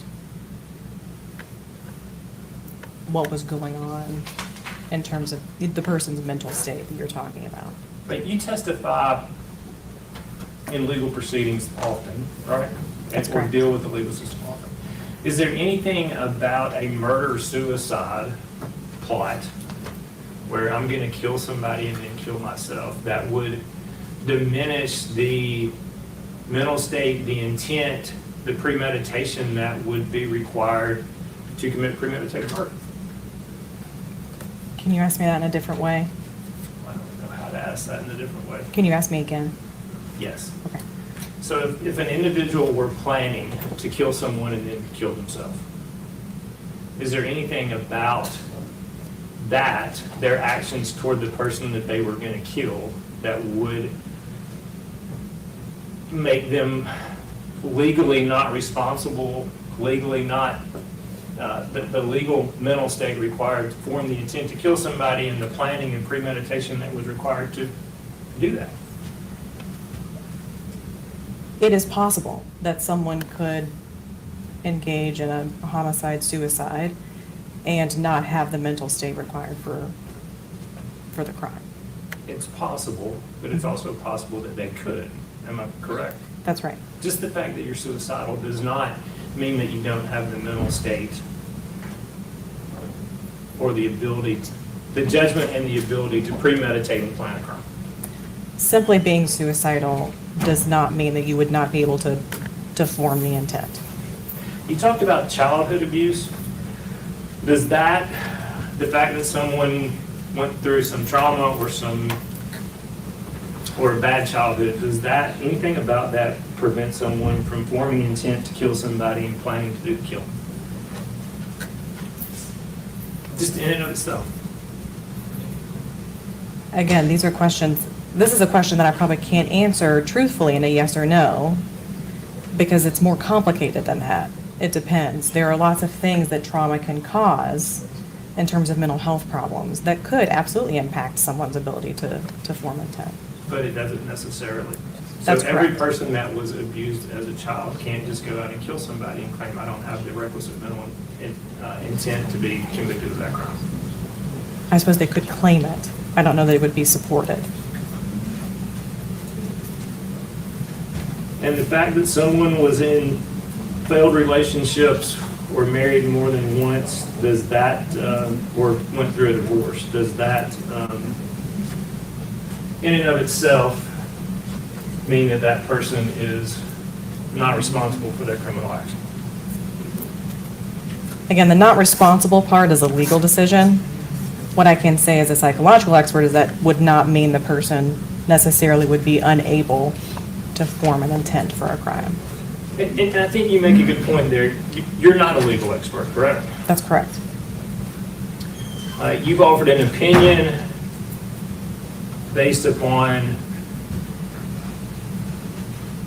a clinical diagnosis.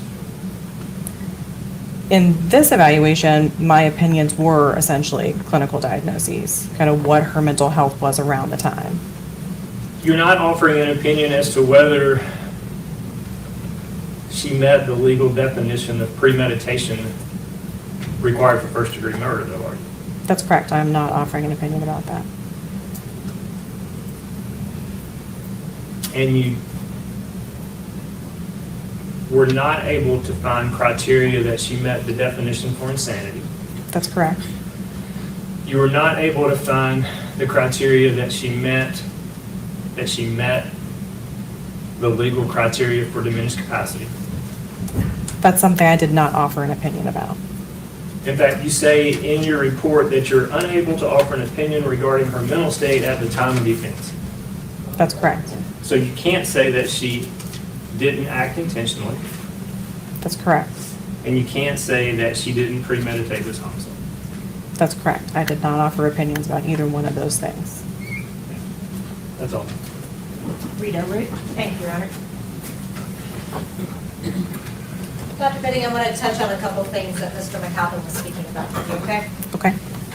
First, I wanted to cue in on something that you said to him during direct, talking about suicidal individuals, and you had said someone can truly want to die, but still hope that someone else could give them a reason to live. Do you remember that? Yes. Can you kind of elaborate on that for me? Yes. In my experience, in my clinical work, I often work with people that have kind of chronic suicidal ideation. And it's very common for people to consider suicide when they become hopeless and feel like they don't know any other way out, and still want a way out. So it's, again, there's ambiguity there a lot of the time. They want to die, and I think they're open to being helped if someone can help them. Did Ms. Daniels endorse that kind of mentality to you about this incident? Yes. Clinically speaking, is someone who has attempted suicide more likely to attempt suicide again? Yes. Now, people who commit suicide or attempt to commit suicide have to take actions to do that, right? That's right. So you can have sequential and goal-oriented actions moving towards a suicide. That's correct. You could procure a weapon or other means by which to actually affect the death, right? That's right. And that means you could go buy a gun to kill yourself. That's right. You can choose a place to commit suicide. Yes. You can drive to that place to commit suicide. Yes. You can plan out what you want to say to your family in a suicide note. Yes. Are all of those plans that you're making? Yes. That is all planful behavior.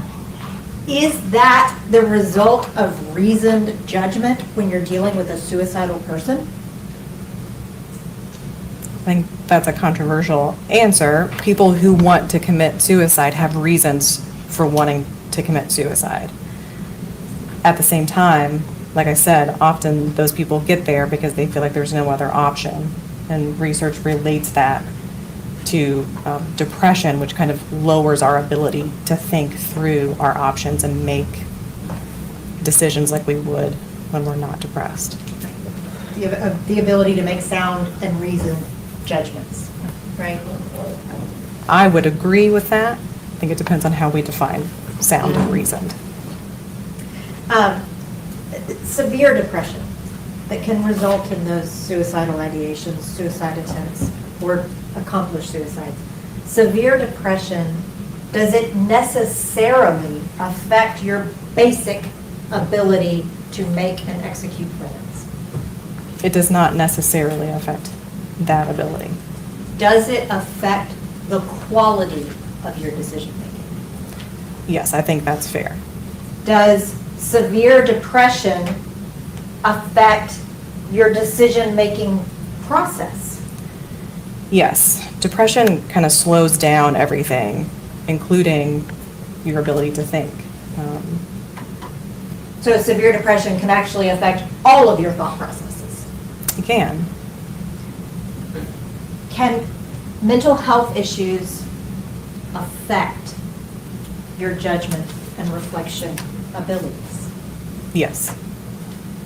What is the difference between suicidality or suicidal ideations and homicidal ideations? Suicidal ideations are thoughts about wanting to kill yourself. Homicidal ideations are thoughts about wanting to kill someone else. Does someone who has suicidal ideations necessarily have homicidal ideations? No.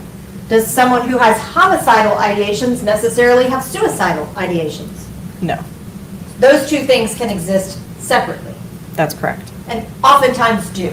That's correct. When you evaluated Ms. Daniels, did you find her to have a history of suicidal ideations? Yes. And aside from this instant conduct, did you see her to have a history of homicidal ideations? No. When you're dealing with severe depression and mental health issues, can those issues affect the way an individual responds to emotional triggers? Yes. How? If you're depressed, for example, if you have other mental health problems going on, the way I think about it is that it makes you vulnerable. It kind of raises your, what do I want to say? It's easier, right? It's easier to react in an extreme way if your stress or your mental health is not doing well. It takes less to get a more kind of extreme reaction. So can it affect your reason ability in the face of that trigger? Yes. Can it affect your ability to make decisions? Yes. Your ability to make well-reasoned decisions? Yes. Now, towards the end of when you were talking with Mr. McAlpin after lunch, you were saying suicide on its own is not necessarily indicative of things. Is suicidality usually indicative of a larger mental health issue? It can be. Certainly if it's something that comes up during times when there are other mental health symptoms like depressive symptoms. There are some people that suicide comes up for them like once in their life because they're really stressed out or there's just a lot of things going on in their life. But in general, if someone is suicidal, it certainly raises the suspicion that there's a mental health problem going on. And there's a whole spectrum of suicidalness, right? You have some people who could have a terminal degenerative disease that are choosing conscientiously to end their lives versus someone in a mental health crisis who takes their own lives. That's right. There's a whole spectrum. Yes. But oftentimes, wanting to commit suicide, those suicidal ideations are indicative of an underlying mental health issue. Yes. The suicidal ideation itself, is that its own mental health issue, or is it a symptom? I think both. We would treat, even if someone didn't meet like a diagnosis for a mental health problem, the suicidal ideation would still be something that could be treated and addressed. And it should be treated and addressed, right? That's a concerning symptom. Now I want to talk to you about when Mr. McAlpin was discussing your prior testimony experience, okay? you indicated that you have testified more for the defense. That's right? correct. Now, when you and I were speaking earlier, you talked about this, a not guilty by reason of insanity defense is extremely rare. Yes. How many evaluations do you think you have done? Evaluations specifically to, Forensic evaluations. at this point in my career, well over 800. Okay. How many times have you found someone to meet the threshold of not guilty by reason of insanity? Less than, Me or her? Okay, I'll be louder. He was saying he couldn't hear me. Okay. Of the 800 evaluations, how many times have you found individuals to be not guilty by reason of insanity? less than 2% of those evaluations. It's an extremely high standard. Yes, it's difficult to meet. And Ms. Daniels did not meet that standard, right? It's my opinion she would not meet that standard. Okay.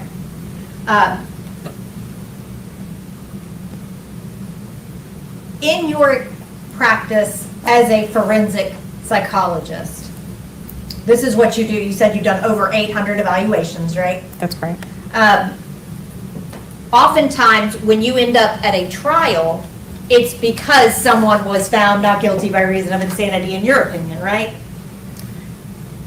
If I end up at trial, it typically isn't for not guilty by reason of insanity. There's only been one instance in my career where I've testified at a trial for that purpose. Was that for the defense or for the state?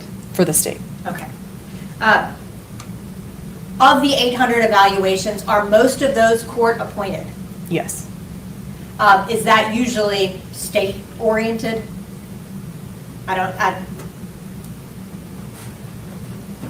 Are you usually hired separately by the defense? Most of my work, I'm appointed by the court, so I'm not hired by defense or prosecution.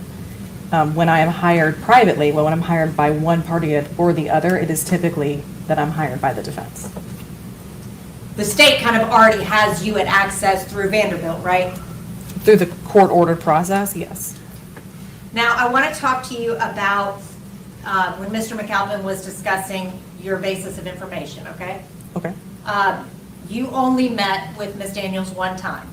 that's right. Is that normal for your evaluations to only meet with the person one time?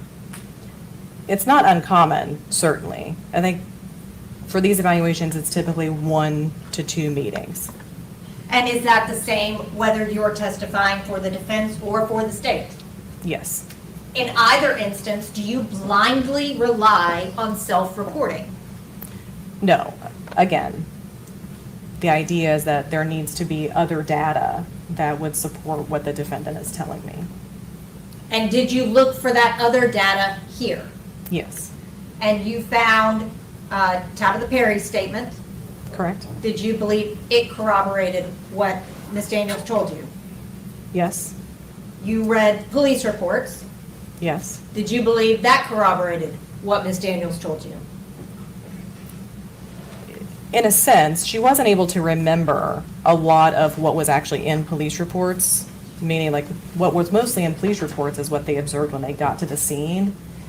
And she's saying that she doesn't remember a lot of what happened during the incident and immediately after. So in that sense, no.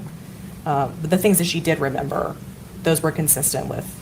Did the what was in police reports. reports corroborate mental health concerns for you? The police reports confirmed that she was pointing a gun at her head and was then shortly after arrest indicating that she wanted to kill herself. The receipts that you saw corroborated the timeline that she gave you. That's right. The suicide note corroborated those suicidal ideations she talked to you about. That's right. The video of Brodus Perry talking about seeing her at the cigar lounge corroborated her timeline of events for you. That's right. Did you find Ms. Daniels to be a woman who suffers from mental illness? Yes. Did you find that she is a woman who has suffered from mental illness for a long time?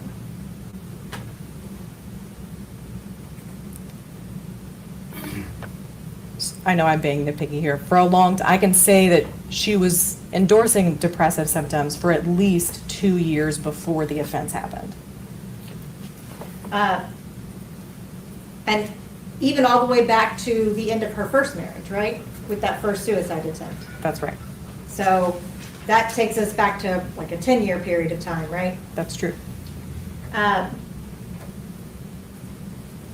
What was the overriding emotion endorsed by Ms. Daniels when you met with her? The overriding emotion she endorsed around the time of the offense was sadness, hopelessness. When you talked about defensive avoidance, what do you mean by defensive? Defensive in that context is talking about how our brain naturally tries to defend us against traumatic things. So avoiding thoughts of a scary memory is a type of like mental defense. Is that different than someone behaving defensively? Like that almost, kind of reaction? Yes. And in speaking with Ms. Daniels, she talked to you about the fact that she was always expected to put on a happy face, right? That's right. No matter what was going on inside of her. That's right. And that had been her reality since she was a child. Yes. I want to talk to you now about something you and Mr. McAlpin discussed regarding impulsivity. Can you talk to me a little bit more about what impulsivity is? Impulsivity is when somebody acts quickly in the heat of a moment. Sometimes when you hear impulsivity, people say it's like acting without thinking. But typically it's acting really quickly, like unexpectedly in the heat of a moment. And how does impulsivity tie to mental health issues?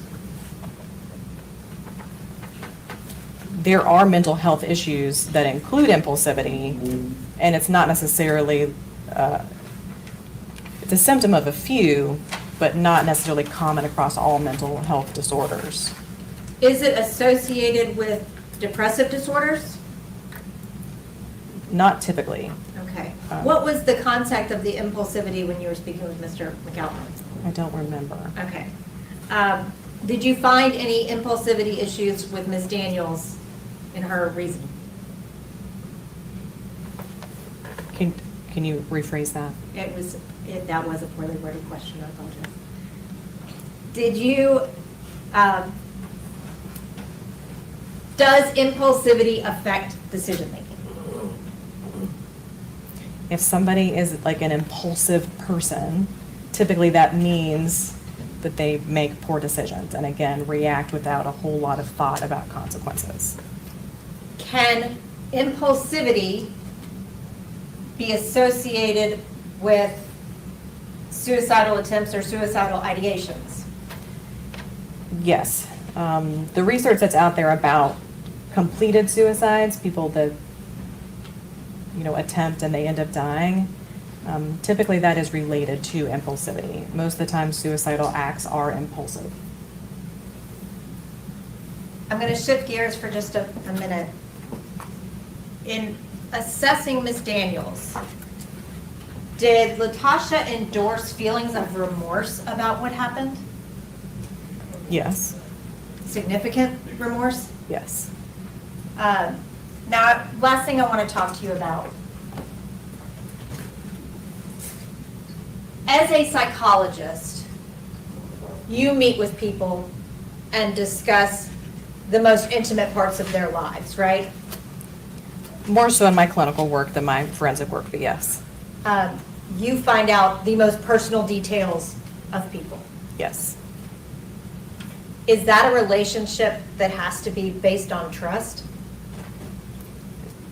I would say in the clinical sense, yes. In a forensic evaluation, it's difficult to build trust in a matter of a few hours. And it's not a priority in forensic evaluations for there to be trust there. But absolutely, in a clinical sense, yes, trust is very important. Because in that context, the person with whom you are dealing is extraordinarily vulnerable. Yes. And they have completely opened themselves up to you. Yes. As far as I know. That's all I have. In the recross? No, ma'am. All right, you better step down, ma'am.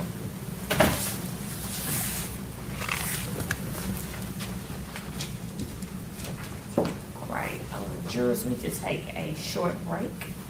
So we'll reconvene shortly. So I'm gonna show you excuse this time, and remember, we're still not ready to discuss the case. Post the shirt, hold your cash in the shirt.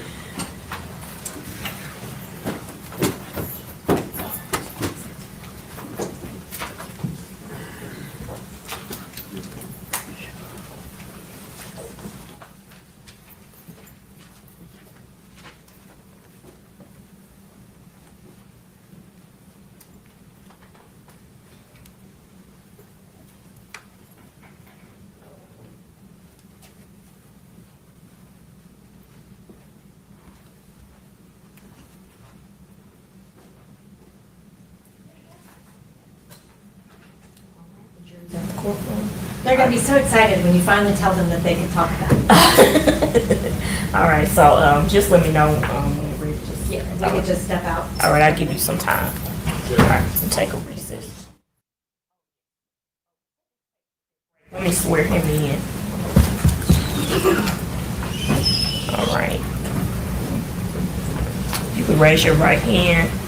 Do you solemnly swear or affirm that you will take charge of this jury, that you will keep them separate and apart from all persons, that you will not allow them to communicate in any manner with anyone nor anyone with them, and as it concerns the matter on trial, nor with you nor you with them, and that you will deliver them safely into court, so help you God? I do. All right, thank you. Yes, ma'am. All right, we can take a recess. What's the recess?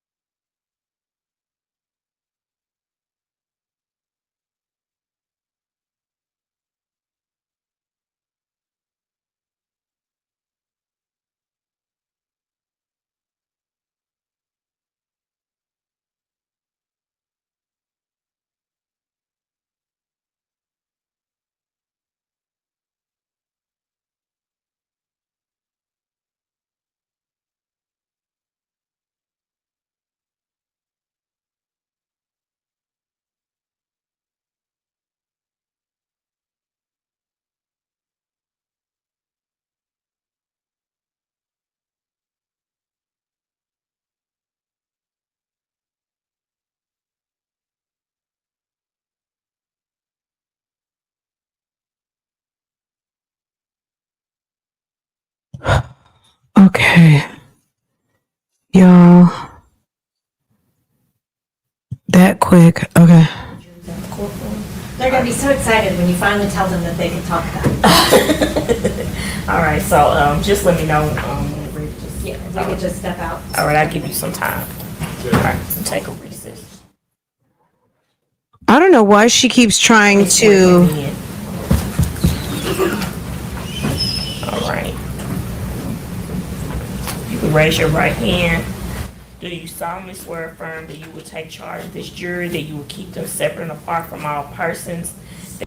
I don't know why I don't know why she thinks she needs to keep bantering back and forth with the judge. I mean, I guess it's fine, but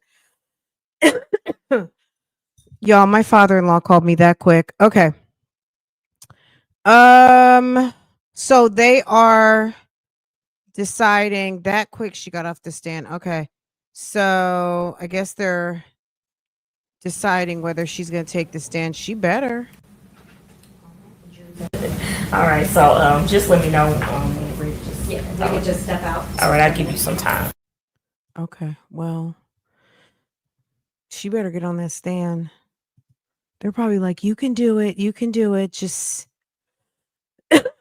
I wonder if they're concerned with her about going off script, if she talks too much, if she is, you know what I mean? You know how some people,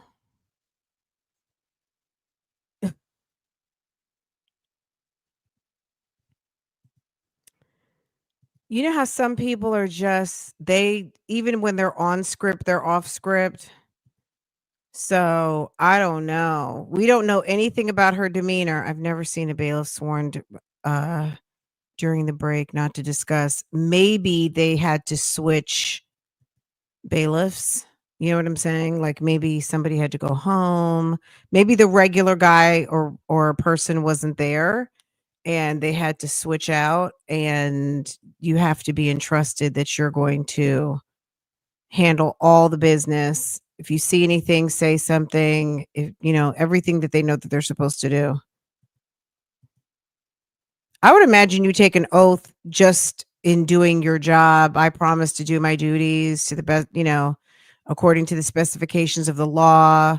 Da da da da da. All the things. So, and then you're sworn to that specific jury pool.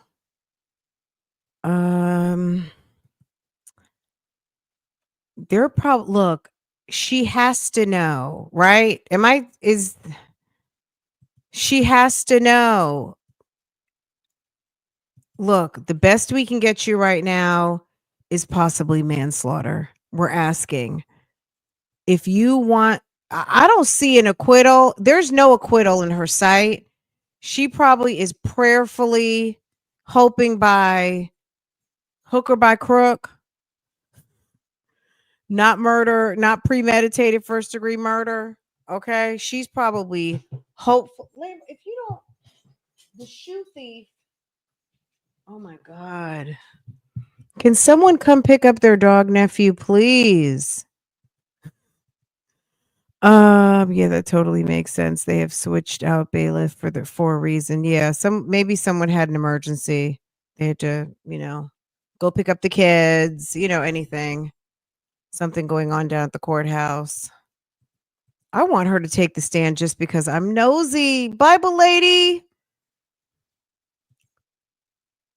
Hold on. We're not even going to just play around at this point. We want it just because we're nosy. I mean, it is the right thing to do, but at the end of the day, we want it because we're nosy. Okay, period. That's it. That's all. Let's just be honest. Very good. Thank you, Bible lady. Let's cut to the chase. That's just what it is. We're nosy.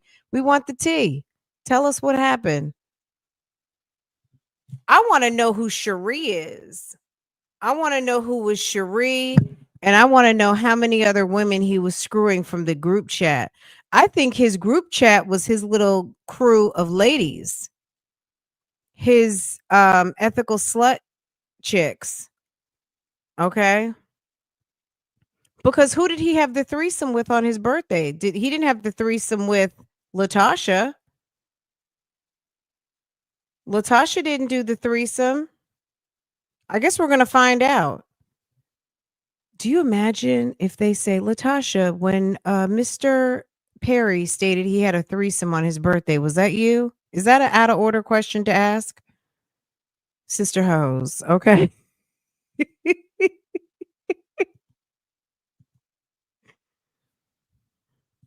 Let me tell you, the way he was laying around, making phone calls, head on his pillow, seemed like he was at the office. He couldn't stop talking about ethical non-monogamy. This dude was not in his Bible. He was not studying his Bible. He wasn't studying the word. He was over there trying to figure out how to make Tabitha do what he wanted her to do. He was busy trying to get rid of Latasha and tell more lies to his group chat girlies.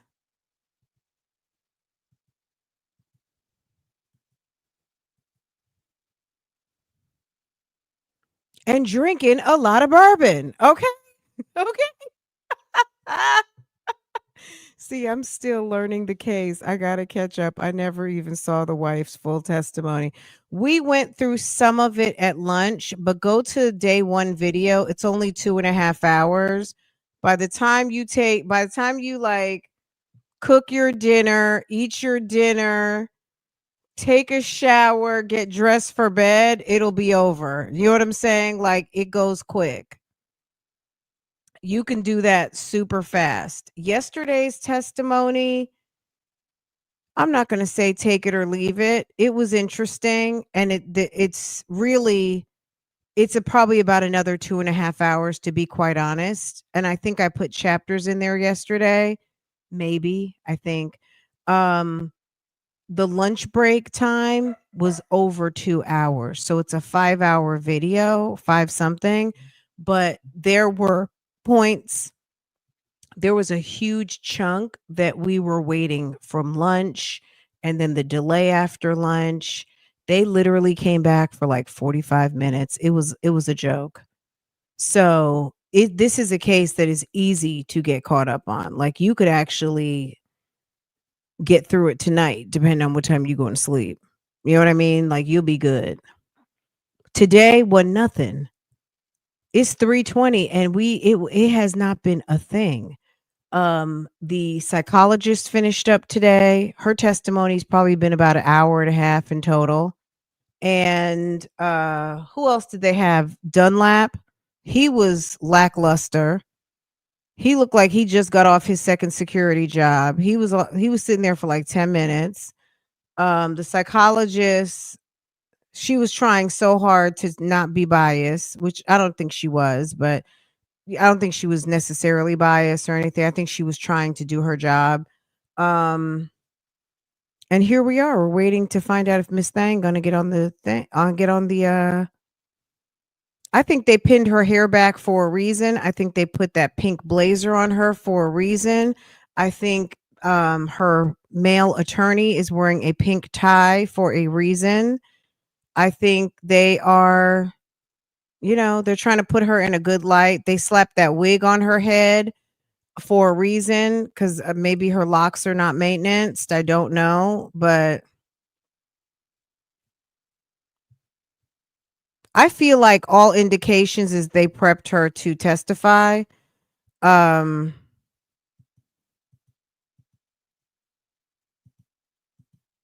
way, she's going to prison.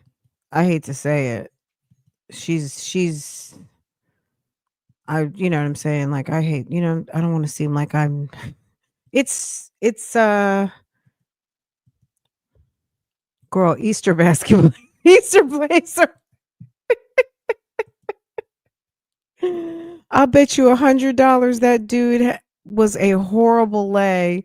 He just seemed lazy, sloppy, and selfish. He wants the ladies to perform. Yeah, he wants to be serviced. This is such a Tyler Perry screenplay. Tyler Perry's in the bushes somewhere writing a script right now, okay?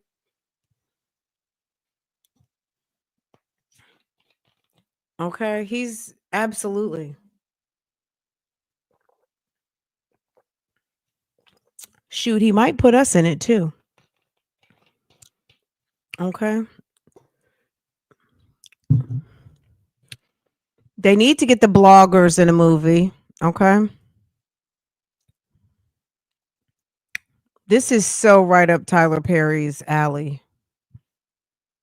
Or Oprah, O Network. This might be a good O Network movie or series.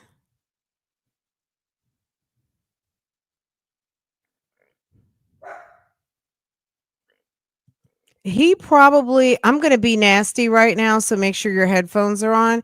He probably liked to give some back door. You know what I'm saying? You guys know what I mean. He probably likes to knock on your back door, which nobody likes that. Very few people enjoy that. Okay.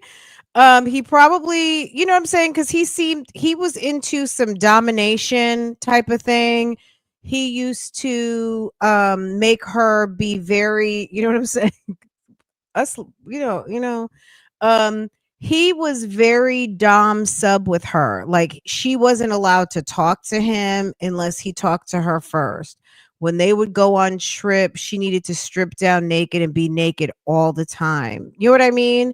They had a little bit of kind of a very toxic role play going on top of the fact that he was married, but he was very he wanted her to be completely submissive to him to the point where she couldn't talk unless spoken to, and she couldn't even wear fucking clothes, okay?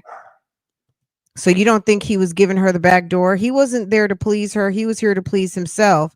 And if he has some repressed sexual desires because he wants to swing and do what he wants to do and get watchers and all kinds of stuff like that, he might have been hitting that back door.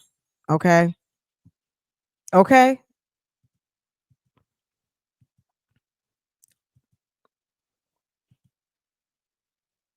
That's just my I don't know. That's just a vibe I get. Bishop super freak.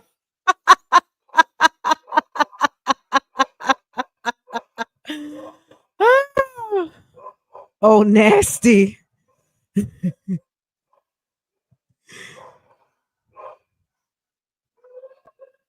I don't know. You never know. You never know with the group chat hoes. The group chat girls, the girlies from the group chat. We don't know what they were up to. He wanted pegging, sounding, and all the things. Remember he had the group chat girlies, but the group chat girlies are the ones who gave up the videos.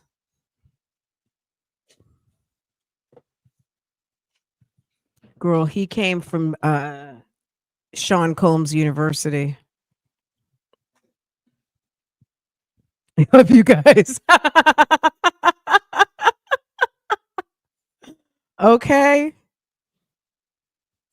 All right. He was a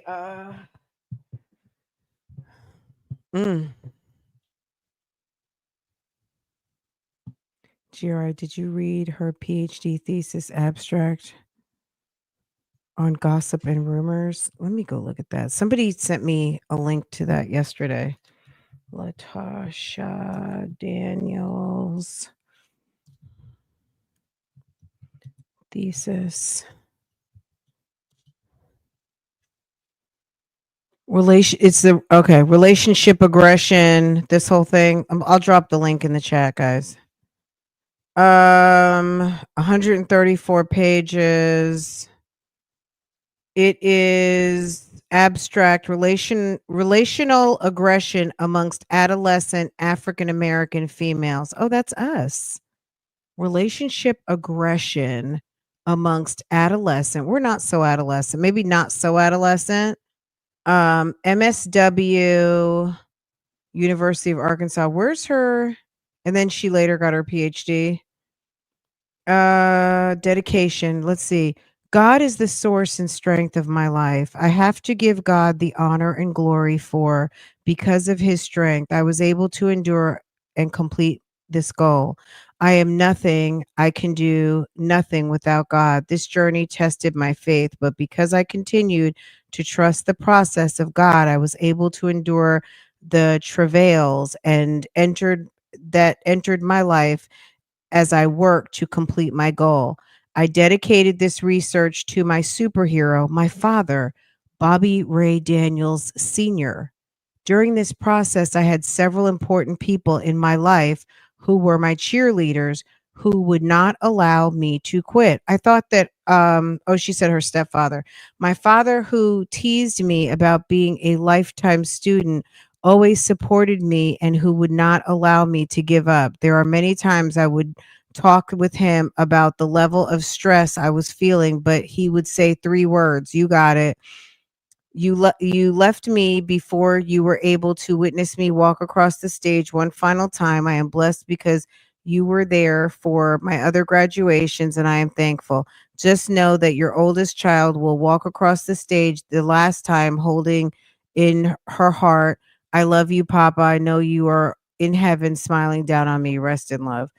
Uh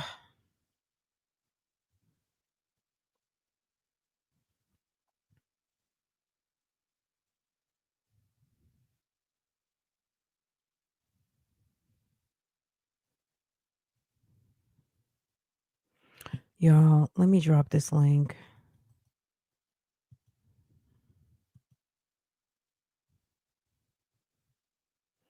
I wonder if they're asking like, "Hey, is that plea deal still available?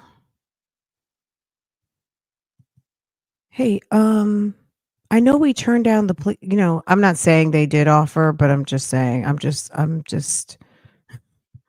I'm just throwing out there, if ever there were a time to try to revisit, well, we offered you this, is now.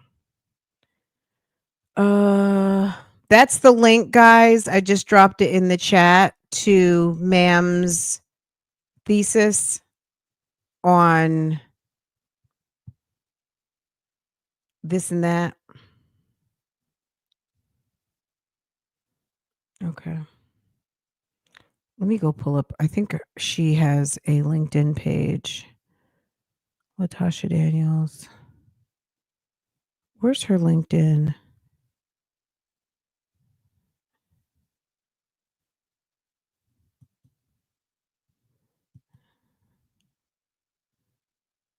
Uh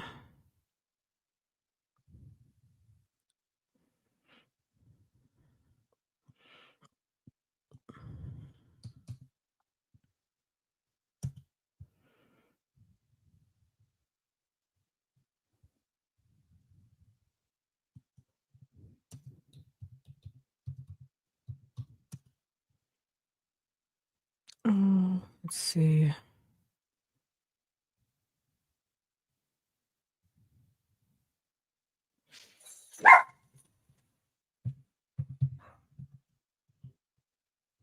All right. Latasha Daniels. That can't be her.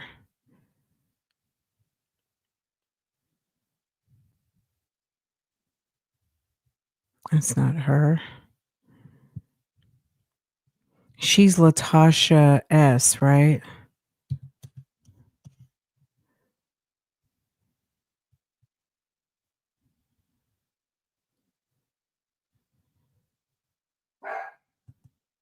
No, that's not her. That's 2022. She's got to have been in there for a long time.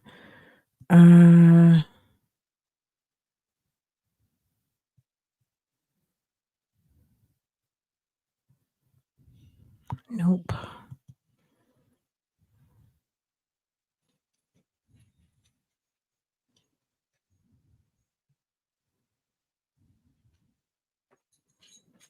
I wonder if she had a chance to scrub her social media, or she had people who had access to her, because I couldn't find anything. Her like just social media in general, like a Facebook page or something like that. I couldn't find anything. Did anybody find anything? Would you stop? Stop it. Stop. Leave it alone. Go to your toy box. Go. No. Oh my God. What's today's date? Lambo will be 2 next week.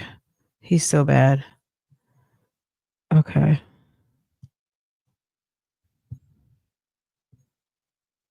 I almost feel like this is a Judge Everett situation. Miss Daniels, will you be testifying? You have 5 more minutes. This is a decision that you've had, that you knew was coming in your defense. We talked to you about this earlier in the week, that you had the opportunity to testify if you wanted to testify. You've had all day to make a decision if you would like to testify. You've had since the break now. For the final time, we want to know, would you like to testify in your own defense?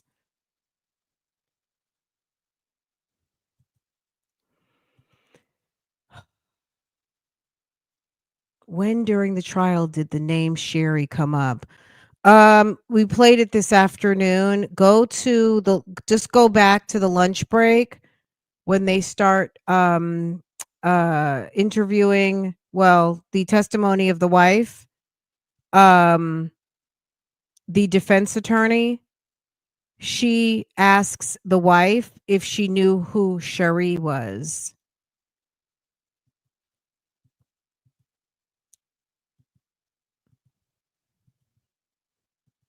It's in between them playing some of these videos. I feel like Cherie may be one of the chicks from the group chat who gave up the videos. She's one of the group chat girlies. She's got to be.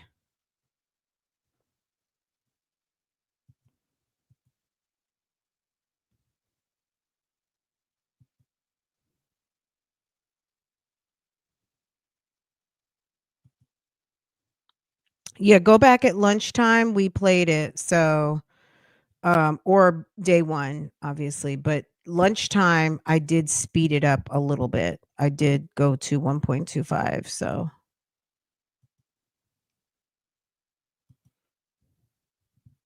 if you have not hit the like button, please make sure to hit the like button. It is a free way to support this channel, and it is very, very, very much appreciated. So it looks like we have a lot of likes. So, but if you're coming in and you haven't yet hit the like button, if you would, I really do appreciate it.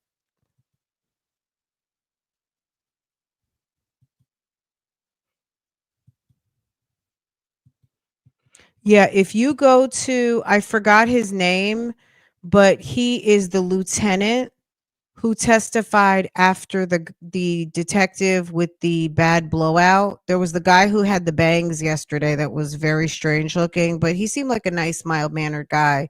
And then there was a very buttoned up lieutenant who had been with been on the force for over 20 years, and he was like the chief investigator, and he talked about them not being able to get into the phones, that Miss Daniels did not give up any sort of, she didn't give up her code, and I don't know. I don't know why they couldn't get in her phone. I don't know if they didn't have enough evidence to support getting a search warrant for it. I don't know. That's just strange to me. It seems like every investigation includes, and we got the Cellbrite information and this is what it's doing. But keep in mind, when we're looking at people who are involved in people who are missing and people who are suspected, this is a situation where Sir was not missing. He was in place. So what's the reason to take her phone? We don't know that there was any. I mean, maybe the communication leading up to the event. I do feel like there was probably reason why they could not jailbreak her phone. I have no idea. I think it's crazy. Like, have y'all tried with the new technology to see if you could get into it?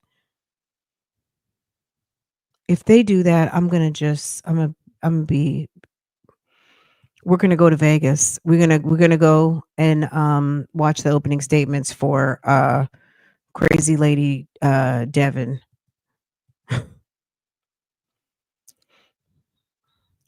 Thank you to everybody who just hit the like button. I appreciate that. Um Devin Michaels. I don't know. We might have to that might be something to get caught up on over the weekend. I am highly interested in that. It's quite gruesome. I know this conversation is triggering for some as well. Devin Michaels, the lady who's on trial in Nevada, she it was a pretty gruesome killing. So if, that might not be for everybody, but it's she seems to be a special kind of weirdo. Um so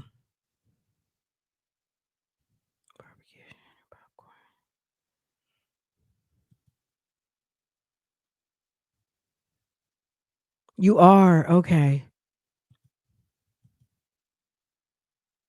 No, I don't know about it. Brene, let's see. Breney trial. Jury selection begins in decades old sexual assault case. Is that the one? Is it Jeffrey Brenney? Is that correct? No.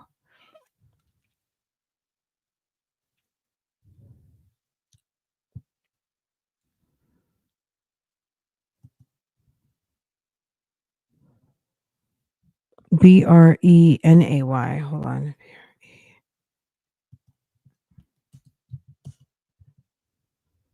Oh, is it? Oh, Brene Kennard, Alienation of Affection. Is that the one?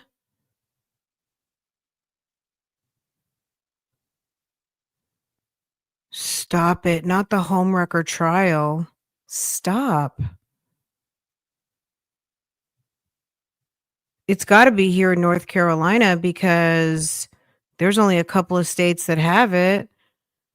Tensions boil over in courtroom at North Carolina TikTok stars alienation of affection trial. What? Alienation of affection trial. Okay, North Carolina is one of the few states, period, of a few that still have alienation of affection provisions on the books despite attempts to repeal the state law, which originated when men still considered women property in the 1850s. Here's what the law says. Okay. Oh, I know this girl. Yeah. I haven't been following it, but I do know this case. As soon as I saw her picture, I'm like, oh, I know what's going on here. Baby, they are ratchet. Yes. The wife is pissed. Okay. Yeah. Okay. Is it being televised? Baby. Okay. Y'all, we're going to be busy in court. My God. Okay. Y'all, I know exactly who this is.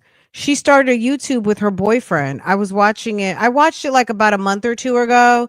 They put up a couple of videos and I was like, y'all are petty because I know people are mad. Um, is this televised? Let's see.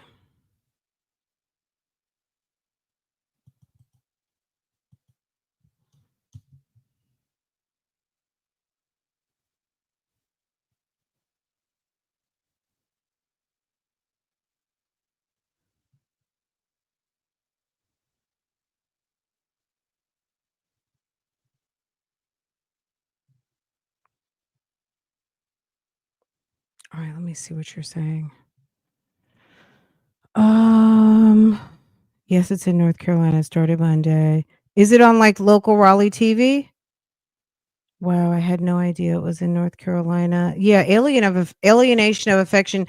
That's what happened to Fantasia Barrino when Fantasia was dealing with the guy from the cell phone store. His wife took, now this is prior to Fantasia's current husband, but when she was dealing with the guy who she had the little boy with, um now she has she has 3 kids, but her baby daddy number 2 was a married guy from a cell phone store, and his wife sued Fantasia for basically wrecking her marriage.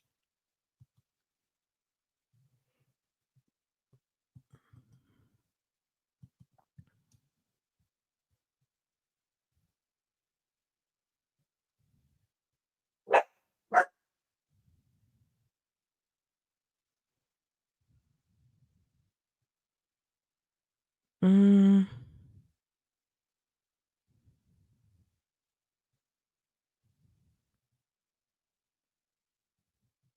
So I wonder if anyone is up there watching. I'm sure there's got to be some people in the courtroom watching.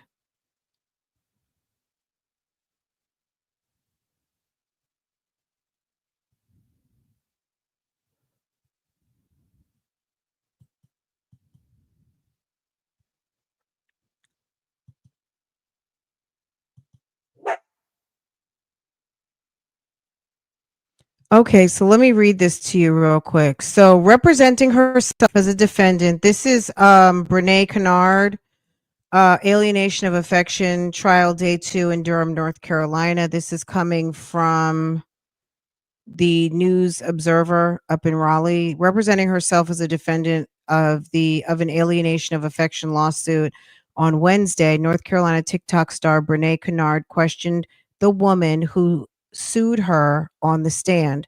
Kennard asked Akira Montague, the plaintiff, about an incident her lawyer mentioned in the opening statement, a pregnancy ending in miscarriage. Montague answered the question, recounting in detail how a doctor informed her that she had lost the baby.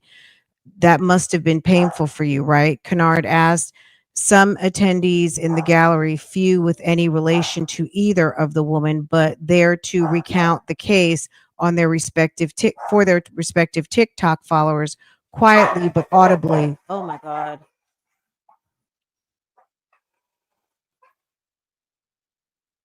Hold on a second, guys.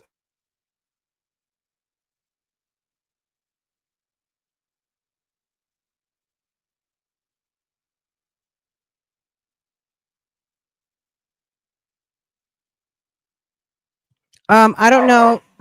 It's just day 2. I don't know. Hold on a second. There's a paper in Raleigh that's doing day-to-day coverage. Hold on a second. Let me just drop you guys the link, and then you guys can. I can't figure it out right now because my dogs are barking too loud. I'm gonna go back on mute.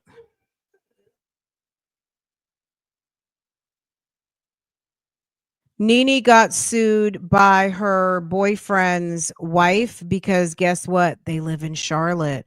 Nene's boyfriend had a shop in Charlotte and his wife lives in Charlotte. And yeah, North Carolina, don't come here and play with somebody's husband because if you got a coin, you're going to get sued. Okay.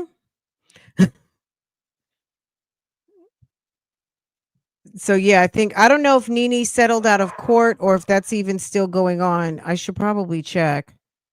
Yeah, they said it's day 2. So I don't know that it's being televised, but I just dropped the link to the day 2 coverage. We can talk about it. I can't focus right now because the dogs are going ham. So girl, exactly. Exactly. Okay, guys, hold on just a second. I've got you. We're waiting for this court to come back. Just hold a second for me. I'll be right back.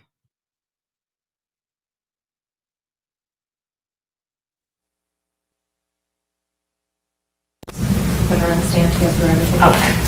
All right, Ms. Davis, you can come around.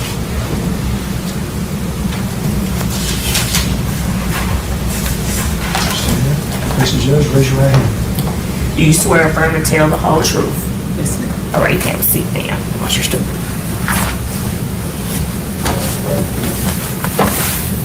Would you please state and spell your name? Latoshia Daniels, LATOSHIA DANIELS. Now, Ms. Daniels, what you are doing right now is called a moment hearing, okay? Okay. And what that means is that we are talking about your rights and your decisions, okay? Okay. You have an absolute right not to testify. Do you understand that? Yes. That's called the right against self-incrimination. Do you understand that? Yes. Oh my God, I almost tripped and broke my neck getting back to my desk. I cannot believe it. Okay, you guys. Y'all, Bougie Gang does it again. Okay. We're always right. Period. Okay, guys. This is what we've been waiting for. You have the right not to give proof in a case against you. Have we discussed that right? Yes, we have. Do you understand that if you decided to remain silent, the judge would tell the jury that they cannot hold that against you? Yes. Do you understand that you also have an absolute right to testify? Yes. And that this is one of the few decisions that is yours and yours alone, right? Yes. Mr. Horn and I cannot make this decision for you. Do you understand that? I do understand. Have you spoken with myself and Mr. Horn, though, about this decision? I have. Have you been present throughout all of the trial? I have. Have you been able to hear and observe all of the witnesses? I have. Have you been able to see all of the exhibits? I have. Are you aware not only of the proofs that's come forward at trial, but also of all of the discovery in your case? I am aware of all of it. Have you discussed that discovery and the evidence with both me and Mr. Horn? I have. Have you discussed the charges against you? I have. You understand you're charged with first-degree murder. Yes. Have you and I discussed the elements of first-degree murder? Yes. Do you understand that the state has to prove each of those elements beyond a reasonable doubt? Yes. Do you understand all of the elements of criminal attempt first-degree murder? Yes. Do you understand that the state has to prove all of those elements beyond a reasonable doubt? Yes. Do you understand the elements required for employing a firearm during a felony? Yes. Do you understand the state has to prove all of those beyond a reasonable doubt? Yes. Do you understand the elements and understand the burden of proof? Yes. And even this was a superseding indictment, right? Yes. And you and I had discussed previously the issues in the old indictment. Correct. And we discussed how the new indictment kind of changed some things, right? Yes. You've had several discussions throughout this entire process with your whole defense team, right? Yes. We have prepared for trial together. We have. We prepared specifically regarding your testimony. Yes. After everything that you've heard, everything that we've discussed, and everything that you've considered, have you made a decision on whether or not you want to testify? I have. What is that decision? I choose to testify. Thank you. You may step down.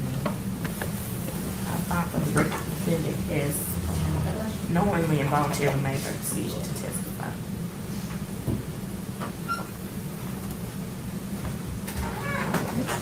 Is there anything you need to address before the jury comes in?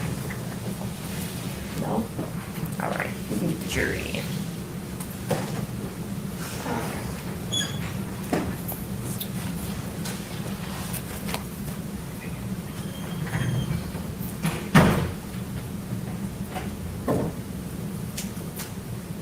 Will we take a break to discuss instructions? Yes.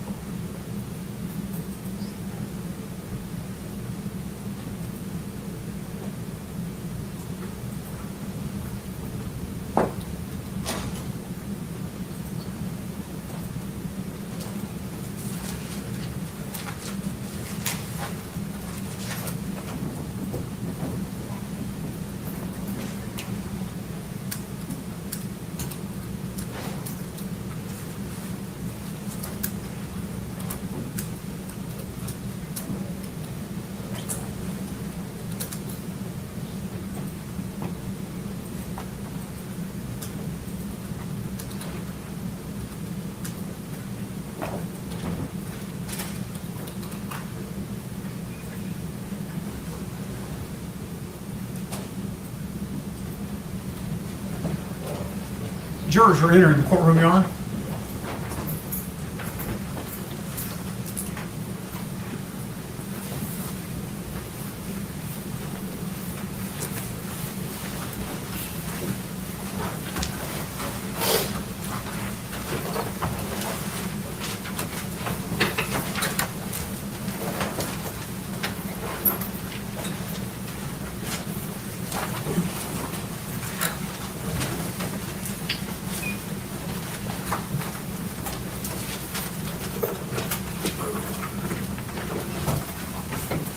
You may be seated.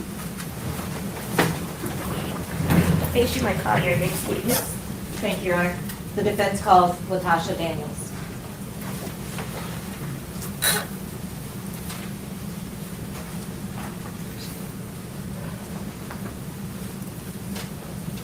You can raise your right hand. You swear affirm and tell the whole truth. Yes, ma'am. All right, you may have a seat.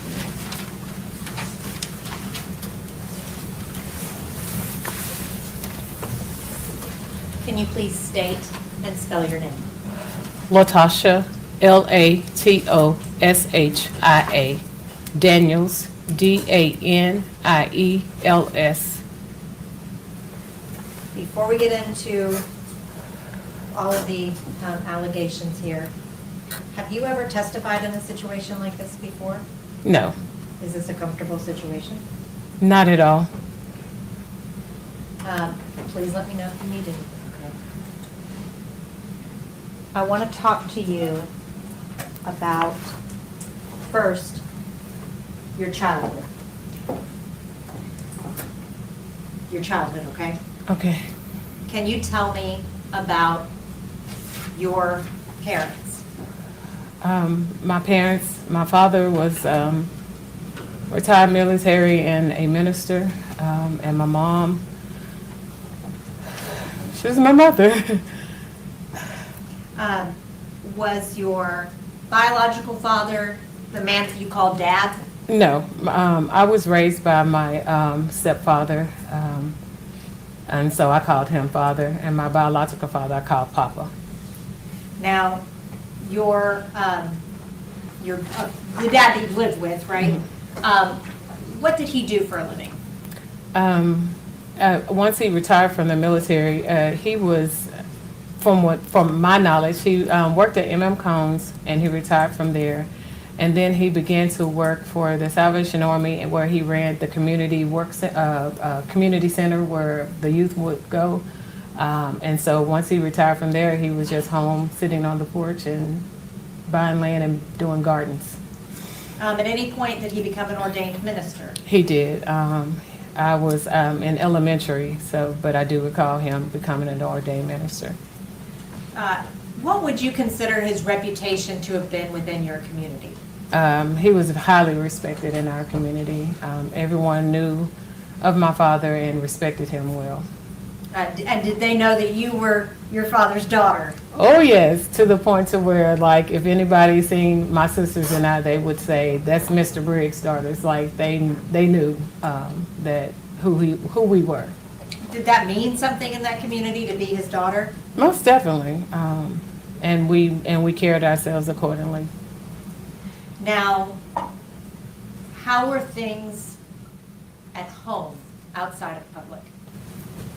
Things at home wasn't as what they seemed in public.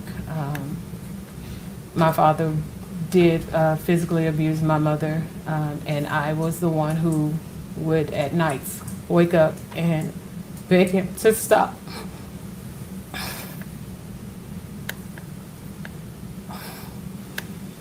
Did you have any siblings in the home?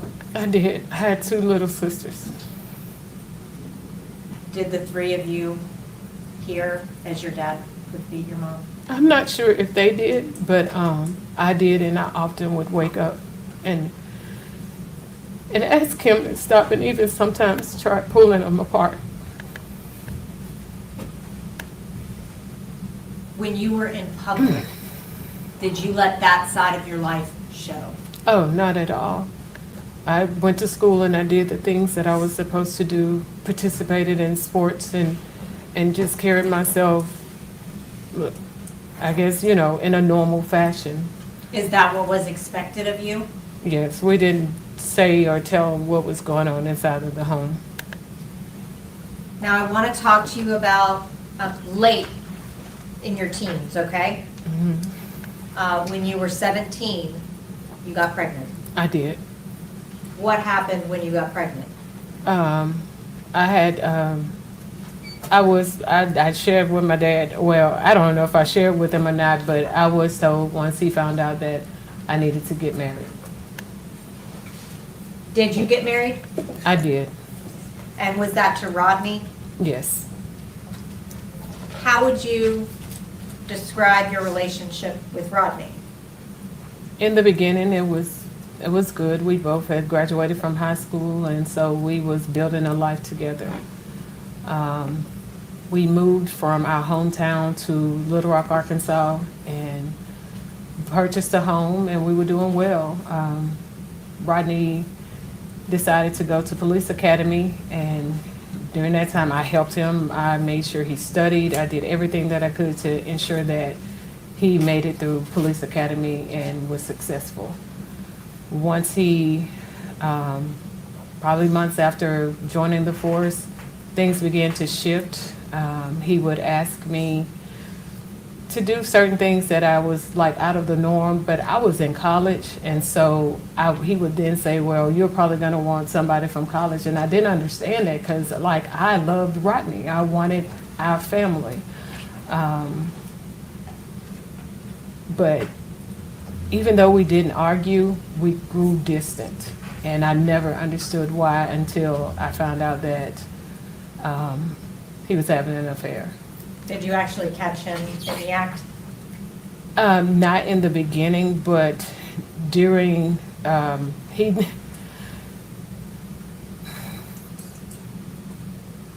he decided that we was going to separate. And one day while I was at school, he had packed up all my stuff, put it in a U-Haul, and drove it to my mom's house.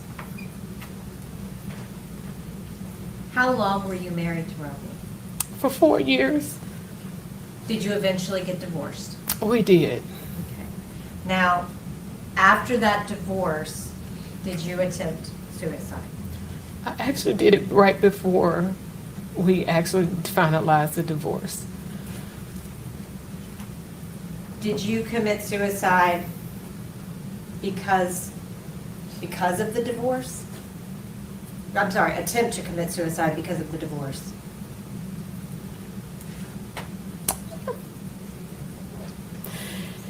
Yes, I just didn't feel like I felt like a failure. That was the one thing.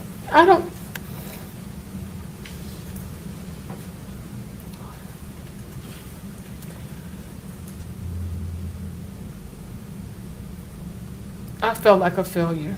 I didn't think that I was enough. And so I didn't feel I had anything to offer.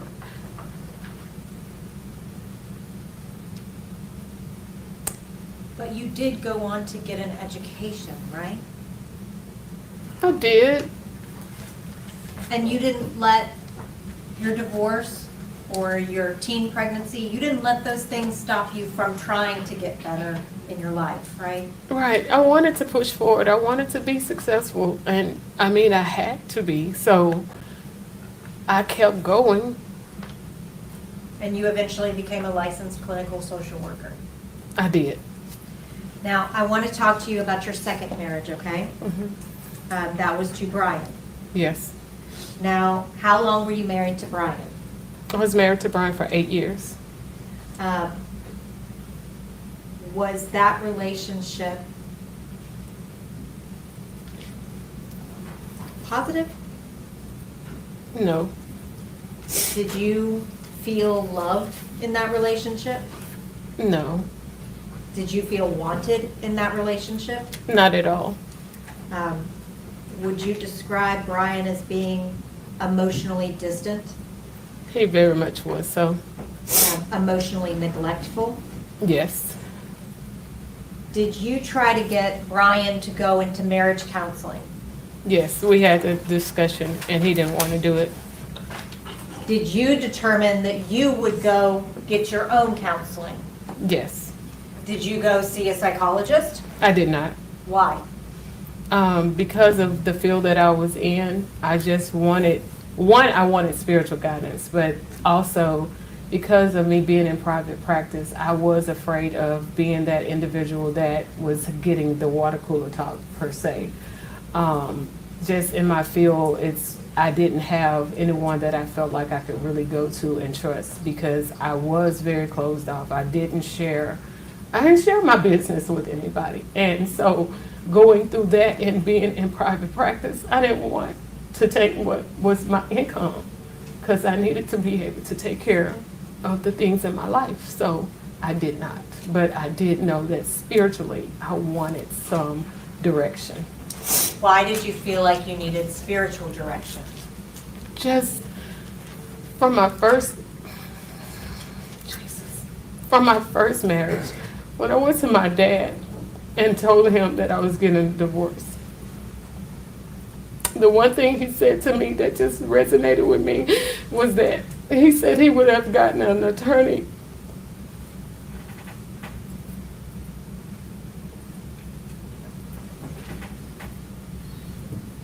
taking away my children, but it was all just like, I just felt like it was kind of like a punishment from God, and so I just didn't want to be in another failed marriage. I just didn't.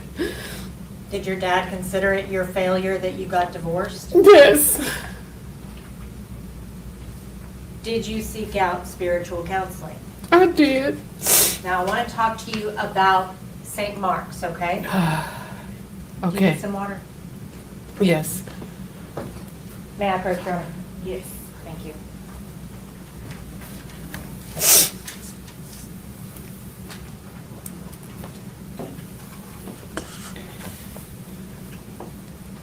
What is St. Mark's? It's the church that I attended in Little Rock, Arkansas. Is it a big church or a small church? It's a big church. Did you have any particular role within the church? Yes, I participated in evangelism, but eventually became a life group leader. How were you selected to become a life group leader? One Sunday, was talking to, just in shaking hands with some of the pastors, Pastor Perry, Brodus Perry, he had asked me, he was like, you thinking about being a life group member? And at that time, I was like, I'll consider it. And then eventually I did go ahead and sign up to become a life group leader. And this was prior to you reaching out for that spiritual counseling, right? Correct. How many members go to St. Mark's? At the time, approximately 6,000. How many people were selected to be life group leaders? In our first set of leadership training, it may have been approximately 60 to 80 of us. Okay. And were you then subdivided into groups? Yes, we were divided into cohorts. How many people were in each cohort? About 8 to 10. How many people were in your cohort? It was about 8 of us. Who was the supervisor, the supervising pastor for your cohort? Brodus was our leader. Would you consider y'all's group to have been a close group? We were very close. Did you become close with Pastor Perry through that group? I did. Is that why you reached out to him for spiritual counseling? Yes, I trusted him. Now I want to talk to you about that counseling, okay? When you approached Brodus Perry about counseling, did you explain why you wanted counseling? I did. What did you tell him? I told him that my husband and I were having some marital issues and I just needed to figure out spiritually which direction I just needed some spiritual guidance on direction. Did Pastor Perry agree to meet with you? He did. Where did y'all meet? We met at my office. Why? I didn't feel comfortable with being in the church and I wanted to be in a safe space because this was, again, something that I was not fully embracing, that I had to deal with, and I wanted to be in a space where I knew that I could be able to be vulnerable. During the first counseling session, what did you discuss? Everything that was going on within my marriage. How long was the first counseling session? It was about 2 hours. Were you emotional during that process? Yes, Were you open? I was. Did you tell him very personal, private things? I did. How long, well, at the end of that session, did you determine at that time that you were going to ask for a second session? Yes. How long until you had a second session? It was approximately 2 to 3 weeks before the next one. Did it feel good to get all of that off of your chest? Yes. Did you reach out to Brodus Perry for a second counseling session? I did. Did he say that he would come do a second counseling session? He did. When you had your second counseling session, did you ask him about any odd behavior from the first session? I did. What was that? In the first session, from the moment he walked through the door, he had his hands in his coat pocket, his jacket pocket, and he sat there the entire time during the session with his hands in his pocket. So I found that to be a little strange, but I didn't say anything in the first session. So I asked him during the section session, because he came in and he didn't have his hands in his pocket, and I was like, "What was that with you having your hands in your pockets?" And at that time, he told me it was because he was trying to maintain his professionalism. Was that the first time that you had any indication that he might be interested in you? That was the first time. Did you proceed to start with the second counseling session? We did. What happened after you started the counseling session? As I was talking and sharing, Brodus reached over and grabbed, I had a 2-arm chair, and he pulled me toward him and began to passionately kiss me. And from there, in that session, we did have sex for the first time. Were you proud of that encounter? In hindsight, no, but at that time, he was giving me everything that I had been missing for a long time. Did you know that he was married? I did. Did you know his wife? I had, at that time, I had seen her at church, but didn't know of her. You got to know her better later? Yes. How did you feel about the fact that Brodus was married? At that time, honestly, I did not think about it. I knew that we both were married, and I was engaged in what he was giving me. Had you had any attention like that in a long time? No, I hadn't. Had In you years. had any emotional attention? Not in years. Physical attention? Not like that, no. After your counseling sessions, did you end up getting divorced? That was in February, and I did end up getting divorced in December of that year. That's when it was finalized? Yes. And did Pastor Perry encourage you to get divorced?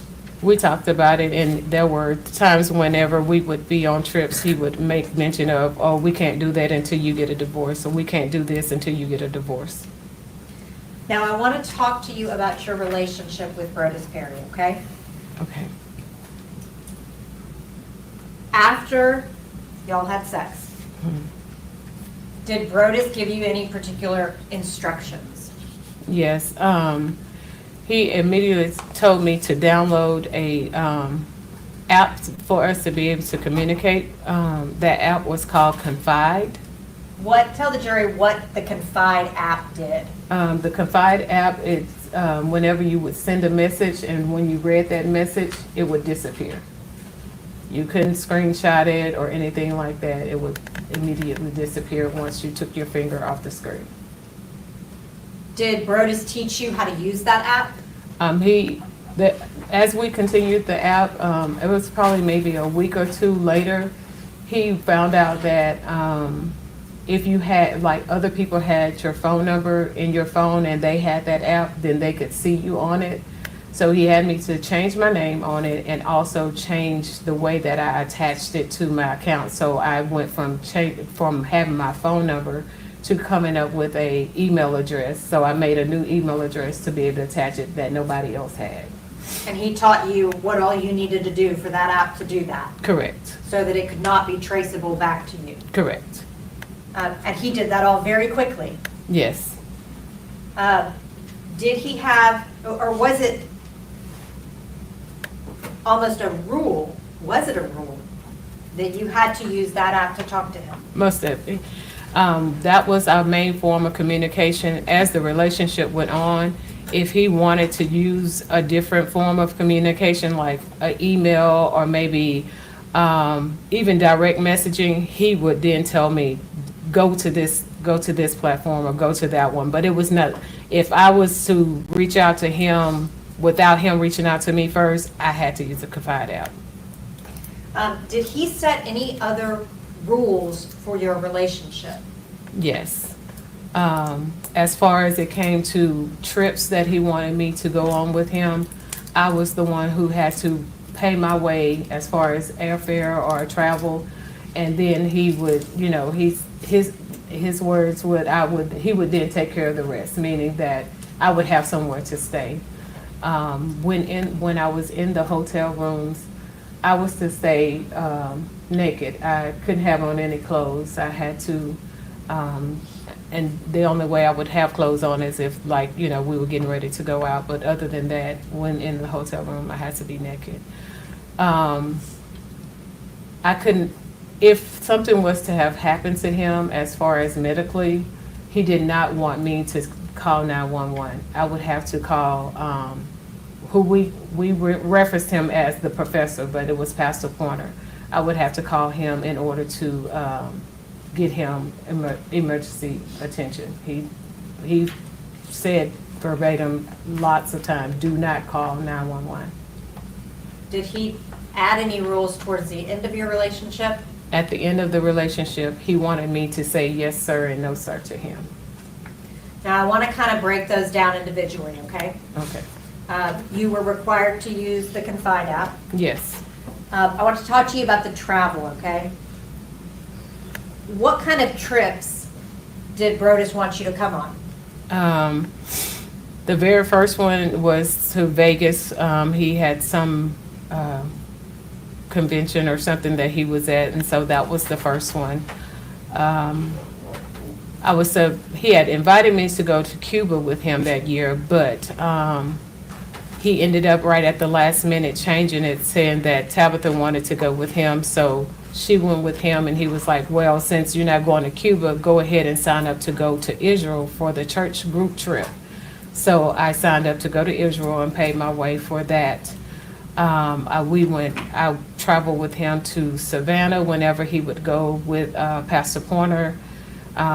Were there some trips that were for the pastors? Yes. And then other trips that were for the church group members? The only church group that trip we went on was to Israel. The rest of them would be if he was doing something on his own, I guess, speaking engagement wise, or if he was following Pastor Pointer. And then were there also personal trips? And then we had personal trips. If Brodus told you that he wanted you to go on that trip, was it expected that you would be on that trip? I was on that trip. Now I want to talk to you about the hotel room rule, okay? What would happen when Brodus would walk in and you were wearing clothing in a hotel room? Once I did it and just, I don't know if I was cold or what, but when he was like, why do you still have on clothes? And that happened, he withdrew affection from me. Like he was very cold, didn't want to be intimate until after I got undressed. But even then, it was then like a punishment I had to wait for him to decide that he was going to then give affection. Now I want to talk to you about Pastor Pointer, okay? Okay. You called him the professor? Yes. What was his position within St. Mark's? He was the lead pastor of St. Mark. Did he know about your relationship with Brodus? Yes, we hung out together a lot. Do you know, is that why Pastor Pointer was supposed to be his medical emergency contact? Correct. Now, I want to talk to you about the beginning of your relationship with Brodus, okay? How would you describe y'all's relationship at the beginning? At the beginning, it was, I'm gonna have to say, amazing. I felt beautiful. He showed me so much attention. We did all kind of things together. It was, I mean, like, even we gelled intellectually. It was a great relationship. Everything that you didn't have before? Everything I didn't have before. Even to the fact I show up at my office and he had me a dozen of roses sent to me. It was just like everything that I wanted, everything that I even shared with him that I didn't have, he was giving it to me. Did you also give him things? I did. What kind of things did Brodus like? As the relationship progressed, he got into cigars, and that was a big thing for him, to the point to where he had someone to draw him up a logo, and then I selected the name, so he became the Smoking Savant. And so the more expensive the cigar, the better for him. Then it went from cigars to bourbon, and he had to have the best of the bourbons. Did you buy him the best of the bourbons? Yes, I did. Did you buy him the best of cigars? I did. Did you buy him other things? He wanted this Toomey briefcase for work. I think it was like $400. I got him that. He was working out, and so he needed more workout clothes, and so I purchased him like $400 worth of gear in Nike gear. There was a time when he wanted to redo his closet and get some things organized, and I bought all the organization things to make sure that whatever he needed, I did it so that he could be good. Did he also expect you to do that? It got to a point to where it did become an expectation. At the beginning of your relationship, at some point, did Tabitha go to Florida? Yes, in 2017, it was around, I think, October. Brodus said that he had sent Tabitha back to Florida and that they were separated. He said that he just needed, he was feeling this urge of, he had this thing of saying that he was always wanting to be single. He never knew what it meant to be a single man. And so in that instance, he was sending her back so he could explore that to some degree. Did he indicate to you that they were separated? Yes. How long was she in Florida? At least to after Christmas. So over a month? Yes. 2 months? Yes. And during that period of time, were you staying with him a lot? Yes, I stayed probably about 3 or 4 nights with him during that time. And we also went out of the country. Now, I want to talk to you about when y'all would travel together, kind of what you would, or I'm sorry, not when you traveled together, the things that y'all would do together. Okay. Travel was one of them, right? Yes. And did you both get interested in bourbon? I did start eventually tasting them. He would always ask me to taste and try to figure out the notes or the different contents of them, but it wasn't something that I just enjoyed. What about cigars? Again, I did begin to smoke certain cigars. He picked out one that was better for me than the others that wasn't too strong. Did you go with him to cigar lounges? Yes. Everywhere we traveled, we would find cigar lounges. Did you actually pay his dues to cigar clubs? The first, I paid 2 sets of dues. The first set of dues was at Dave's and Sons, and those weren't that much. And then the second one was at a club called 1836.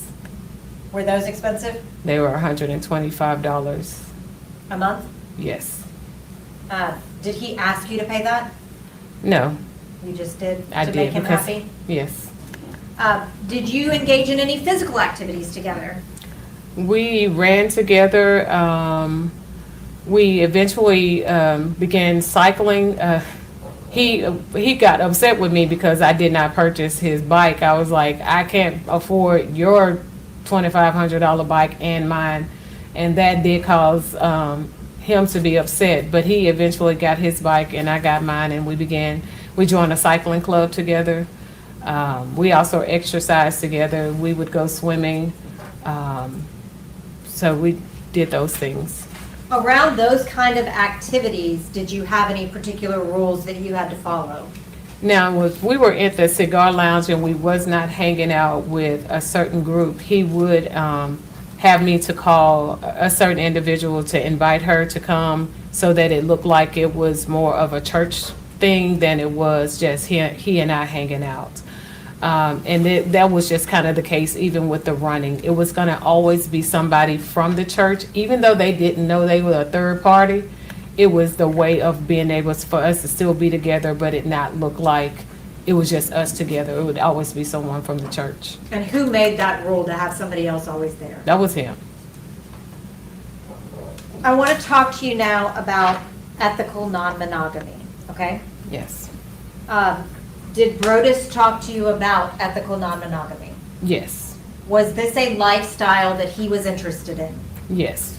Can you tell the jury what Brodus told you about ethical non-monogamy? What is it? It is where individuals are able to have multiple relationships, but everyone in the relationship must consent. Did Brodus tell you that he had talked to Tabitha about ethical non-monogamy? He did. Did he tell you that Tabitha had said she was comfortable with it, but he just hadn't told her about you yet? He said that she had given him permission to be open on his side of the marriage. So she was not allowed to be open on her side. Correct. But he told you that she had given him permission to go outside. Yes. But he had not told her about you, to your knowledge. No, not to my knowledge. Did Brodus ever give you a book to read? The Ethical Slut is the book that he wanted me to read so that I could have a more foundation and knowledge of this lifestyle that he was wanting to be in. Did you read that book? I did. Were you interested in the lifestyle espoused by that book? No, I was not. How soon into the relationship did Brodus Perry start discussing this concept of ethical non-monogamy? Actually, it started, so we were just having conversations about things in life that we wanted to do, bucket list type of things that we were curious in. And at that time, he was like, one of the things I want to do is have a threesome. And I was like, yeah, no, that's nothing I've ever thought about. But he was like, well, I've had one before, but I paid for it. And this time I want to have one where I don't have to pay for it. And so he began to speak about, the term he would use is Tabitha and I being sister wives. Didn't quite know what that meant, but as things went on, he would start to talk about me watching them have sex. And he was like, but I think she'll be on board with it, just give it time. But so this would be the dialogue. And that dialogue just continued on to where it went from watchers to now wanting to have the threesomes, and then that's when the ethical slut was introduced. And so it was just like a progression of this lifestyle that he wanted. So kind of breaking that down, how far into the relationship did he start discuss wanting a watcher with you? It was pretty early on. I would have to say it was before they took their trip to Cuba, which was around his birthday in May, that he began to talk. He was talking about the watcher. So that was 3 months. Was that a different trip than the birthday trip that he took where he had the threesome? Yes, that was a different trip. Okay. Did the threesome birthday trip happen while y'all were together or before? It happened while we were together. Did you know that he was going to do that? The threesome trip in Cuba? No, when he went and paid for the threesome. Oh, that was well before I knew him. Okay. At any point, did you watch him and Tabitha have sex? No, Was Tabitha ever invited to watch you and Brodus have sex? no, Were you comfortable with the concept of a watcher? no, Was Brodus persistent about a watcher? very much so. Explain that for me. Everywhere we went, he would even text me and say, "Hey, you need to find us a watcher. Find us a watcher." And so I got to the point I was like, if I can find somebody, hopefully I can get him to stop. So I asked a friend of mine if she would do it for us, and she was like, "If I do, we're taking it to our grave." He had me to tell her to download Confide, and we were able to dialogue three-way, and the things that he was asking her to do, she just backed out. Did that whole thing make you very uncomfortable? Very much so. Why were you willing to even entertain it? I wanted to make him happy. So now I want to talk to you about Brodus wanting to expand the ethical non-monogamy. Well, I guess first, was he actually engaging in ethical non-monogamy? No, Tabitha had no idea any of this was going on, right? no, As far as you knew, she knew that that's what he wanted, but he hadn't told her. as far as I knew, correct. And you've heard differently from even that here. Yes, Did Brodus ask you about expanding the relationship beyond you? he did. When he asked you about that, how did you respond? I told him I didn't want to. Did he tell you, well, my wife's on board with it, so why isn't my girlfriend? That's exactly what he said. Did that cause problems between you and Brodus? At first, no, but as it continued to go on, it did. Especially after he joined like this, he called it a book club, but they met on Marco Polo talking about the book, The Ethical Slut. And so the more that he engaged in that, it became to where it was, because he was more like, why are you not on board with this? And I'm like, why would I be? Like, it doesn't make sense, because we A life with Brodus Perry? I wanted what we had at that time, yes. And y'all saw each other frequently, right? We saw each other just about every day. I would cook for him, and so he would come to my office to eat lunch. If he didn't come to the office, I would drop it off for him. But it got to the point to where he knew my code to my office, so he would just come in. He knew where to get his lunch, warm it up, and if I had a session, of course, he would wait out in his vehicle, but other than that, he would come in and we would sit there and have lunch every day. How did Brodus react when you told him that you were not open to expanding to allow him to have more girlfriends? He was emotionally distant. Like, well, he would just he would tell me, well, you need to go and find someone. And I'd be like, I don't want anyone but you. And so he knew that would play on like my insecurities. So one time when he said, you need to go out and find someone, I said, well, what if I do? And he said, well, then we won't be together. So he knew that was going to get to me because I wanted to be with him. I enjoyed our time together when we did have it. And so he used the emotional part, the affection. He would give it to me, withdraw it if I wasn't really complying with what he wanted. Since all of this has happened, have you had time to really retrospectively consider your relationship with Brodus? Yes. I want to talk to you, we'll get back to that. I want to talk to you about that Marco Polo group, okay? Okay.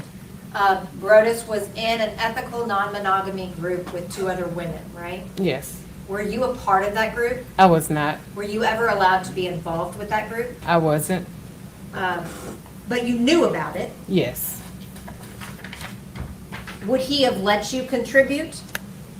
That was the first time that of any activity that he done that he didn't even invite me to do.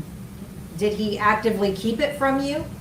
I would say so, because with any other thing he did, even to joining like a bourbon society, like we had memberships to a lot of things together, but that was one thing that he did not invite me to. I want to talk to you about when Brodus and Tabitha Perry moved to Memphis, okay? Okay. Mississippi Boulevard reached out to Brodus, right? To my knowledge, according to him, the pastor from Mississippi Boulevard reached out to Pastor Pointer, and then Pastor Pointer shared that with Brodus. Had Brodus, to your knowledge, had any issues at St. Mark's? Yes, he would tell me a lot about conflict that he was having with some of his coworkers. And then there was one instance where, according to him, he had misuse of a credit card. Your Honor, this is going to the context of their relationship, just giving background on, this is going to her buying things, paying for things. This is a debt that she repaid for him, and that's what it's going into.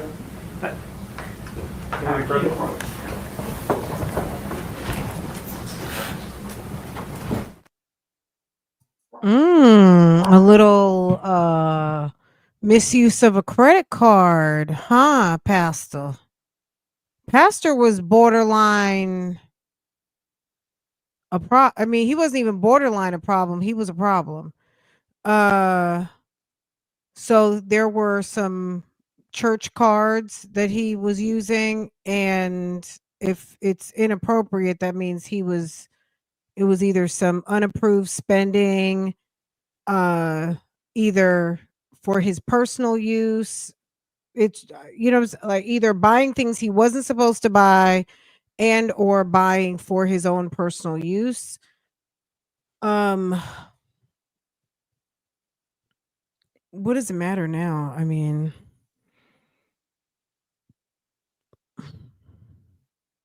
you guys tell me, I don't hear anything that is still justifying pow pow and pew pew. Killing, even though Pastor was a straight up freak, I'm still not hearing anything that's okay to shoot the wife. I'm going to rephrase my question a little bit, okay? At some point, did a situation arise where you had to pay back money to the church for Brodus? Yes. How much was that? The debt was $2,500, but I ended up getting him $2,300, and he got very upset with me about it. Why did he get upset with you about it? Because he wanted me to do the full price. And that was not your debt, right? No. So, did Brodus talk to you when this other church reached out to him? He did. Did he discuss with you whether or not he should accept it? Yes. What did you tell him? I told him I thought it was a great opportunity for him. Why? Because of the things that was being shared to me, that some things he was dealing with within the employment at St. Mark. I thought that would be a great thing for him. So he sent me his resume, told me to change it to performance-based, and I did that, and he went to the interview. Is Mississippi Boulevard a prestigious church? To my knowledge. And you're not from here, right? No. You've never lived in Memphis? I have not. Did he eventually, to your knowledge, accept that position at Mississippi Boulevard? Yes. Did the church have a going away party for Brodus and Tabitha Perry? I planned a going away party. Actually, he had two. He had one at the Cigar Lounge and then one for the church. Who planned the party at the Cigar Lounge? I did. Who planned the party at the church? I did. Who paid for the majority of the gifts? I did. And then he gave me a backstory on how to be able to elicit money from the other members of the church so that he could have a certain amount of money for when he left. What do you mean? Like it was, hey, reach out to the life groups and tell them, I'm going away and we're going to do monetary gifts. So that's what I did. Did he get monetary gifts from that? He did. Before Brodus left, did he give you his new address in Memphis? Yes. Now I want to talk to you about after they moved, okay? Okay. Did your relationship with Brodus Perry continue after he moved to Memphis? Yes. Would Brodus come back to Little Rock? He would. Do you know why he would come? Why he would come back? Yes. The main reason why he would come back is because of his orthodontics appointments. And then also he was building up a business and a consulting business, and he was beginning to he had one client that he was coming back to begin to do some consulting with. What would happen when he came in town between the two of y'all? We would meet up at the hotel and hang out. I want to, and was that he would come in town and he would contact you? Yes. And y'all would get together? Yes. Now I want to talk to you.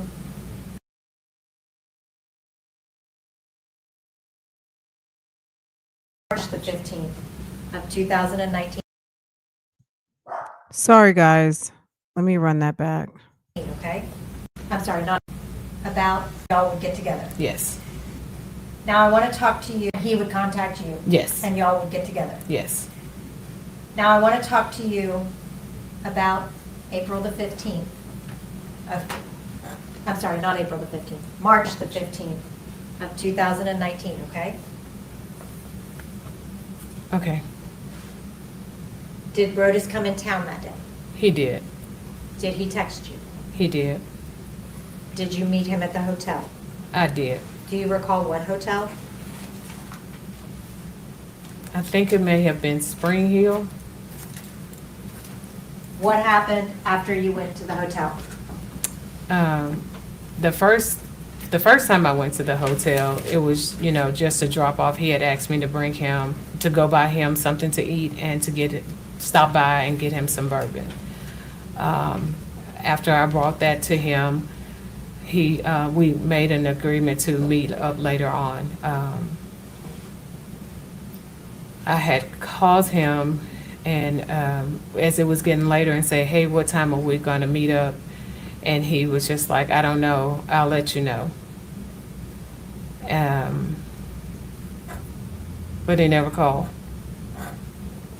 So I was at home and I was like, I'm just gonna break up with him. Like I'm not gonna do this treatment. Like no. I went to the lounge. I still had some gifts to give him and he was coming out and I said, unlock your car, and I started putting the gifts in. Well, once he got closer to me, he just hugged me and gave me the key to the room and was like, go to the room. So I was like, okay, and I did. Once he hugged you, was it all better? It was. Is that kind of how it went with Brodus? Yes. So tell me about what happened after that. That was one of the times that I still had my clothes on. So of course, when he got in there, he's like, why you still got clothes on? And I was like, oh, I'm sorry. I'm sorry. I got undressed. I did tell him, I said, I was coming to break up with you because of the way you're treating me. And he laughed it off and was like, well, why didn't you? And I was like, because I really do love you. He came over to the bed, started tickling me. We laughed it off. And then as we began to engage in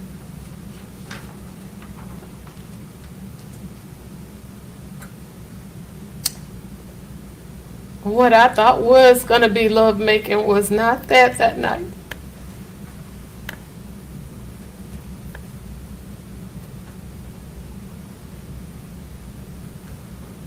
Can you tell me what happened?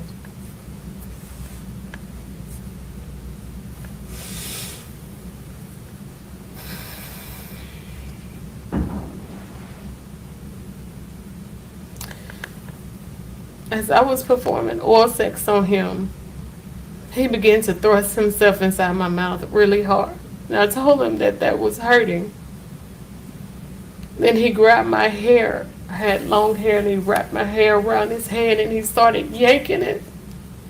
And when he wasn't thrusting himself in my mouth, he was pulling my hair really hard. And with his other hand, he would just hit me and hit me and hit me. And I was like, it's hurting. And he was like, you better not bite me. You better not bite me. And then after that, we had sex, and it was just rough, and it was hard, and it was just not what I was used to. And then once we finished, something he never ever does was he rolled over and just gave me the cold shoulder, and I was like, you're not gonna hold me? And he was like, no, and just went to sleep. How did that make you feel? I felt so used.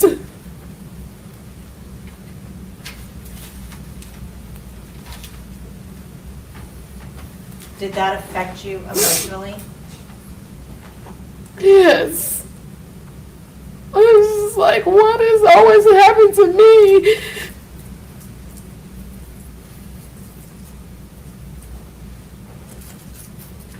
Did you decide anything when you were in that emotional state? Well, that particular night, I just was, that morning, we stayed the night together, and that morning he got up and he left. He was getting dressed, and I was like, where are you going? Like, we always shower together. And he was like, and I was like, where are you going with still smelling like me? And he was like, none of your business. I was like, since when did you not tell me your schedule? And he left. Well, he was getting ready to leave. So I got up and I got dressed. And as I got dressed, I grabbed the key card for the room off the thing. And he laughed it off, and I left. And later on, I texted and said, hey, are we meeting up again? And he was like, I'll let you know.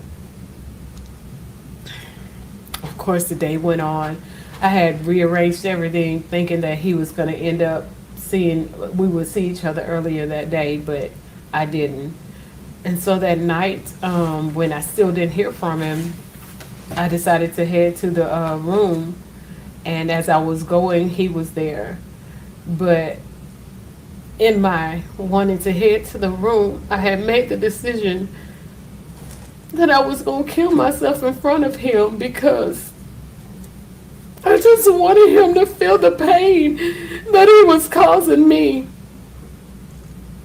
So when we got in the room, he was already in there by the time I parked and got in. And I pulled out my gun and I told him, you're about to feel the same pain that you've been giving me. Did you ever threaten him? No. Did you threaten yourself? I told him I was going to kill myself. What did he do? He began to tell me no, and he kept saying that he loved me and that we can fix it. And I was just like, no, you're treating me so bad. And he was just like, that's not, I love you, I love you. And eventually he talked me into putting the gun on the counter and coming over and sitting and talking to him.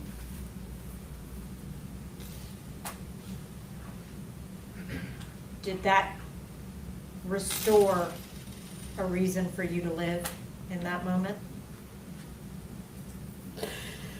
It did. Was this the first time that you had gotten to the point of hopelessness, that you felt like you needed to kill yourself? Not in a relationship, no. Have you struggled for a long time with depression and suicidal ideations? Yes. After Brodus convinced you to put down the gun, did he take the gun away from you? No. Did he take the gun from the counter? It wasn't until I got ready to leave when I went back to try to get it, and then he pushed me out of the way and he got it. He didn't want you to be able to leave with the gun? No. And Was he worried what you would do with it? Yes, but he made me promise to meet him the next morning at the lounge. Do you know where he put the gun? At that time, I did not. But he kept it from you, right? Yes, And you later found out that he had placed it in a locker at the cigar lounge? yes. After that happened, did you realize that you needed a little bit of time? Yes. What did you do? I made a plan to go and be with my friend. She is a therapist, but I just needed to get away, and she had an extra room. And so I just told her that I needed her to watch me and to just be there if I needed her. And Was she in Little Rock? she lived in Pine Bluff, Arkansas. So how far away from Little Rock? About a 45-minute drive. Is she someone that you also worked with? Yes. At that point in time, were you pretty desperate for? Yes, I even was gonna go and be with another friend of mine who was a clinician, but she lived in St. Louis. But she then, by the time it was for me to leave one friend to go to her, was then going through some marital issues herself, so I decided not to go to her house. During the time that you stayed with your friend, were you speaking with Brodus? Very limited. When you got back to Little Rock, did you resume speaking with Brodus? I did. Were y'all still together at that point? Yes. I want to talk to you about April the 4th, 2019, okay? Yes. Can you tell me about the text that you got on April the 4th? I had sent our regular good morning text. I didn't hear anything from him that morning. And then later in the afternoon, I seen what he had responded. And so I opened it up.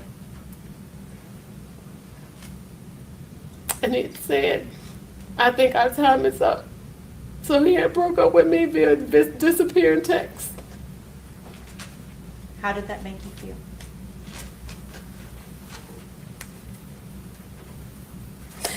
I felt so used and worthless, and I just felt like trash. Like, who does that to somebody who they say that they love? You're a man of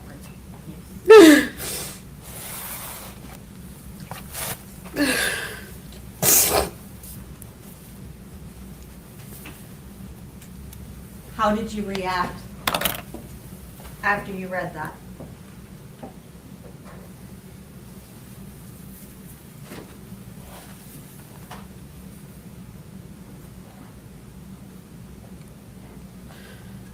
I wrote a suicide note to my family, because I was just like, I'm tired of the pain, I'm tired of it all, and I just wanted the pain to end.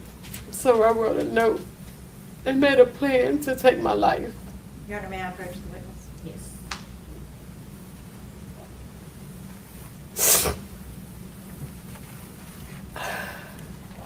Latasha, do you recognize that? Yes. What is that? This is the note that I wrote to my family. Your Honor, I'd ask that that be made the next numbered exhibit. In objection. Objection, Your Honor, should be 22. Who showed the suicide letter is exhibit 22.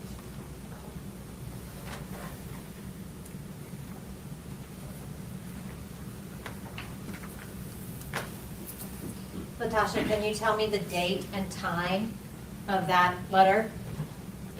April 4th, 2019 at 3:14 p.m. Can you read that letter to the jury?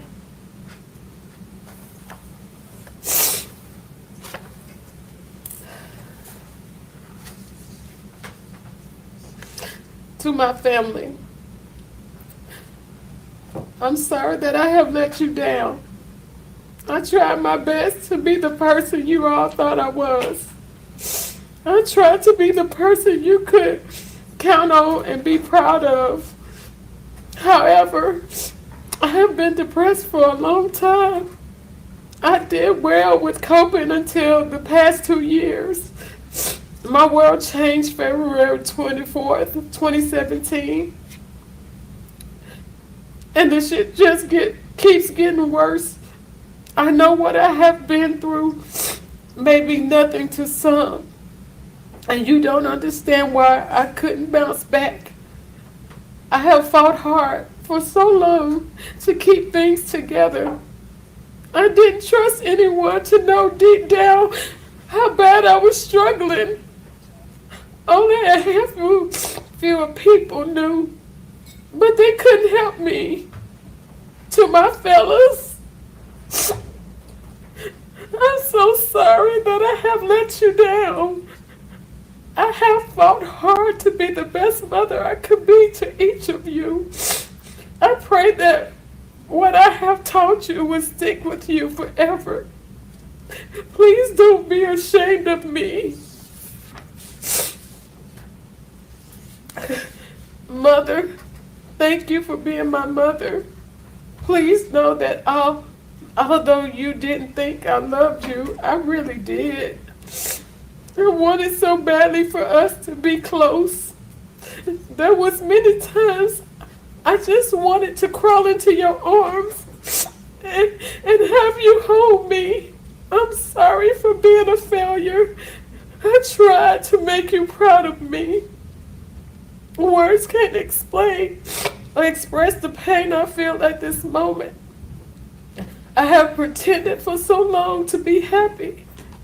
I have tried to work through the pain and begin to heal, but just as my life would have it, yet another loss appears to remind me just how much of a failure I am. I don't have any insurance and I don't have any money, so please just have me cremated and don't worry about a service. I don't want to be a burden. I'm sorry for letting all you down. I love you all so much, and I wish I could live myself as much as I wish I could love myself as much as I love you all. Please take care of my fellas and always remind them of my love for them. I'm not being selfish. I just don't know how. I don't know. Okay, I don't know. This got out of hand, but it says, "I'm sorry for letting all of you down, and I love you all so much. I wish I could love myself as much as I love you all.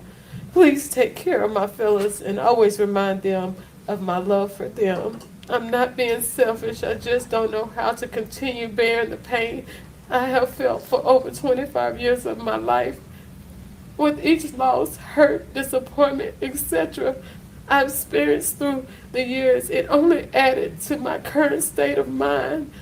I thought I could continue to push through and be strong, the strong Tasha everyone know, but I can't. I'm weak, and I have been for over the past year and a half. I thought I would bounce back. I prayed consistently, but I guess God no longer hears my prayers since I wasn't doing His will. I'm not perfect. I've messed up so many times in my life. The thing I wanted to be the most successful in, I messed up not once but twice. Well, really 3 times. I will leave that for you all to find in my journal.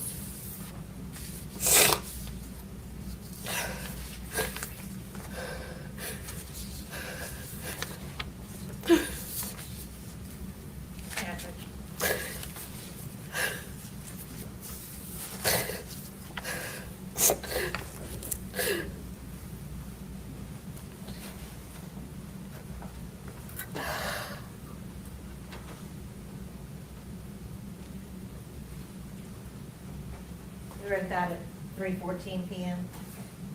Yes. Where did you leave that? I left it in my phone because I knew my little sister would find it because she helped me with my appointments. And that's the phone she used for making my appointments. Did you leave it for her to find? Yes. What did you do after you wrote that note? I drove to Sherwood to go purchase a gun Why did you go purchase a gun? because I didn't have my other one. What was the purpose of the gun? I wanted to end my life, and I felt like that was going to be the best way to do it. When you went to that store, were you buying a gun to kill yourself, or were you buying a gun to kill someone else? I was buying a gun to kill myself. I had a whole plan. What was your plan? I didn't want to do it at my house because my son lived with me. So I decided, as I was just thinking about all the pain, to go to this park in Jacksonville, Arkansas. How far away from Little Rock was that park? Jacksonville might be about a 20-minute drive from my home. And the reason why I chose that was because that's where Brodus was. He wasn't from Jacksonville, Arkansas, but the Jacksonville part of it was attached to him. And the name of the park was Johnson Park, which was attached to my second ex-husband. And then Ray Road, my daddy's middle name was Ray, so I just associated with all the pain from the men in my life, and so that's where I was gonna go. How did you go there? I was gonna drive in my car. It's from my home. It would have been straight down 440. Is that an interstate? Yes. What happened while you were driving to Johnson Park? As I was driving, I saw the Memphis exit, and so then I was like, "Go talk to him, Tasha. Just go let him see you. Go see why." And that's what I did. I just drove so I can see him face to face and hope that I can get something from him besides the fact that he broke up with me with a disappearing text. And as I was driving, he did text me, and as he was telling me that he still loved me. So I was trying to just figure out what was going on. What did you do after you saw the Memphis exit? I took it and I drove to Memphis. Where did you go? I went down to where I knew he would possibly be, which was a lounge. I guess it's in the downtown Memphis area called The Pocket. At the time, I think it was a fairly new lounge that he, when he got employment at Mississippi Boulevard, one of the members there had told him about. Did you go to the Pocket because Brodus told you he goes to the Pocket on Thursdays? Yes. Do you remember what time you arrived? I don't. I just know it was dark, and I know that I circled around for approximately 30 minutes trying to find a parking spot because I didn't know that you couldn't like park on the street. That everything down there was paid. Yeah. Just to back up for a second, when you went to the gun store to buy the gun to kill yourself, what did you take with you? Just my license and my debit card. Where was your purse? I guess I had left it at home. Did you bring just necessities with you to the gun store? Yes. And you left the gun store right after you finished purchasing the gun, right? Yes. How did you select the gun? I went with what was the cheapest that was on. They have a wall that has all the guns, the names, and the prices, and I just chose the cheapest one. How did you select ammunition? Whatever the guy told me to get, I got it. Because I was about to walk out the store till he was like, "Do you need do you need ammunition? I was like, oh, yeah. And so he told me whatever he recommended, I was like, yes. And did you see on the video where he was showing you different types of ammunition? Yes. Is that what he was saying? Right. And I so told, you couldn't hear, but I was like, I don't know. Just whatever you tell me. When you left the gun store, what did you do with the gun? I think it was still in the bag. I went home because I did wanted to leave my son something. So I had stopped at the ATM and got out whatever money I could get. And so when I got home, I put that in his room. And then I changed clothes and I dumped some bullets out on the bed and just grabbed a handful of them and took the gun and left the house. What did you do with the handful of bullets in the gun? Once I got in my car, because I was trying to hurry up and leave because I didn't want him to come home while I was there, I loaded the gun in my car. And once whatever was left over, I put everything into my coat pocket that was sitting in the passenger seat. Now, when you parked downtown, where did you go? I started walking in the direction which I knew the lounge was. And once I got on the street, I started walking up the street and I actually saw Brodus coming out of the lounge and I walked past him. Were there any rules in your relationship regarding how to behave when you saw him in public? Yes, I was not to approach him because I never knew who he may have in his company. So I was not to approach him, but if he acknowledged me, then I could have, talk to him. Did you come within his sight? Yes. Did he acknowledge you? Yes. You actually walked right. I walked past him, and so he said, "So you're just gonna walk past me and not say anything?" At that point in time, did y'all engage in a conversation? Yes. After you talked with Brodus, what did y'all figure out? Well, we decided that because his thing was I still wasn't wanted to be on board with him and this non-monogamy and have been able to see other women. So we came to I told him, well, we still haven't told Tab. You've always said something about telling Tab, so we haven't told Tabitha. And he said, okay, we'll tell Tabitha. He told me to go to the apartment and just talk to her about tennis until he got there, and that once he was there, we would tell her. He had to go to his boss house to drop off something. And so he gave me a backstory as to what to tell her if she asked me while I was in town, and we left. But before leaving, we came to the resolve that once we told Tabitha about the relationship, we had a trip that was planned to go. We was going to Kentucky. If she said yes, then that would be a new start, a fresh start. But if she said no, then that would be the trip that we would end.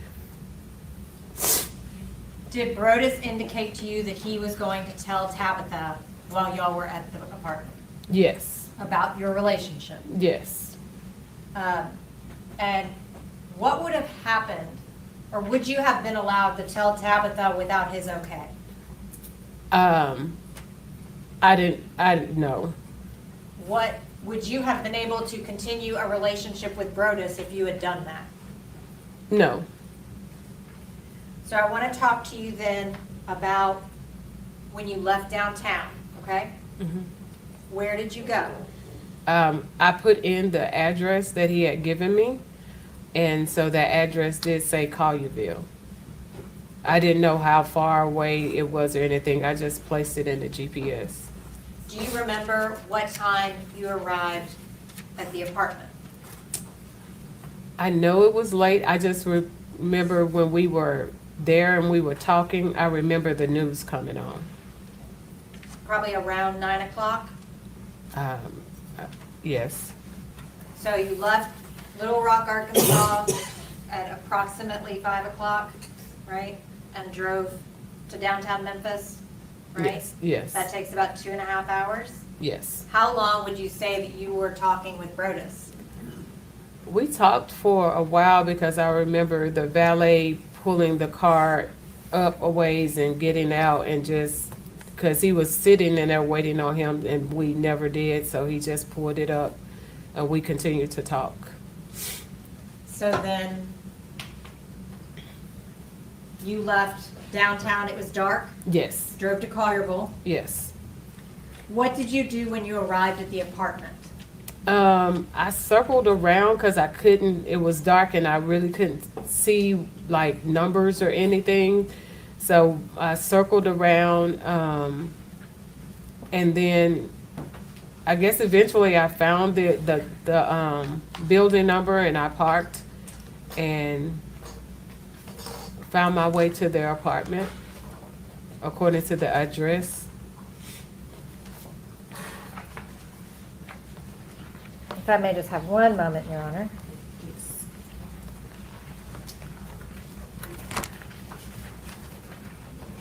This is part of Exhibit 12.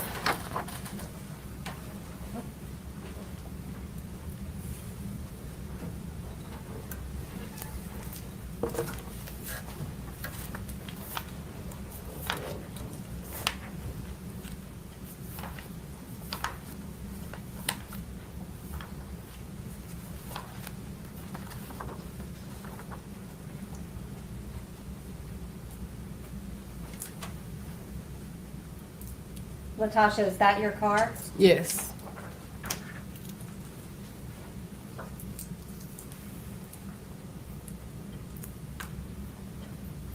Is this also a photograph of your vehicle? Yes. Which vehicle is yours in that picture? The silver one?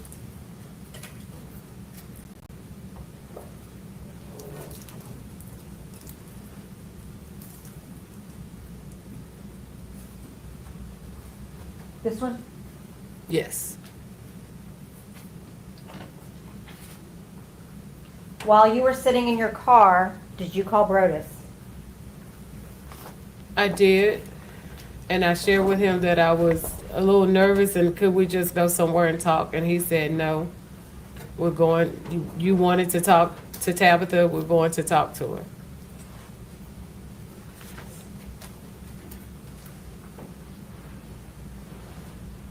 Did he answer every time that you called him?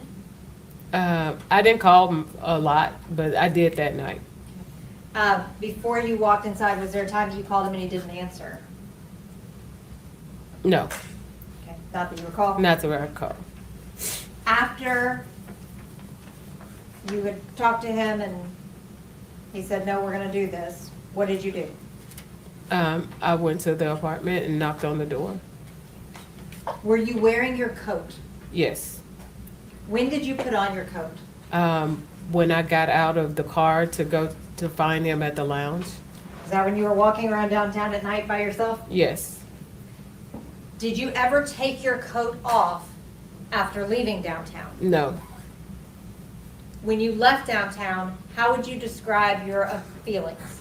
I was a little hopeful. I was like, okay, maybe, we can get some resolve. We can get back to normal. And so that's what I was focused on. And when he insisted on telling Tabitha, did you get even more hope? Yes. So what did you do? Did you get out of your car?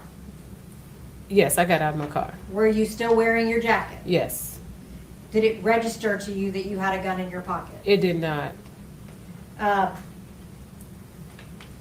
Did you go to the apartment? I did. What did you do when you got to the door? I knocked on the door.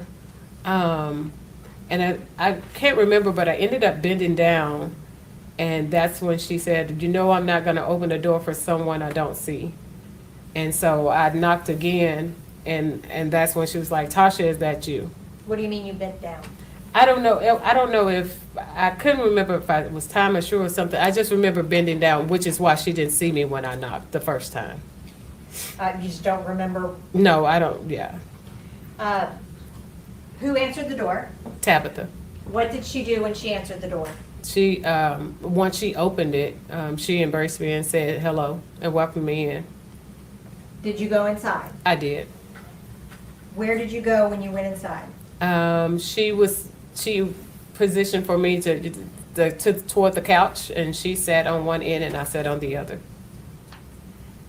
And that would be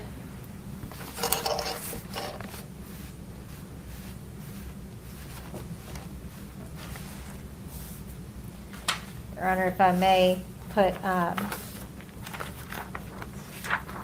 this is part of the cumulative exhibit. Is this the couch that you're referring to? Yes. And you were seated on this side? I was. And Tabitha was seated on this side? Yes. Did you talk to Tabitha? Yes, we talked. We talked about tennis, but right before we kind of got into the tennis talk, she had made a phone call to Brodus. And what did she say to him? She told him, she asked how long it was going to be before he got there. And then she told him she had a surprise for him. When Tabitha let you into the apartment, did she close the door behind you?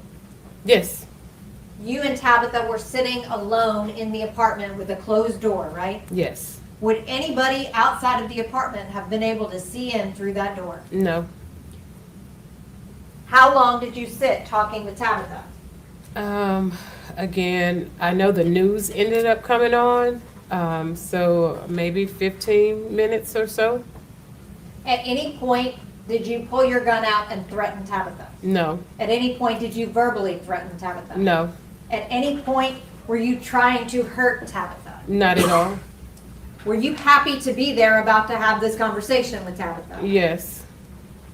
Was Brodus there yet? No.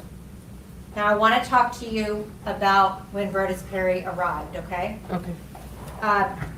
When he walked in the door, could you see him? Yes. Can you describe his demeanor when he saw you? When he came in, he didn't look surprised or anything, which is what I thought he would do since he knew I was going to be there. But he was just like, I think Tab was like, surprise. And he was like, this is not a surprise. I thought you had some keto cookies for me. And from there, he was like, what are you doing here? And then I went with the story again that I was in town for a conference. And we just kind of started engaging in small talk. He came and sat beside me. And then after about a minute or so, was like, would you like a pour? What is a pour? A pour is some bourbon. Did you accept the pour of bourbon? I did. Where was Brodus seated? He was approximately a foot or two from me. I'm putting back up from the cumulative exhibit. That blue chair? This blue chair right Yes. here? And you were seated here? Yes. And Tabitha was still seated here? Yes. After you accepted the pour of bourbon from him, did he make any comments about you drinking? He came back and sat down, and as we were talking, he would make references to me drinking and would say, well, I think you're going to have to stay the night. So I'm thinking, okay, well, this is about to get into this conversation. But he never would give me eye contact. But he would continue to make, it's like, we have to clean out the bed in there because it has a lot of clothes on it. And, but I'm still looking at him to see where you going with this. But he never did lead into the conversation. He actually started asking me questions like, so where are you staying in Memphis? And I'm like, that wasn't part of what you told me you was gonna say. So I don't know Memphis. He knows I didn't know Memphis. And so I didn't know what to say. I finally said an Airbnb. And then Tabitha was like, where? And I was like, downtown. And then that conversation ended. And And he continued to say something about me staying the night, but never going into the conversation of what we were supposed to be talking about. Had you ever been into that apartment before? No. On April the 4th, when you were there, what part of the apartment did you go into? I walked through the front door, which led into a small little hallway and right into their kitchen area. And then into the living And room? then into, yes. Did you go into any bedroom? No.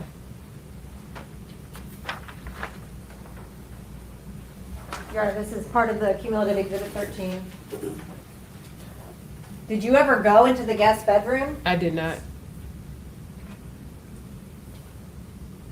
What is all over the bed in the guest bedroom? Clothes? Had you seen that? No. But those are the clothes Brodus was talking about? Yes. When he was talking about clearing off the bed and you sleeping over, did you think that was his jumping off point to talk to Tabitha? I thought so. How were you feeling at that point? Very nervous. Were you also excited? I think I was more nervous because I just didn't know which way it was going to go, but hopeful. At some point, you lost hope. Yes. And you said you were going to leave. Yes. Why did you decide to leave? I saw that it wasn't going anywhere. Like I said, he was not giving me eye contact. So I knew, or I felt like he had changed his mind. And I just didn't want to keep sitting there feeling, at that point, stupid. What happened after you said you were going to leave? Tabitha got up, he got up, and so she began to tell me about watching for the police, you know, because I had been drinking. Had you drank a lot? No, not at all. But she still was just letting me know. And she began to walk toward the door. And I asked him, would he walk me out? He said no. And I said, why not, sir? That's Southern hospitality for you to walk a woman outside when it's dark. Because I wanted to just get him to see, like, what happened. Why didn't you follow through? But he refused to walk me out. So Tabitha opened the door and was walking out. I was still trying to get him to walk me out. And as I reached into my pockets to get my keys, I remember being outside the door, and then the next thing I was standing in their kitchen. Do you deny that you shot Brodus Perry? I do not. Do you deny that you shot Tabitha? I don't, but I know it wasn't intentional. Did you mean to shoot Tabitha? No, I wasn't trying to hurt anybody. When you went to that apartment that day, did you intend to use your gun on either Brodus or Tabitha? No. When you went there, what was your purpose in going there? Thinking that I was going to get some kind of ending to the relationship. And what do you mean? Like, okay, of course, after I got to, you know, talking to him at the lounge, we had a plan. It was either going to be a start or an ending, but it was something that I could see, like I knew it wasn't just a disappearing text, but it's still, I love you, you know. So I went to the apartment, I guess, for lack of a better word, to get some resolve. Did you have hope, given that Tabitha was open to the open marriage? I was nervous about that because, like I said, he had told me she had these rules about not nobody that you know and things like that. So I'm like, she knows me. So I don't know what that was gonna be like. I didn't even think about anything beyond that. As far as Tabitha goes, this is a person that you became friendly with, right? Correct. How did you balance that with having an affair with her husband? It was very hard. She, like, we started off, she had approached me to invite me to lunch. It came out of nowhere, and I didn't know like what was really going on, because by this time, Brodus had been talking about us being sister wives, and so when she asked me, I was a little confused because I'm like, okay, has he talked to her about it? But she never said anything about our relationship. Even when we began to play tennis, it was her who initiated it, so it was uncomfortable for me, but we were friendly. And it was hard, but I still did it because I wasn't going to tell her because I love Brodus. When Brodus told you that he wouldn't walk you outside, he said, Tab will do it. How did that make you feel? Rejected, unworthy, stupid. I was so stupid. And it hurt so bad. Were you angry or were you hurt? I was hurt.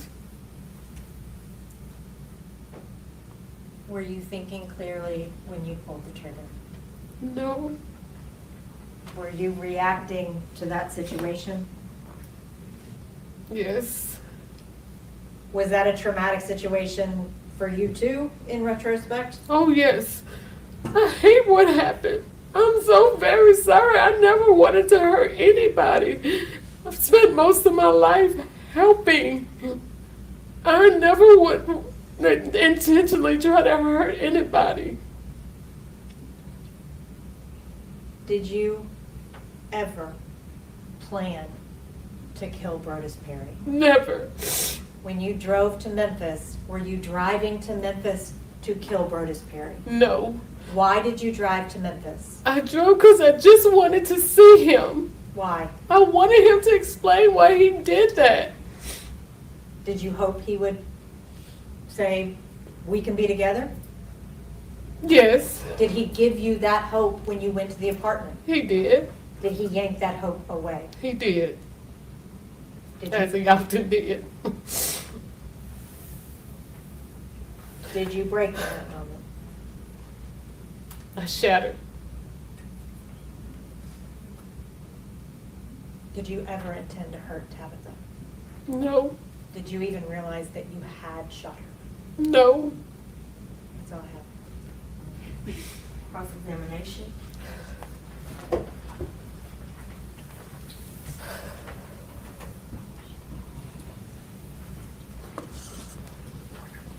Ms. Daniels, I'm going to take you back to April 4th, 2019 at around 4 o'clock. You remember yesterday when we introduced that surveillance footage of you at the gun store, right? Yes. Yes. And you know that that was you in the gun store. That was me. And you purchased a gun that day. I did. And you also purchased ammunition that day. I did. And when you went to that gun store, you brought your state-issued ID, correct? Yes. And you brought your credit card, correct? I did. And once you left with that gun and the ammunition, you didn't go to Jacksonville, did you? No. You drove to Memphis. No. I drove home. But you eventually ended up in Memphis, did you not? That is correct. And you chose to go see Brodus Perry, correct? Yes, I chose to go see him. A man that you chose to be involved with.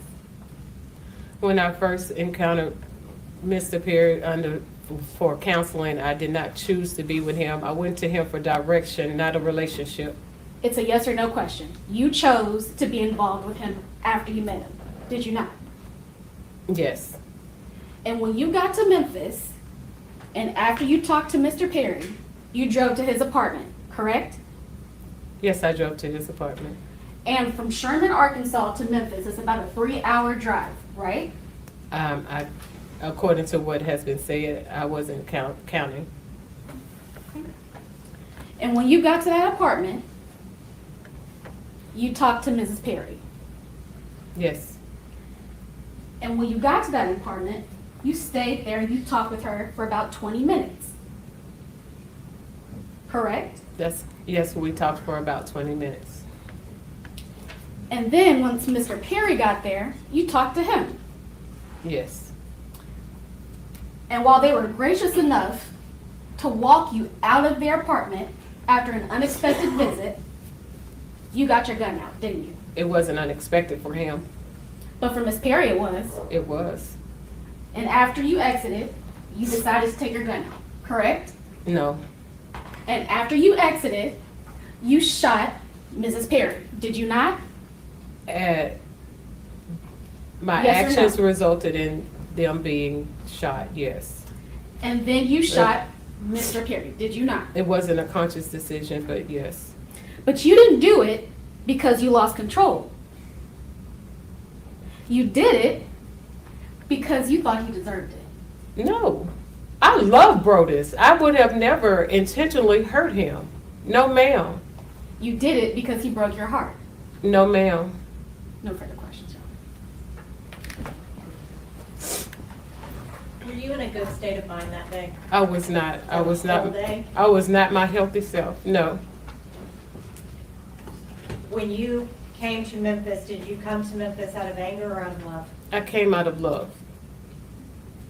Did Brodus expect you to be there when he walked in? Yes.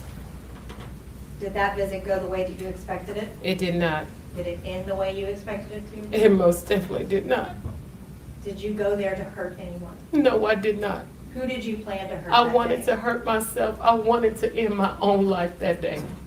That's it, and that's all.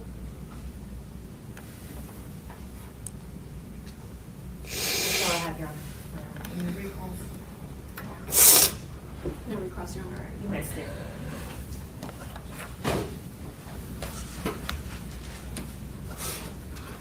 You may call your next witness. Your Honor, may we approach? Yes.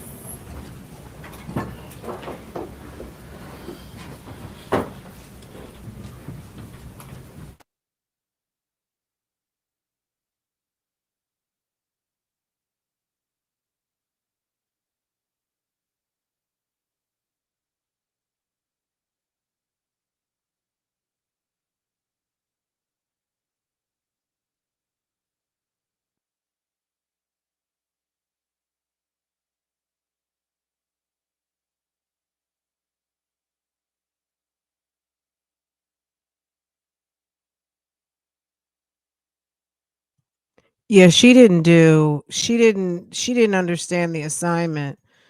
I think her lawyer, I mean, she did what she could do, but there's really, oh, yeah, there is no sound. They're at a sidebar. Yeah, she didn't. It's a sidebar, hun.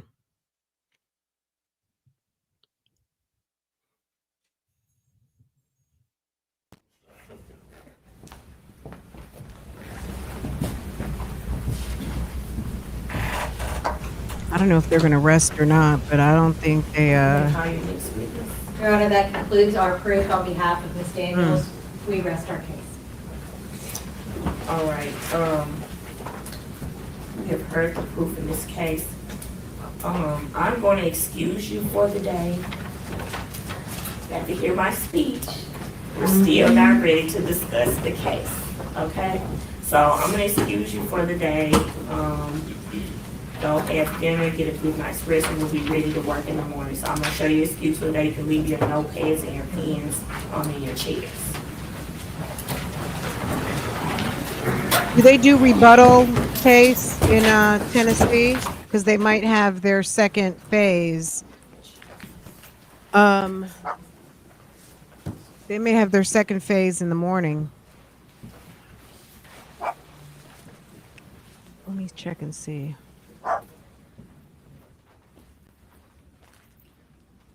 I guess we're going to find out. Let's see what the judge says.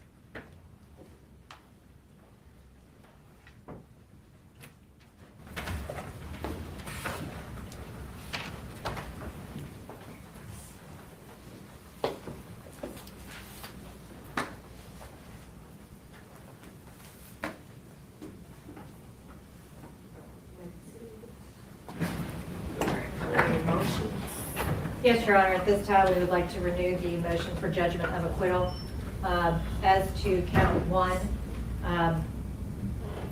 we would submit that there has been no evidence of premeditation, most certainly no evidence of cool and calm reflection and judgment, and ask the court if you let this proceed to the jury that it not proceed past a second degree.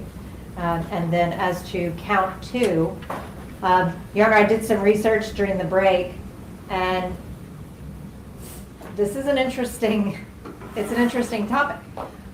So what we have here is we have one count of first degree versus Brodus Perry, one count of criminal attempt first degree versus Tabitha Perry. State v. Millen addresses the issue where if yes, Your Honor, I do. Except my computer shut down while I was talking.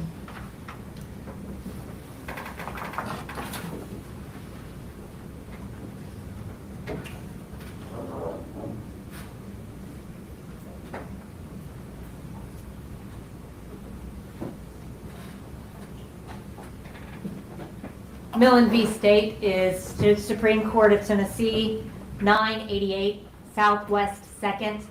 Say it again. 988 Southwest 2nd, 164. And what this case dealt with was a person attempting to kill person A and instead killing person B. Person A was fine.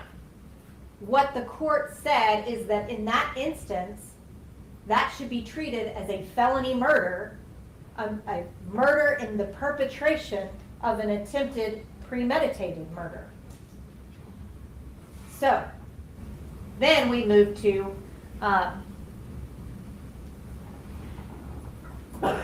Kimbrough v. State, which I will have to pull up the site on,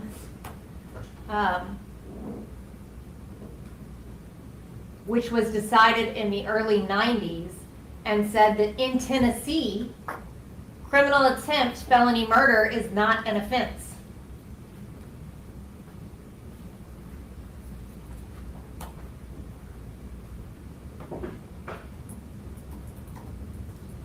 So what we have here is an allegation of attempted premeditated murder, where that person was in fact died, and then an attempted murder during that allegation of an attempted murder during that premeditated murder, which, if Miss Perry had died, would have been a felony murder. Except attempted felony murder is not an offense in Tennessee. So unless there was, I think that those two cases together preclude transferred intent for that criminal attempt first when the person that was intended to be shot was. It is a very unique and interesting interplay of the law, and it's. But I do think that we absolutely have no evidence that Ms. Daniels was attempting to even shoot Tabitha Perry, much less kill her. The evidence that Tabitha Archie provided, she told police that she did not even think that Ms. Daniels was trying to shoot her. So, Your Honor, I would submit, again, as to Ms. Tabitha Perry, that it is more appropriately a reckless endangerment. And I'm still working on that site for Kimbrough.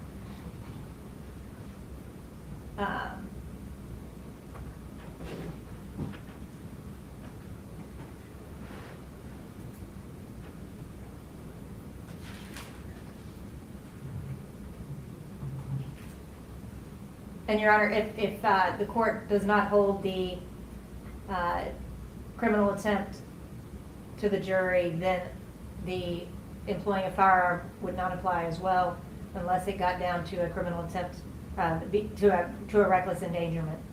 But again, I don't think that the necessary mens rea for criminal attempt first-degree murder has been established, and I don't think that the transferred intent is appropriate in that context. That case, I understand it probably does not preclude transferred intent, and that's a doctrine that's well established. She was trying to kill somebody else and hit somebody else, and that's transferred intent. It's like, as I said before, it's in the jury charge. There's absolutely proof of premeditation on the first degree murder, at least taken in a light most favorable to the state. She went to Arkansas, bought a gun, drove 3 hours, showed up at his house and shot and killed him. So again, I think they're jury questions, and ask the court to overrule the motion. Okay. I'm gonna have to look at those cases. I'll give you a ruling on that in the morning on those last two, cause I'm gonna have to read those and you give me that cite for Kimbrough v. State. But I can go ahead and rule on the first degree murder. And the standard again is that after viewing the evidence in a light most favorable to the prosecution, any rational trier fact could find beyond a reasonable doubt that the defendant is guilty of the offense. And based on the court's previous ruling and even hearing the additional proof presented by the defense, it's simply a jury question as to what her state of mind is. And so I think at this point there's enough evidence for this matter to proceed to the trial on the first degree murder charge.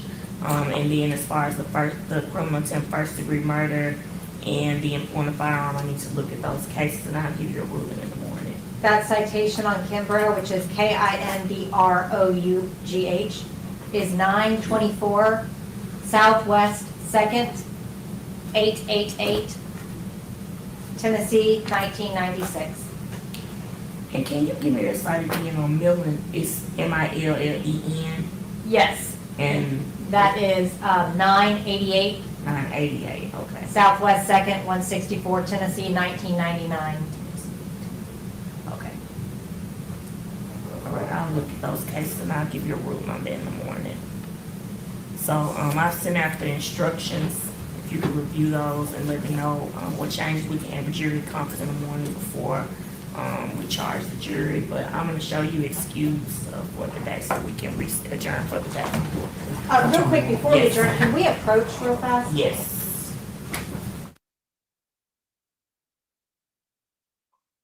Okay, you guys. All right, let's talk about this really quick. So here I went to Shelby County. Let me make sure hold on before I scroll. Hold up. Well, let me go back here. It's on, they're at sidebar, so they're probably getting ready to cut the feed in a second. I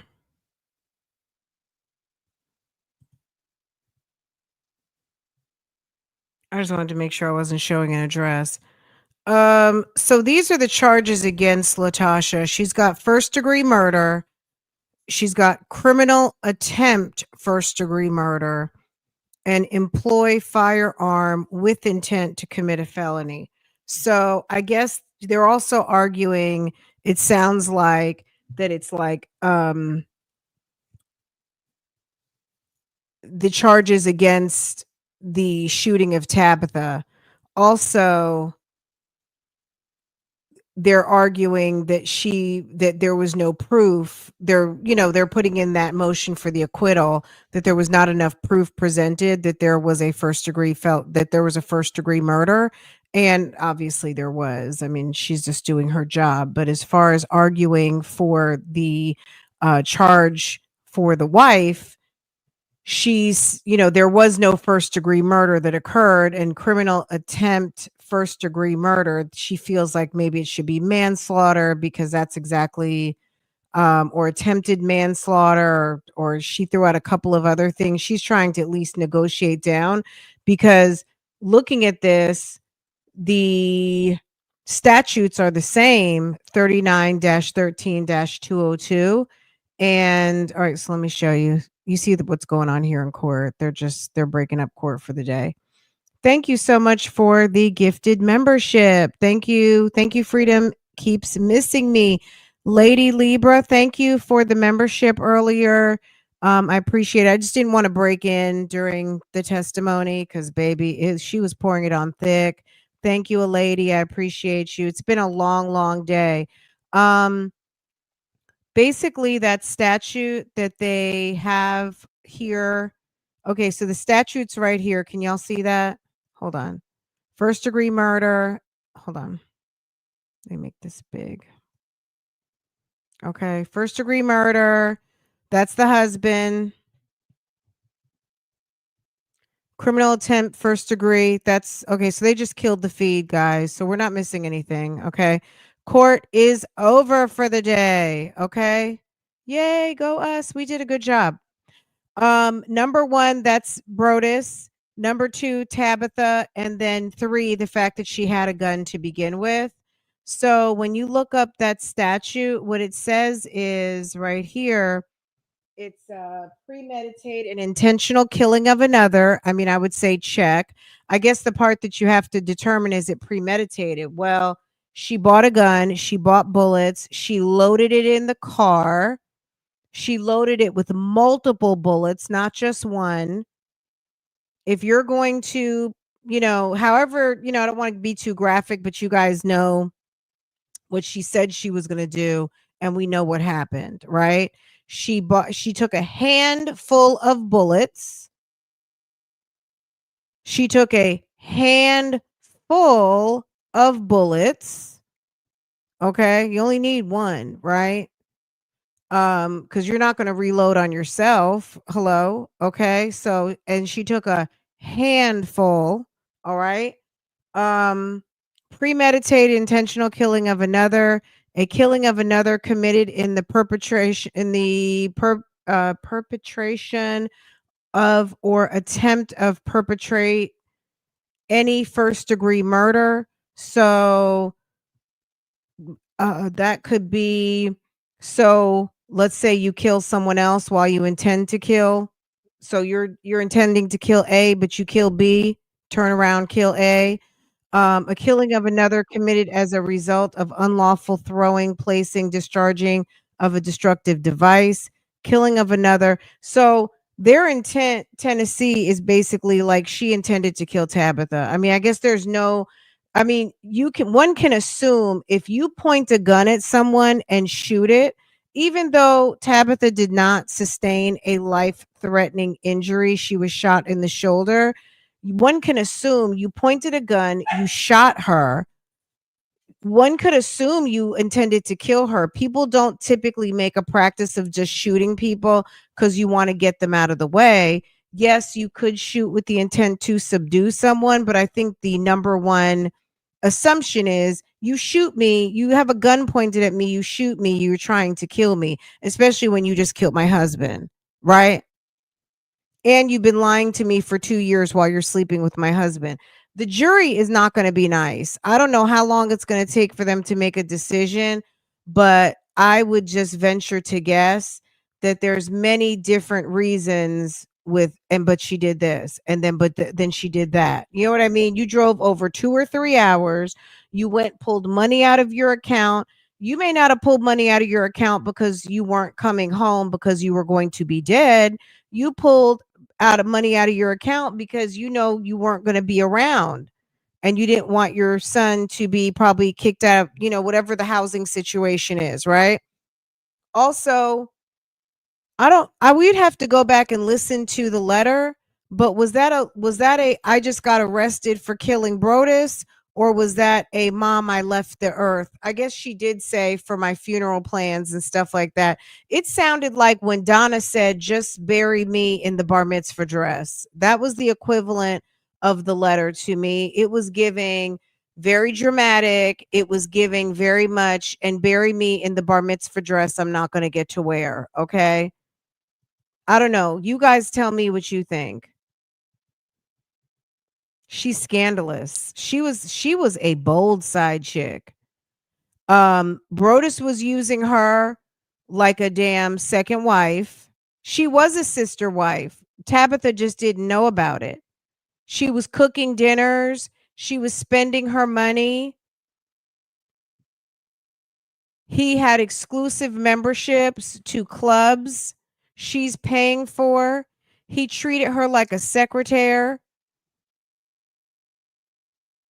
And when she said, I just wanted to get things back to normal, and I'm like, normal dysfunction. He broke up with you via text and you were pissed. And you just wanted to get your boo thing back, even if it meant selling your soul. So you also packed your gun because you were having a temper tantrum. The last tantrum you had, he told you to go to the hotel and take off and get into the room. You know the rules, but you go to the room and you don't take off your clothes. And you're surprised that he was mad because you know the rules. You're supposed to be naked. You get there, you're not naked. And then you get naked. It's like, come on, ma'am. You knew you were playing a very dangerous game with this guy, and this was next level of the type of relationship that you have normalized yourself to your whole entire life. This lady suffered abuse, or she suffered in relationships with a lack of fulfillment. And in the initial relationships, to me, the initial relationships that she had, she never really got to make a choice. It was like put upon her. Now it's almost like she opted in for it. She opted in for love relationships that were toxic. This is a toxic relationship she kind of got to buy into a little bit. This was more of like a fun toxic relationship, even though he mirrored behaviors that she knew are hurtful to her, but she opted into them. And then she also invested her money in them. You have a son. Even the son, I don't know how old the son was. The son could be damn in his 20s because she did have a baby at 17. But you know what I'm saying? I would venture to guess your son had no idea what the hell you were going through. No young man is going to be happy hearing about his mother into what she was going through. This is just I feel like, Latasha, you better get ready, hun, because you're going to jail. You're going to prison, sis. That's where you're going. There's nothing that is giving Brodus is not an asshole, but Brodus, at the end of the day, I'm not going to even say, Brodus got what he got. I'm going to say it like that. I'm going to say this. You don't have the right to kill somebody because they are not behaving the way that you want them to. You had options. He moved away. You took your behind to his city. He took your last gun because he knew you weren't stable. And then you went and bought another one. You had one gun and then you went and bought another one. Okay. He broke up with you and said he thinks our time is done. And then you go find him.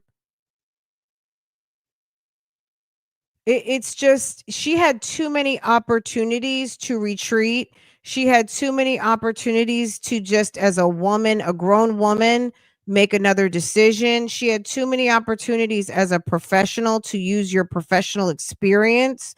She had a support system she talked about.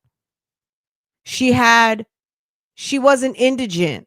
She had a professional job. She probably let her business go. She probably let her clients go. Sounds like she ran up her credit cards. She was busy traveling the world on probably borrowed money. When she said she was stupid, baby, stupid isn't crazy, honey. Stupid might look crazy, but stupid is not crazy, and stupid is not a reason that the jury is going to let you off. I want to just say boo boo. It's giving, sorry, you know what I'm saying? Like, boo boo.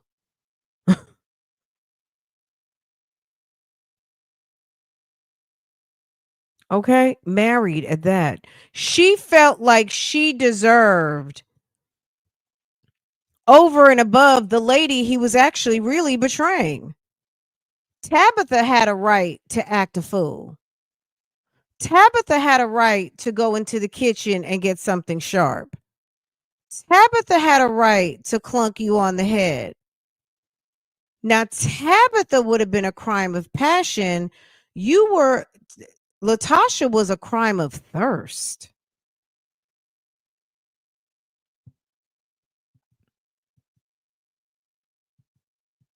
All right, guys, we're gonna finish this up tomorrow because I could go on and on. This live is almost 8 hours. Because we started at whatever 10 o'clock this morning. If you have not hit the like button, hit the like button. If you're in the bushes, subscribe to this channel. We'll be back tomorrow, 10:30 Eastern, 9:30 Central for day 4. I don't think they do a rebuttal. You know how like in Florida, it's the prosecution, the defense, and then I think they have I forget what they call it, but I think it's like a rebuttal, your rebuttal case. So I don't know if they are doing that or not. I don't think so. I just looked up Tennessee jury trial procedure and I don't see it. So it's quite possible. It sounds like the judge already did the jury instructions, maybe just the rough draft. So they'll probably go over them tomorrow. Maybe before court starts tomorrow. That would be nice, but we have no idea.